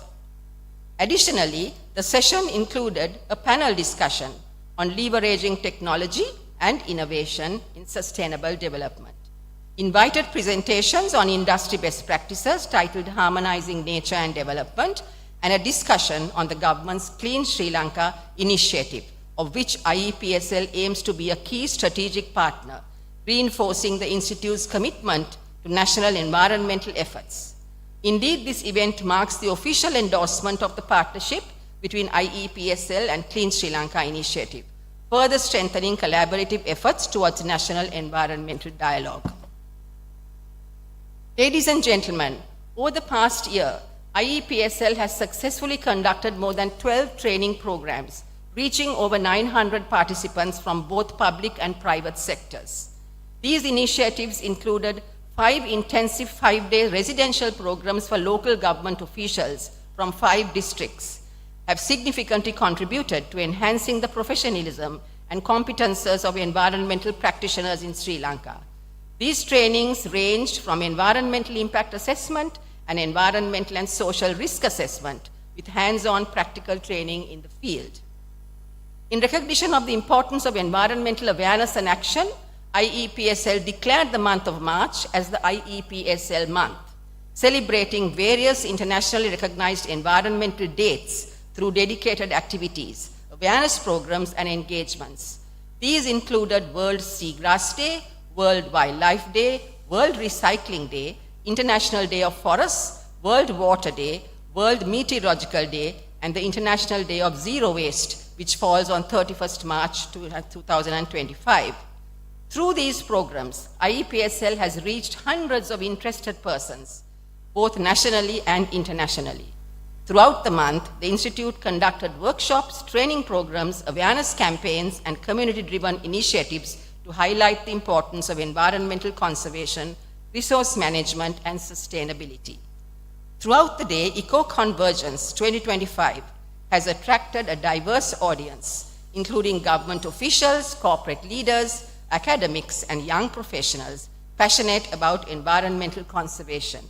The event serves as a platform for networking, exchanging ideas, and forging partnerships to drive impactful environmental solutions.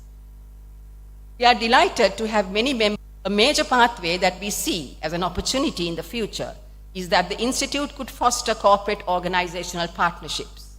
Goals are complex. Corporate leaders are navigating increasing regulatory demands, evolving skill requirements, and growing stakeholder expectations while striving for internal and external buy-in.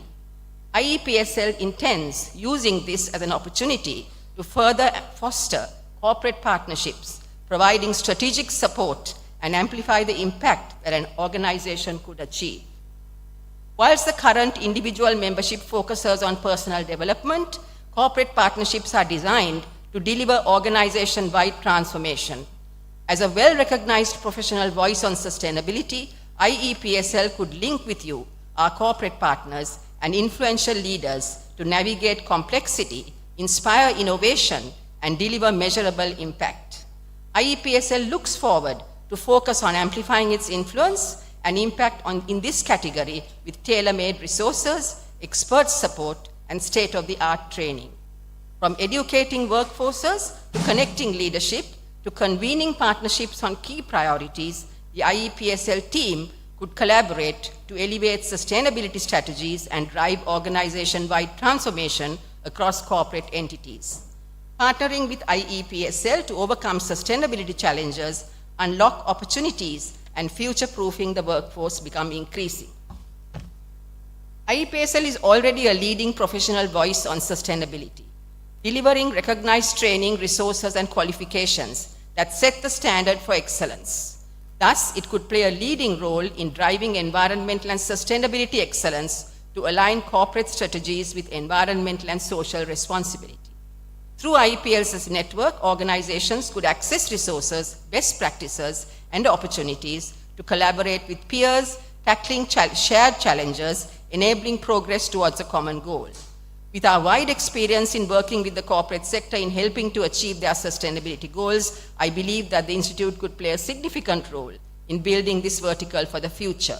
We invite all of you to present here today as stakeholders in this enthusiasm will continue in the future. I request all our members to participate actively in IEPSL's activities and future growth. Your contributions, ideas, and expertise as environmental professionals are important to us. With my long journey and association with the Institute, I have endeavored to deliver some things which may currently have been lacking with the support and the fullest cooperation of the membership, as they are the anchor and the backbone of any institute.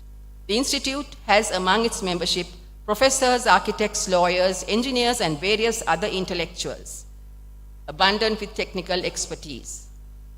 However, when a need arises, unless everybody rallies around and masters active cooperation, it would be difficult for the Institute to move forward and show commendable progress. For the past 2 years, I have tried to fulfill my responsibilities as the President to uplift the institution to even greater heights, and wish each and every one of you a rewarding evening today. Thank you so much.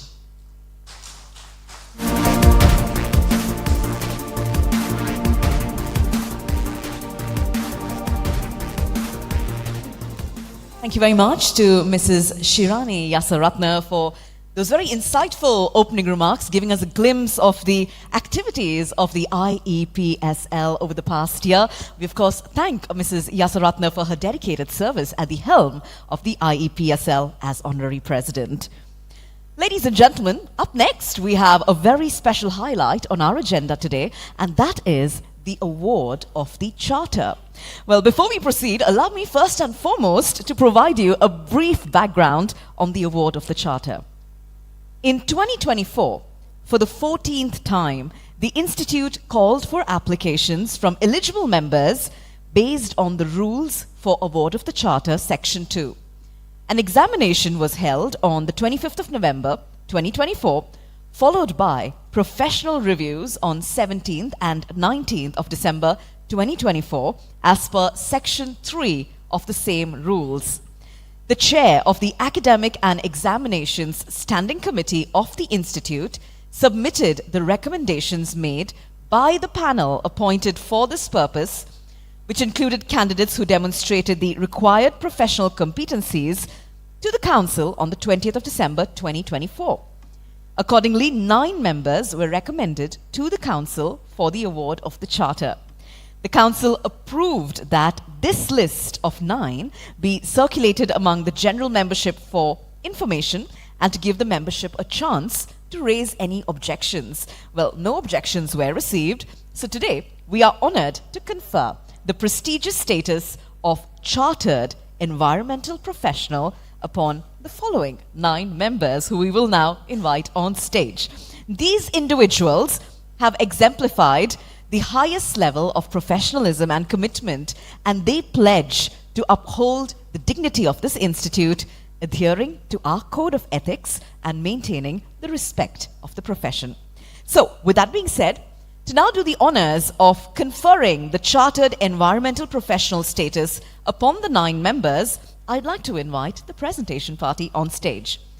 The dignitaries joining us on stage right now will be Honorable Dr. Dhammika Patabandi, Minister of Environment, Honorable Anton Jayakodi, Deputy Minister of Environment, Mr. Rohitha Udabavala, Secretary to the Ministry of Environment, and we'd also like to invite Mrs. Shirani Yasaratna, Honorary President of the IEPSL, to join us up. Let's put our hands together for our dignitaries, ladies and gentlemen.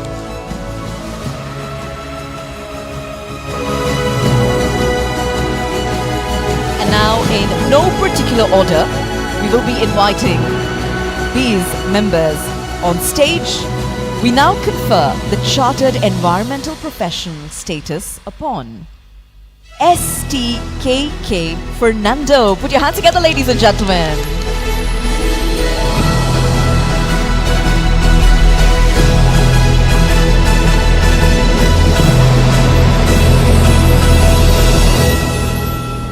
Here we have STKK Fernando being officially conferred the Chartered Environmental Professional status. Congratulations to you. Joining us up next to receive the Chartered Environmental Professional status is KJMUP Jaya Tilaka. Put your hands together, ladies and gentlemen.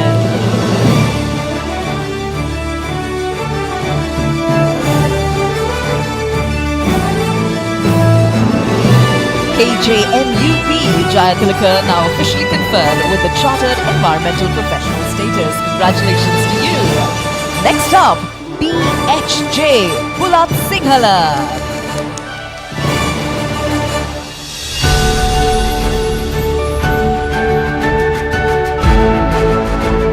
Congratulations, BHJ Bulat Singhala, conferred officially with the Chartered Environmental Professional status. Joining us up next, we have M. Sashi Manoj De Silva. Let's hear applause, ladies and gentlemen.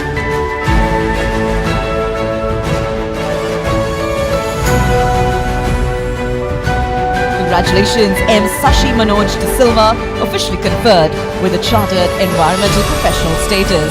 Next up, RAKS Chaturanga. Let's put our hands together for him.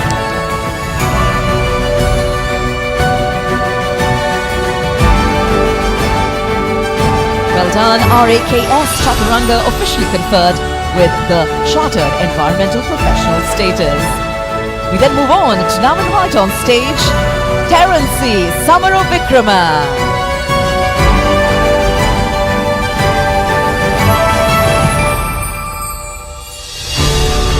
Congratulations, Terency Samarovikrama, officially conferred right now with the Chartered Environmental Professional status. Congratulations to you.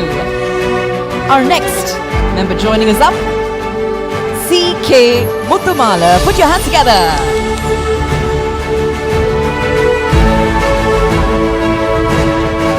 Well done to you on being officially conferred with the Chartered Environmental Professional status. We have two more that we would like to recognize. Up next, we'd like to invite T. Ravi Shankar. Let's hear your applause, ladies and gentlemen.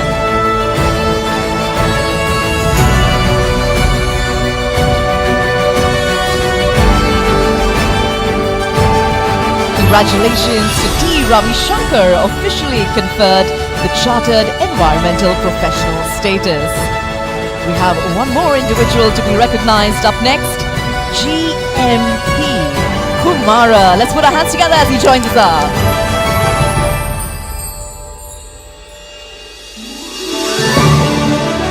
GMP Kumara now officially conferred the Chartered Environmental Professional status. Congratulations to you, and indeed congratulations to all of the newly conferred Chartered Environmental Professionals. Let's put our hands together for all of them, ladies and gentlemen. And we say thank you to our dignitaries on stage. Our dignitaries can feel free to take their seats in the audience. Ladies and gentlemen, we are privileged that gracing our occasion this evening as our guest of honor, we have Mrs. Shia Vikramasinghe. Allow me to officially introduce our guest of honor to you. Mrs. Shia Vikramasinghe is the Group Managing Director of CBL Group. CBL Group has manufacturing operations in confectionery, cereals, soya, coconuts and fruits, and has strong market leadership in Sri Lanka with several categories with its brands such as Munchie, Ritzbury, Rivello, Lanka Soy, Samaposha and Saro. The group has a manufacturing plant in Ghana and exports their range of products to over 70 countries. CBL Group is also the Sri Lankan partner for Spar International and operates supermarkets in Sri Lanka under license. Mrs. Shia Vikramasinghe joined Ceylon Biscuits Limited in 1991 as a food technologist and worked in various capacities in the company and group and joined the board in 1996. She's also chairman of Modern Pack Lanka Private Limited and a board member of JF&I Packaging Private Limited, Food Revolution Private Limited, MSJ Investment Holdings Private Limited, and Spar Sri Lanka Private Limited. Presently, she is a member of the main committee of the Ceylon Chamber of Commerce, the EDB Advisory Committee on Processed Food and Beverages, and the UNICEF Business Council in Sri Lanka. Mrs. Shia Vikramasinghe has a MSc degree in food chemistry from Purdue University, USA, and a BSc degree in food science and industry from Kansas State University, USA. Today, our guest of honor will deliver a keynote address on inclusive sustainability drive beyond compliance. With this introduction, ladies and gentlemen, let's now welcome our guest of honor. Put your hands together for Mrs. Shia Vikramasinghe.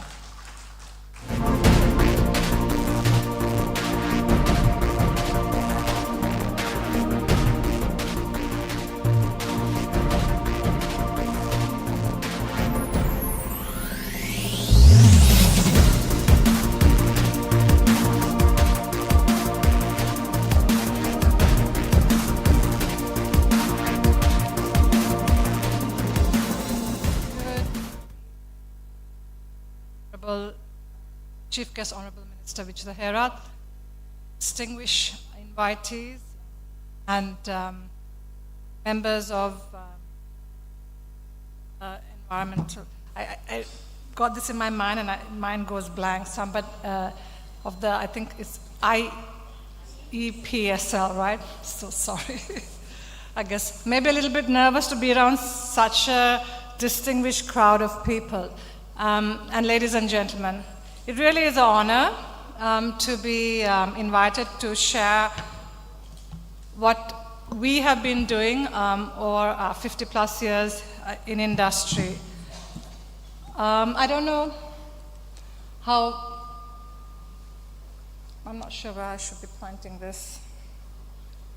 Okay, I don't know how many of you know, but our journey at CBL actually started with a big thought where our founding chairman came up with a proposal to develop a high-protein biscuit at a time when CARE USA was funding a program of a school bun and a glass of milk, which had a lot of issues in delivery, transportation, and quality. He came up with this concept of a high-protein biscuit and made a proposal to the Ministry of Education, which was accepted. And that's how our business came into being. So we started with a national ethos, actually, and a national purpose. And I think right throughout, I believe this is the journey that we have continued. So just a very quick snapshot. We drive our business on four pillars of caring, quality, innovation, and integrity. Caring, obviously, is a pun from our beginnings, and quality and integrity are at the forefront of everything we do. And when we look at innovation, I hope many of you are familiar with our brands. We've tried to bring to Sri Lanka something that, to grow the food industry. Today, if you go, there's very little value addition in the food industry.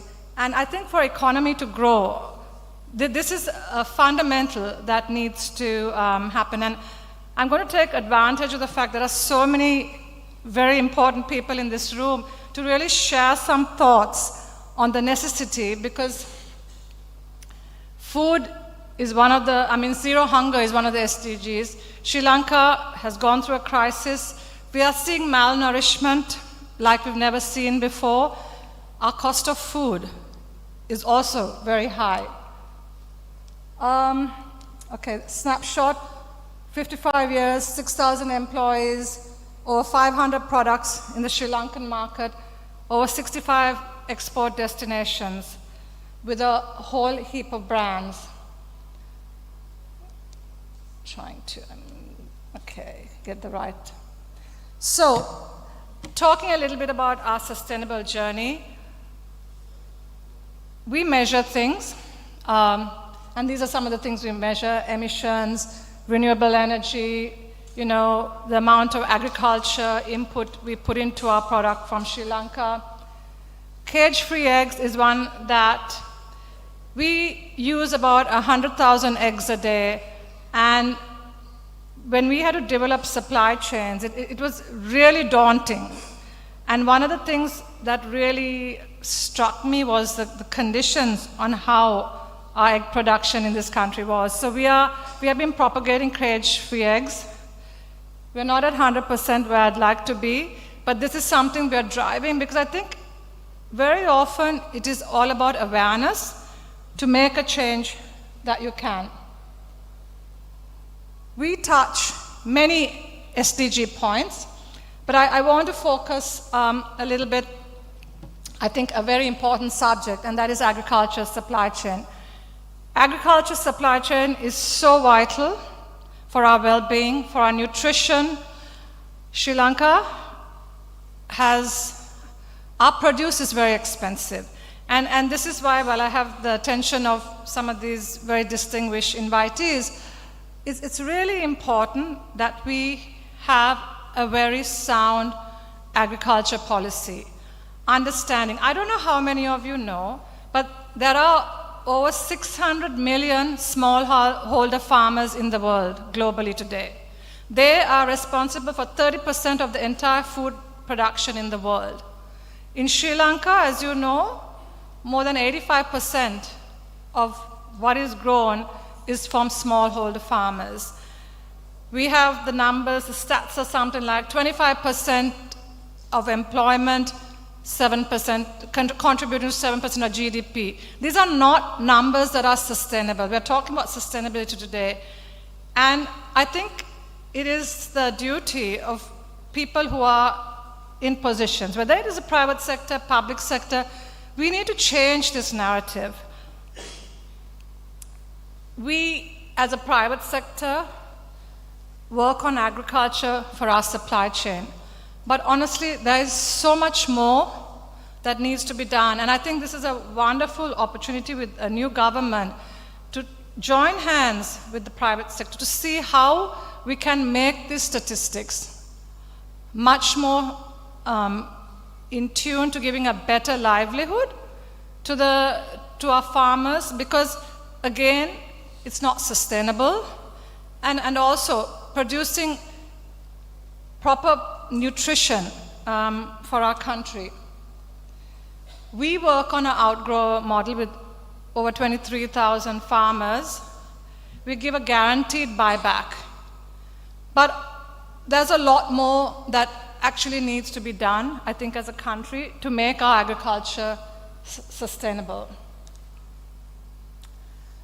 As a company, we are trying to bring technology to introduce farmers to technology. We've developed a very basic app, but our objective really is to see how do we bring agri-tech, and I believe this is a conversation that's happening all over. How do we bring agri-tech into our country?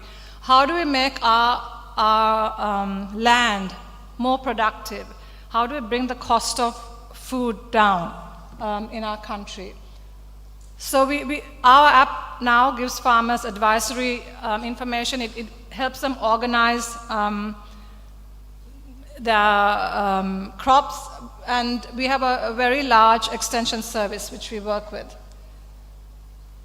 We are also, in a very short span of time, we got into this coconut business maybe 7-8 years ago, and there have been many companies in this space. We are the largest coconut milk exporter. Today, I think one of the crying needs for our economy is exports. We need export revenue coming into this country. But we also know coconut is one of the most sensitive subjects because I think Sri Lanka produces between 3 to 3.5 billion nuts annually. We really need about 5 billion. We also have very low productivity. Again, I don't know if this audience knows, but we used to be the 4th largest coconut producer globally. We've gone down to number 5 now.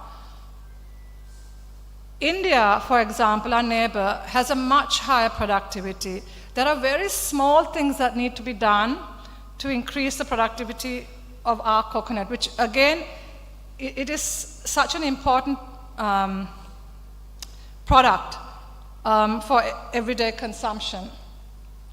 So we worked, this was a project we did with USAID, which we managed to complete it before they stopped it, to actually educate people on good practice. Because as I said, upping the productivity there are very low-hanging fruits, which as a country we can do. So we have this handbook which we launched, and we work again a lot in extension. I think something happened. Keep going back. I think, you know, again, companies like us, or individuals like all of us here in today's room, we can do things that can accelerate action. And I want to share this particular example, where we had an objective. It was a project we started with the IFC to have more female participation in retail and also introduce the retail to digitalization. When we started this, it was pre-COVID. When we actually got down to it, it was right in the middle of COVID. So we couldn't get to people like we wanted to. So everything, the first couple of years was done online. And what we trained our retailers and people we did business in the retail was make your business more inclusive to women. And why is this important? Because women are such an important resource of our economy. And every time I go and we have gatherings of our retailers, people come up to me and said, you know, this program changed the way I do things, because now my wife is involved or my daughter is involved, and that leaves me time to do other things, and I've grown my business so much. In some instances, we've had people where they've had debts in the family and they've been able to take the business forward because they were involved in the business. This acceleration, this small, advocacy and training that we did has such a big impact, and it's something that we're continuing to do. So during the initial phase, we had something like 110 training programs for over 10,000 people. We had over 300% participation of women. Small number, but nevertheless, high impact. And eventually, as a commercial venture, it also impacted positively on our business. So little things actually can, I think the message here is we need to accelerate a lot of things when it comes to sustainability, when it comes to the environment. And I think when you're in a position of being able to do something, that's each and every one of us need to be a part of that. This is a conversation that people have, plastic. Today our lifestyles are such that we need packaged food. Also, if we're going to add value addition to agriculture, which is a necessity in this country, we need packaging. So how do we balance this? We had one initiative which we could do for our chocolates. We reduced plastic packaging by over 50% by replacing it with paper. But this cannot be done for everything. I think as a first step, collection is really important because plastic has a really good caloric value, and now we have a few companies that are doing waste to energy projects. That would be a very simple start, and that could take the plastic out of the system, out of our waters, out of our environment, and actually create a positive outcome. Again, while this is happening, I think there's a lot of opportunity to do a lot more. And I think awareness, I don't think I need to preach to this crowd, but we need to educate people. People talk about, why don't we use glass bottles instead of plastic? But the footprint, the carbon footprint of glass is very much higher than plastic. So education and balancing what we need to do is really important. Technology is really important for efficiency and better practice. So if I can boast a little bit, our factories have the highest certifications that you can get because we export to very developed markets as emerging markets. And we are very proud of what we do. So advocacy, I think this is really important in all of our journey because we need to educate. We need to bring the problems, we need to bring solutions to hand. We have a saying at Manchi, a lot of you know, "Api biscuit vitarak nevei hadanne." Because that's not all we do. I think we believe this journey that I've been sharing with you is about integrating good practices, sustainability, call it what you may, into the very core of our business. It has to be a part of your DNA. I think gone are the days we're talking about corporate social responsibility, we talk about ESG, reporting, but I think more important than all of that is looking at your business and believing in what you do and setting that leadership so that it ignites fire in everybody that works. And I think that I have a few colleagues from our company here. Our journey has been successful because of the passion that people do things with, and we need to ignite that as a nation.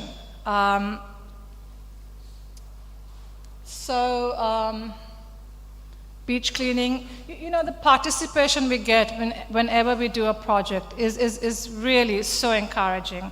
And again, this can be amplified so that you get acceleration in everything we do. So Just want to make sure that I've covered everything that I want to. I think touching on, just wrapping up a little bit, us being in the food industry, I think we want to see everyone put Sri Lanka first. And I think as a company, that is also what we want to do. We want to see more value addition to agriculture, to have more money in the hands of our farmers. We want to see better nutrition in the country. We want to see bigger impact. And I think that is achieved by driving sustainability into everything we do. So I think I just leave you with this thought. By integrating sustainability into everything we do, we can impact wherever we work, whatever we want to do. So I think it's really important that I'm sure like all of you do, we need to lead by example. Thank you.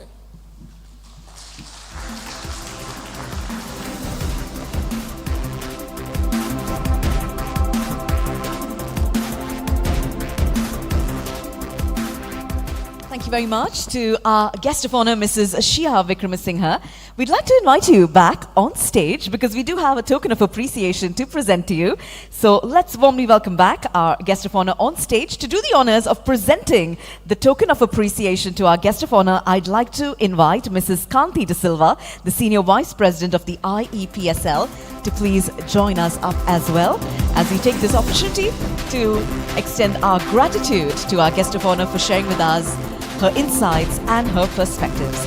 So here we have the Senior Vice President of the IEPSL, Mrs. Kanti De Silva, joining us. We have the token being brought forward as well, and we will now be presenting this to our guest of honor for today. Let's put our hands together for Mrs. Shia Vikramasinghe.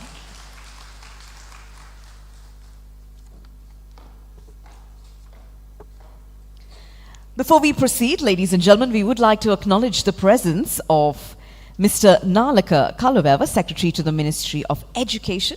A big thank you for being here with us. We'd also like to acknowledge the presence of Professor Tilak Hewawasam, the Chairman of the CEA. Thank you for joining us. Ladies and gentlemen, we now come to a truly significant moment on our agenda this evening, and that is the admission of Fellows of the Institute. Before we proceed, allow me to provide you some background on this esteemed recognition. In accordance with Rule 12.1 of the Institute, the Council may admit as a Fellow any person from among the membership who possesses the qualifications as laid down in the criteria for membership currently in force. This prestigious title is awarded to individuals who have demonstrated exceptional dedication and contributions to the field of environmental sustainability. The first 10 fellow members of the Institute were carefully selected by the Council following a strong recommendation by an external evaluator. Their recognition is based on the date of attainment of IEPSL corporate membership, the date of IEPSL charter qualification, their significant contributions to the Institute, their commitment to advancing environmental sustainability and protection, and their broader contributions to sustainable development. Today we have the distinct honor of appointing the first 10 fellows of the Institute. So this is history in the making. To formally confer this distinguished title on the first 10 fellows of the Institute, I'd like to first and foremost invite the presentation party on stage. The dignitaries who will join us on stage right now include our chief guest, Honorable Vijitha Herath, Minister of Foreign Affairs, Foreign Employment and Tourism. Our guest of honor, Mrs. Shia Vikramasinghe, Group Managing Director of the CBL Group. We'd also like to invite Mr. Nandalal Veerasinghe, Governor of the Central Bank of Sri Lanka, and Mr. Asela Iddavela, President-elect of the IEPSL. Let's welcome our dignitaries with a loud round of applause, ladies and gentlemen.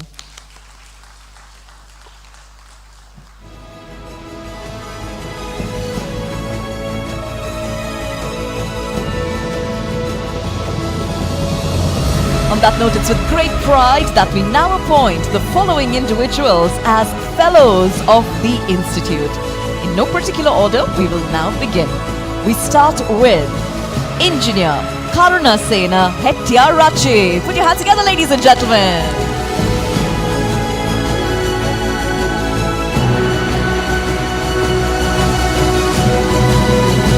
Engineer Karuna Sena Hettiarachi, proudly appointed as a fellow of this institute. Congratulations to you. Next, we'd like to invite Professor Hemanthi Ranasinghe.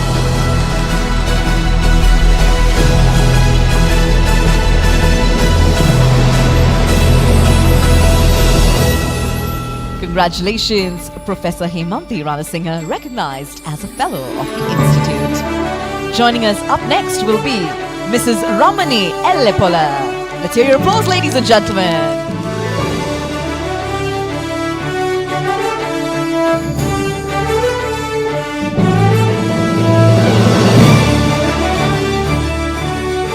Congratulations, Mrs. Ramani Ellepola, for being appointed as a fellow of the institute.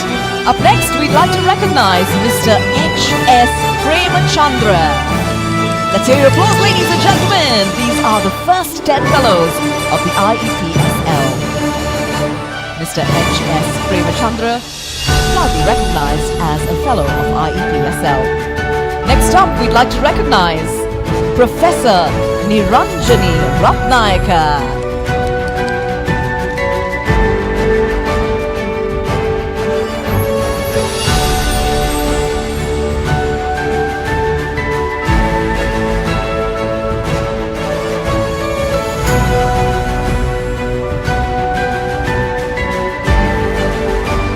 Professor Niranjani Ratnayaka, appointed as a fellow of the institute. Congratulations to you, Professor. Well done.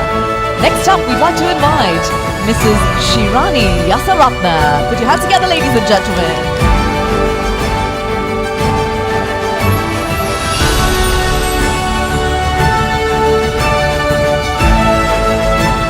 Mrs. Shirani Yasaratna, now appointed as a fellow of the IEPSL. Joining us up next, we'd like to invite Mrs. Kanti De Silva.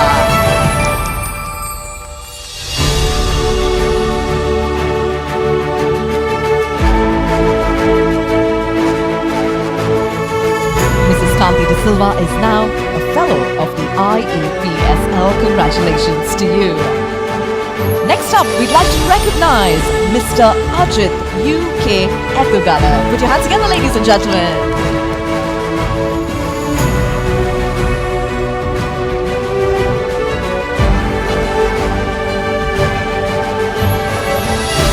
Congratulations to Mr. Ajit U.K. Ekugala for now being appointed a fellow of the IEPSL. Joining us up next will be Engineer Sena Pires. Put your hands together.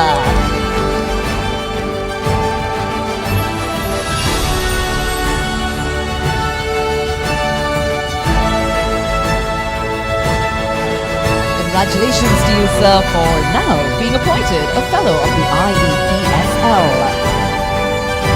The final individual we'd like to recognize, Mr. Ramdeva Malalasurya.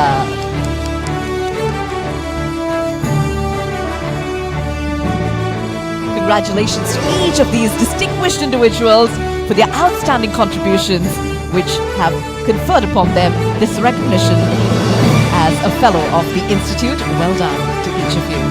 With that, we'd like to thank our dignitaries. They can take their seats, but we'd like to invite our chief guest to remain, because our chief guest will now be addressing the gathering. Ladies and gentlemen, may we please put our hands together for our Minister of Foreign Affairs, Foreign Employment and Tourism, Honorable Vijitha Herath.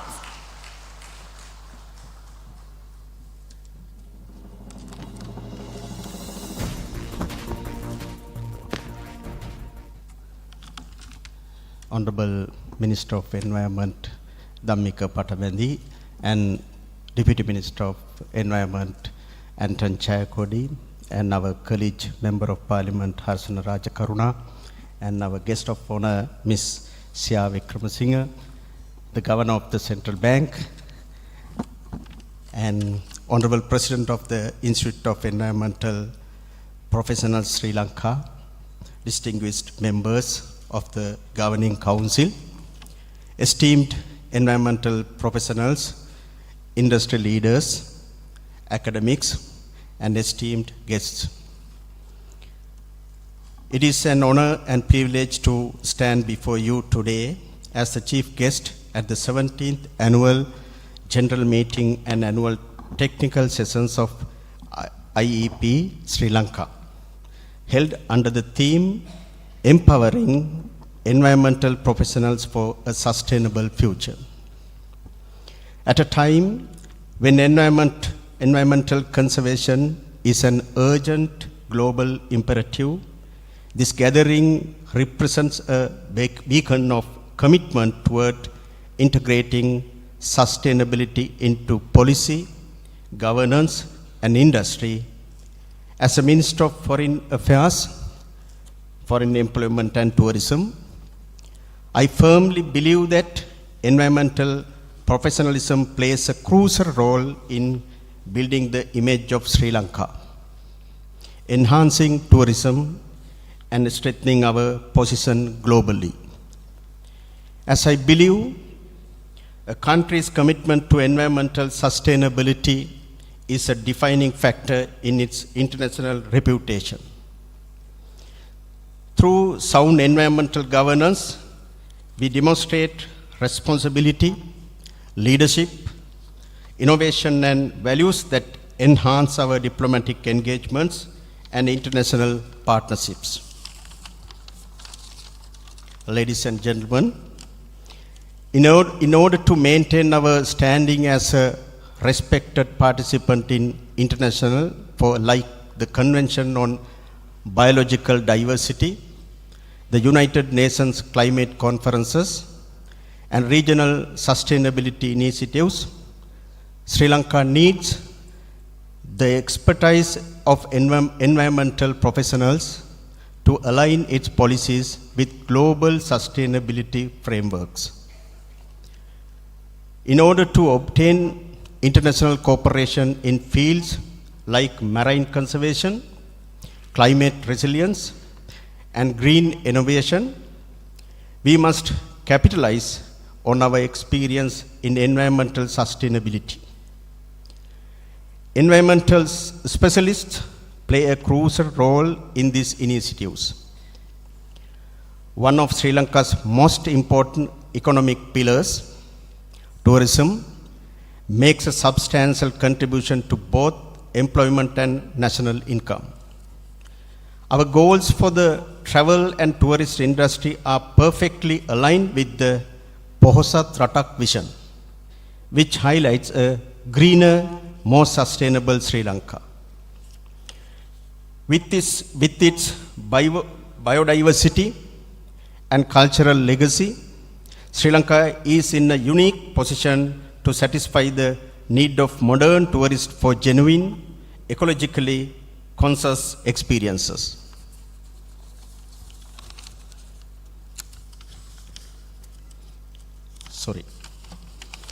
I am of the view that by integrating environmental best practices into tourism, we can promote ecotourism and community-based tourism that benefits local communities while preserving natural habitats. Implement sustainable tourism infrastructure, including energy-efficient hotels, waste-free tourist sites, and carbon-neutral transportation. Develop nature-based tourism initiatives such as bird watching, sustainable safaris, and marine conservation programs which attract environmentally conscious travelers and strengthen enforcement against illegal deforestation, wildlife trafficking, and unregulated tourism, ensuring that Sri Lanka's pristine ecosystems remain intact. Ladies and gentlemen, I am pleased to observe that IEP Sri Lanka has grown into a vibrant professional body with an extensive network of environmental practitioners through demonstrating remarkable leadership in advocating for environmental sustainability, professional training, and public awareness. I firmly believe that the institutional contributions to policy development, climate action, and capacity building are invaluable to our nation's progress. On this auspicious session, I wish to commend IEP Sri Lanka for its proactive engagement in national initiatives such as Clean Sri Lanka and climate resilience projects, for facilitating cross-sector collaboration between government, academia, and private industry, and of course for championing sustainability-driven innovation and research to address Sri Lanka's environmental challenges. As we look toward the future, I request IEP Sri Lanka and its members to continue to shaping Sri Lanka's environmental narrative both nationally and internationally. The success of our environmental policies, tourism sector, and international diplomacy depends on the dedication of professionals like you. Let us work together to elevate Sri Lanka's position as a global leader in sustainable development, making Pohosat Ratak a reality for generations to come. On behalf of the Ministry of Foreign Affairs, Foreign Employment and Tourism, I pledge my full support to IEP Sri Lanka's endeavors and encourage continued collaboration between policymakers and environmental professionals. I wish IEP Sri Lanka Eco Convergence 2025 every success and fruitful deliberations. Thank you very much.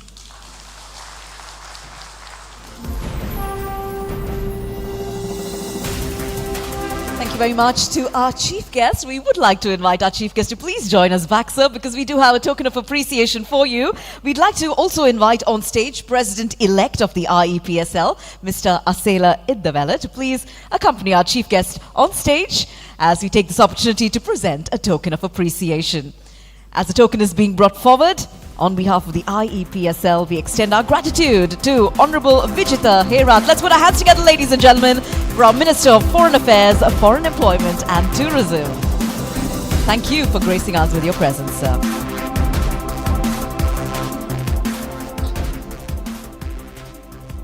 Up next, ladies and gentlemen, we come to a special part of our agenda, a moment of recognition as well as deep appreciation. This is the awarding of the Honorary Fellowship of the Institute. At IEPSL, today we honor a distinguished environmental professional who has made remarkable contributions, especially in environmental education and conservation.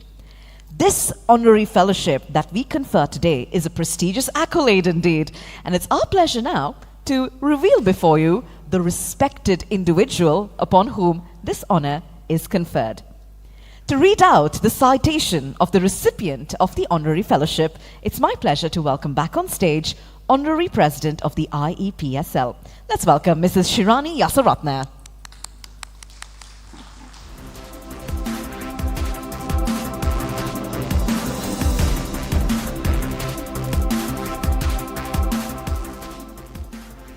It is my great pleasure to present the citation of Professor Sarath Bimala Bandara Kotagama, Emeritus Professor of Environmental Science, Department of Zoology, University of Colombo, who is one of the most influential environmentalists and ornithologists of our time. I'm indeed deeply honored and privileged to read your felicitations, sir, at this August gathering, more so because it was from you that I learned the rudiments of environmental sciences at the Department of Zoology, University of Colombo. Born in Bandarawela, Professor Kotagama received his primary and secondary education at St. Thomas's Preparatory School, Bandarawela, and then at St. Thomas's College, Gurutalawa, after which he moved to Colombo to complete his school education at St. Thomas's College, Mount Lavinia. He gained admission to the University of Colombo and graduated with honors in zoology in 1974. In 1977, he proceeded to the University of Aberdeen, Scotland, for his postgraduate studies, and in 1982 was awarded the degree of Doctor of Philosophy. After his return, he served as a lecturer in the Department of Zoology, University of Colombo, in the Faculty of Natural Sciences. He left this position in 1985 and joined the academic staff of the Open University of Sri Lanka, where he also served as the head of the Department of Zoology. In 1997, he was recruited to the Department of Zoology, University of Colombo, as the Professor of Environmental Sciences. Over the years, Professor Kotagama has made a tremendous contribution towards uplifting the status of environmental education in Sri Lanka. He introduced and coordinated many courses in the fields of environmental science, wildlife management, biodiversity conservation, and ornithology. He imparted his expertise in the fields of conservation biology and environmental science to other universities, both local and foreign. His strong focus on field exposure provided hands-on training to many, an undergraduate, which resulted in increasing their enthusiasm and so instilling in them a keen interest in the natural environment. I still remember the many field excursions he used to take us on to places that we had never been before. Many of his students are here today, and I'm sure they will all attest to the fact that these memorable experiences increased our passion for nature conservation. Over the years, his work was focused on the biology, behavior, and conservation of birds of Sri Lanka. He has supervised a number of postgraduate students and has also guided and supervised many foreign students. His keen interest in birds resulted in research publications in peer-reviewed local and international journals. He has authored and edited a large array of books on birds, which has proved to be useful to school children, undergraduates, researchers, academics, and the general public. It is seldom that you come across a bird watcher in Sri Lanka not being in possession of one of the many illustrated bird guides he has produced.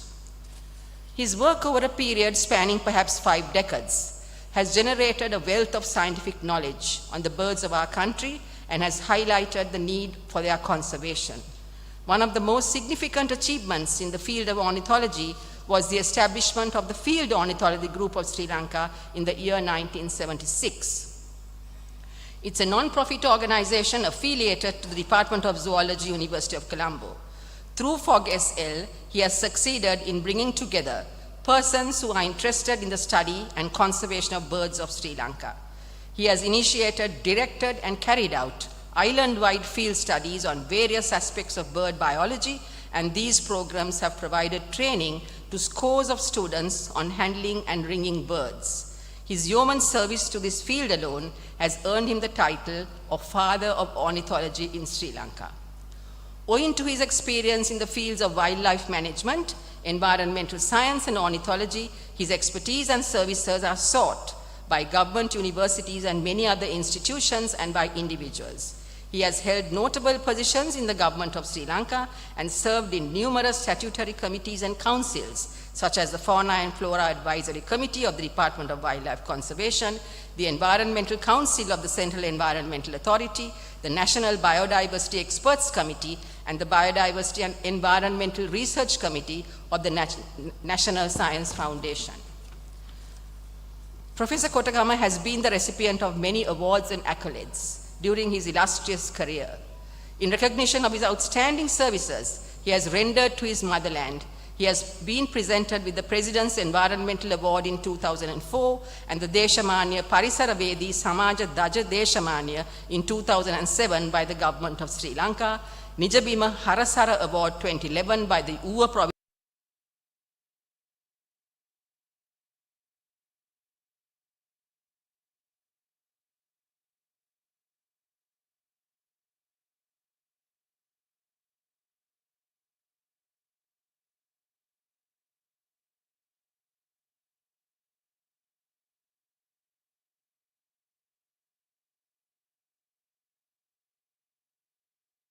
You, Professor Sarath Vimala Mandara Kotagama, for the award of Honorary Fellowship by the Institute of Environmental Professionals, Sri Lanka.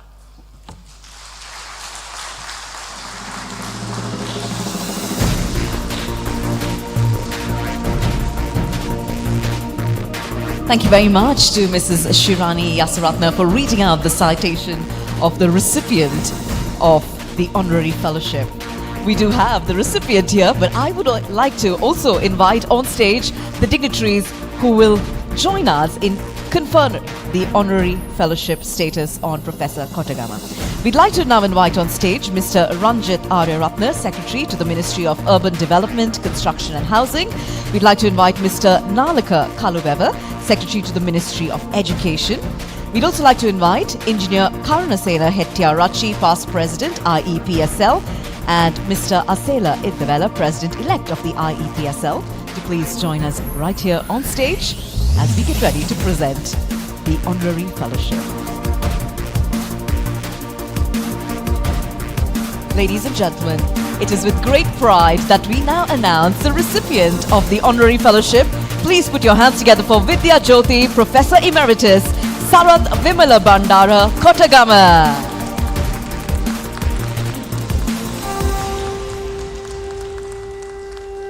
Yes, indeed. We warmly acknowledge Professor Kotagama's extraordinary achievements and his contribution. And we, of course, recognize him with exceptional honor. Thank you very much to you, Professor.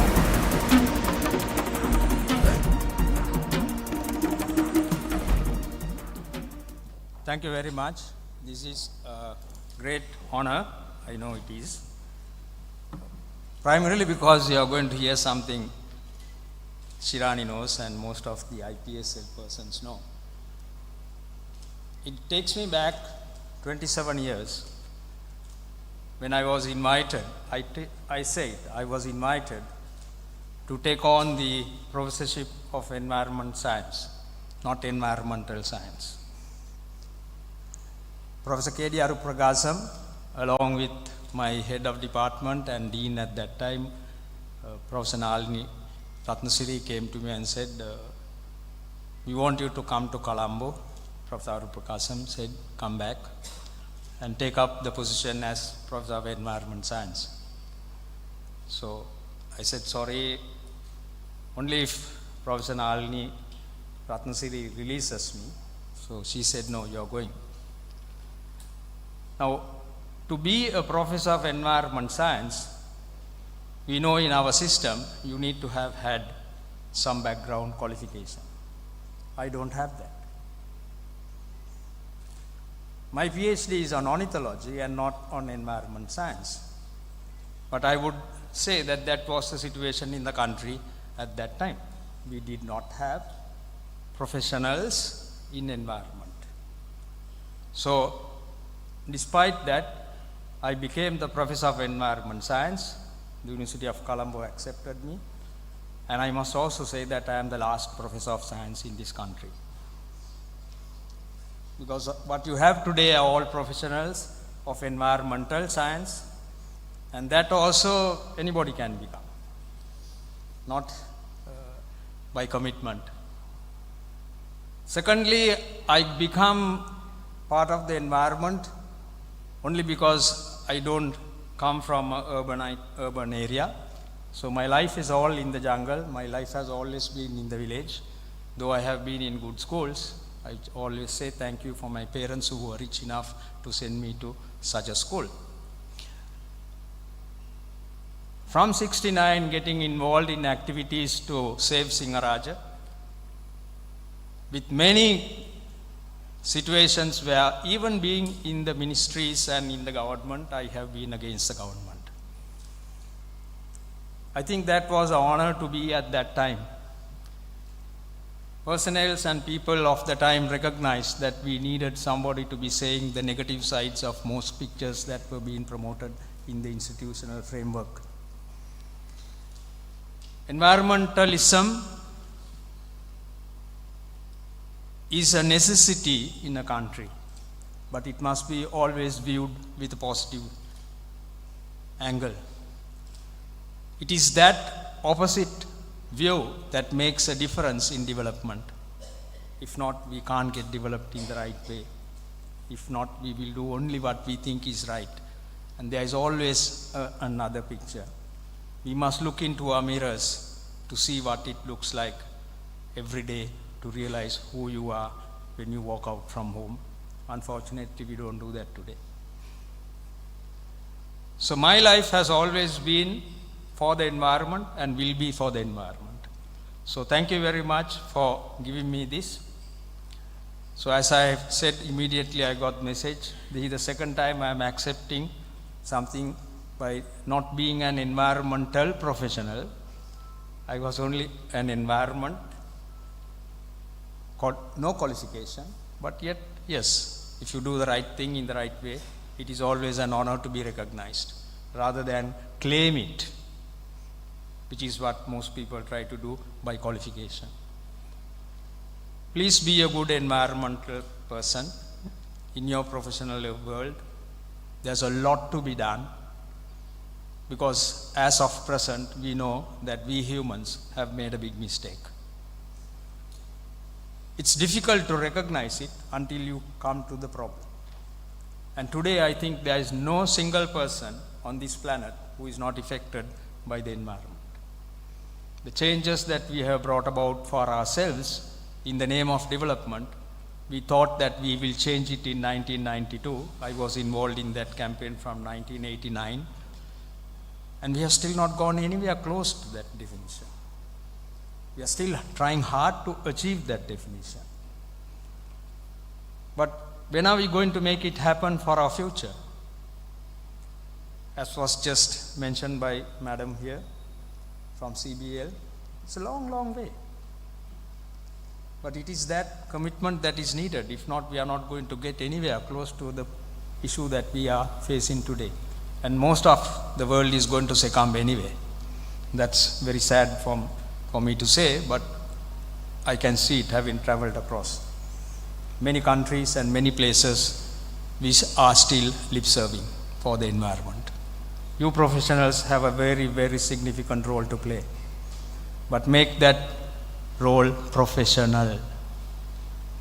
That is the most important thing. If not, the future is bleak. Sorry, not in this forum that I should be saying it, but it is a fact. We can't run away from facts. So my last thing, how do you say that in our language? So we sat in the SLAS office with members of the Sri Lanka Association for the Advancement of Science, supposed to be big brain scientists, no? And we didn't know what it meant in Sinhala. Fact, F-A-C-T. What is a fact in science in Sinhala? Because I can't tell you what it is in Tamil, I don't know Tamil, though I have a pass in O-level in Tamil. So here comes the idea, Indriya Gochara Pratyaksha. So, oh my God, that is too long. And would you believe who said that? Professor Carlo Fonseca. Typical of him, he said, Indriya Gochara Pratyaksha.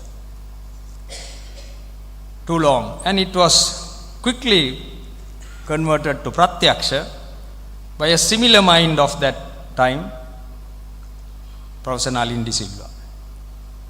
And today we say, Vidyavem Pratyakshataavyak ho Pratyaksha karna de gana kalpana karanda. Think about what is a fact in science. So the fact is that the environment is not in good health.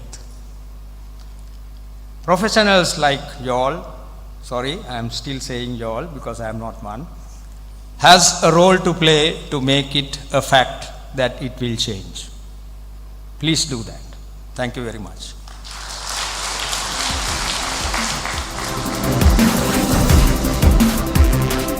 Thank you very much to Professor Kotagama for sharing with us a very valuable message. And of course, we do extend our appreciation to him for all of his wonderful effort in environmental education as well as conservation.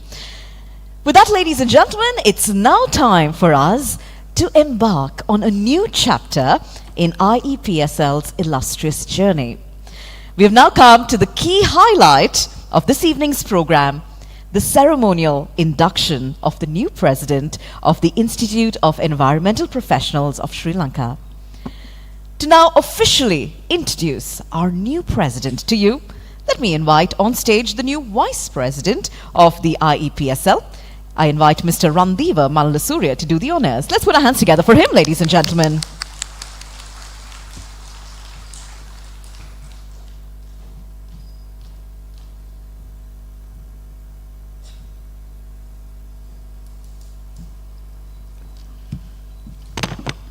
Good evening to everyone. So it's my honor to do the introduction to Asela Idavela, who actually does not need any introduction to this forum and people all over here. I have given a little bit of longer speech, but Asela asked me to make it as short as possible and keep it to 2 minutes. I have no choice because I would like to continue in IPSL a little more, so I have to listen to Asela, so I'll make it shorter as possible as we. So it's a great honor and privilege to introduce Mr. Asela Idavela, who's newly appointed the president to IPSL, who brings vast knowledge of experience from the private sector, because once he went up to the ladder of private sector, leading up to the vice president, senior vice president level in one of the leading private sector companies. From the other hand, he has driven a lot of corporate, the government institutes as a chairman position. So he has a knowledge from both private sector as well as the government sector by changing certain directions and driving it. So we find him as more person who's driving things, and he has contributed so much for environment in all the sectors, and he's been part of a crucial part of IPSL from all of these years. So with that, on behalf of IEPSL community, we extend our heartfelt gratitude and congratulations to Mr. Asela Idavela. I must say that each president in each period had contributed in a different way. I think this is a good opportunity for IPSL to look at a different turn and get it into different height, because I find it like more than it's a privilege for Asela, I think it's a privilege for IPSL to have Asela as the president from this onward. So warmly welcome to have you on board.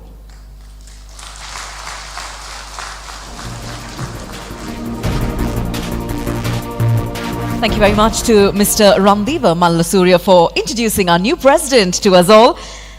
Now, for the formal handing over of the presidency, may I invite on stage both Mrs. Shirani Yasaratna and Mr. Asela Idavela. Let's put our hands together for the two of them, ladies and gentlemen.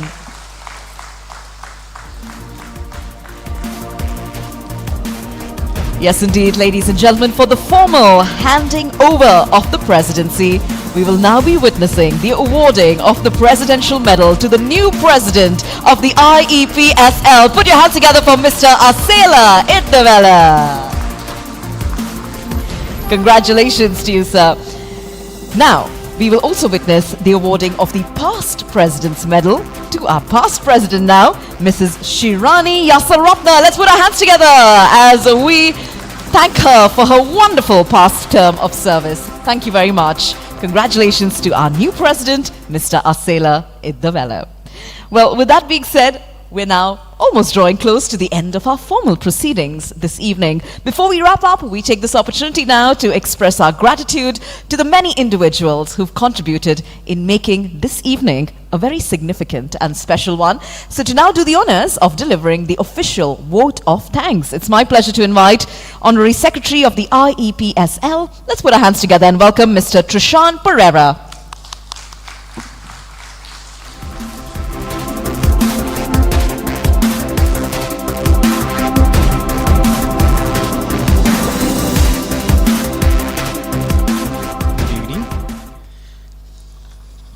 Our chief guest today, the Minister of Foreign Affairs, Foreign Employment and Tourism of the Government of Sri Lanka, Honorable Vijay Herat, and our guest of honor, Mrs. Shya Vikramasinghe, Group Managing Director of CBL Group.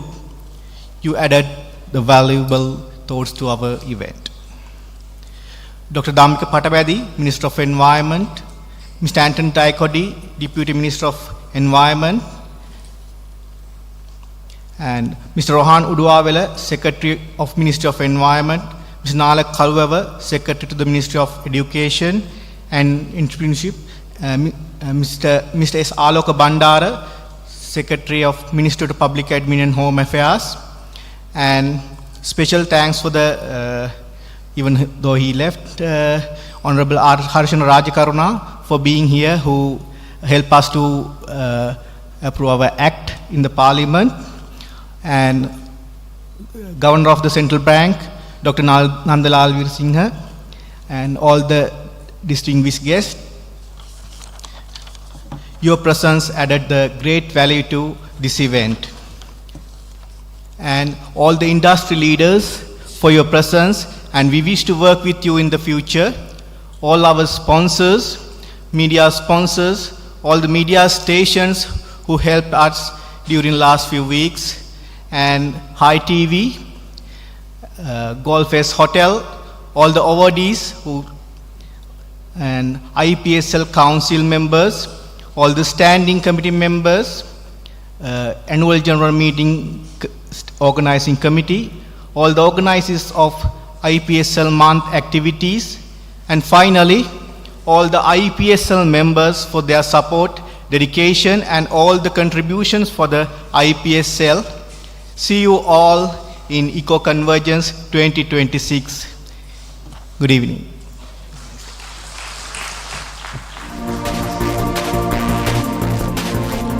Thank you very much to Trishan Pereira for those warm words of gratitude expressed. Ladies and gentlemen, with that we now come to the formal conclusion of the ceremonial session of the 17th Annual General Meeting of the IEPSL. I wish all of you right here at this institute a very wonderful term ahead as you dedicate yourselves towards a more sustainable and greener future for our country.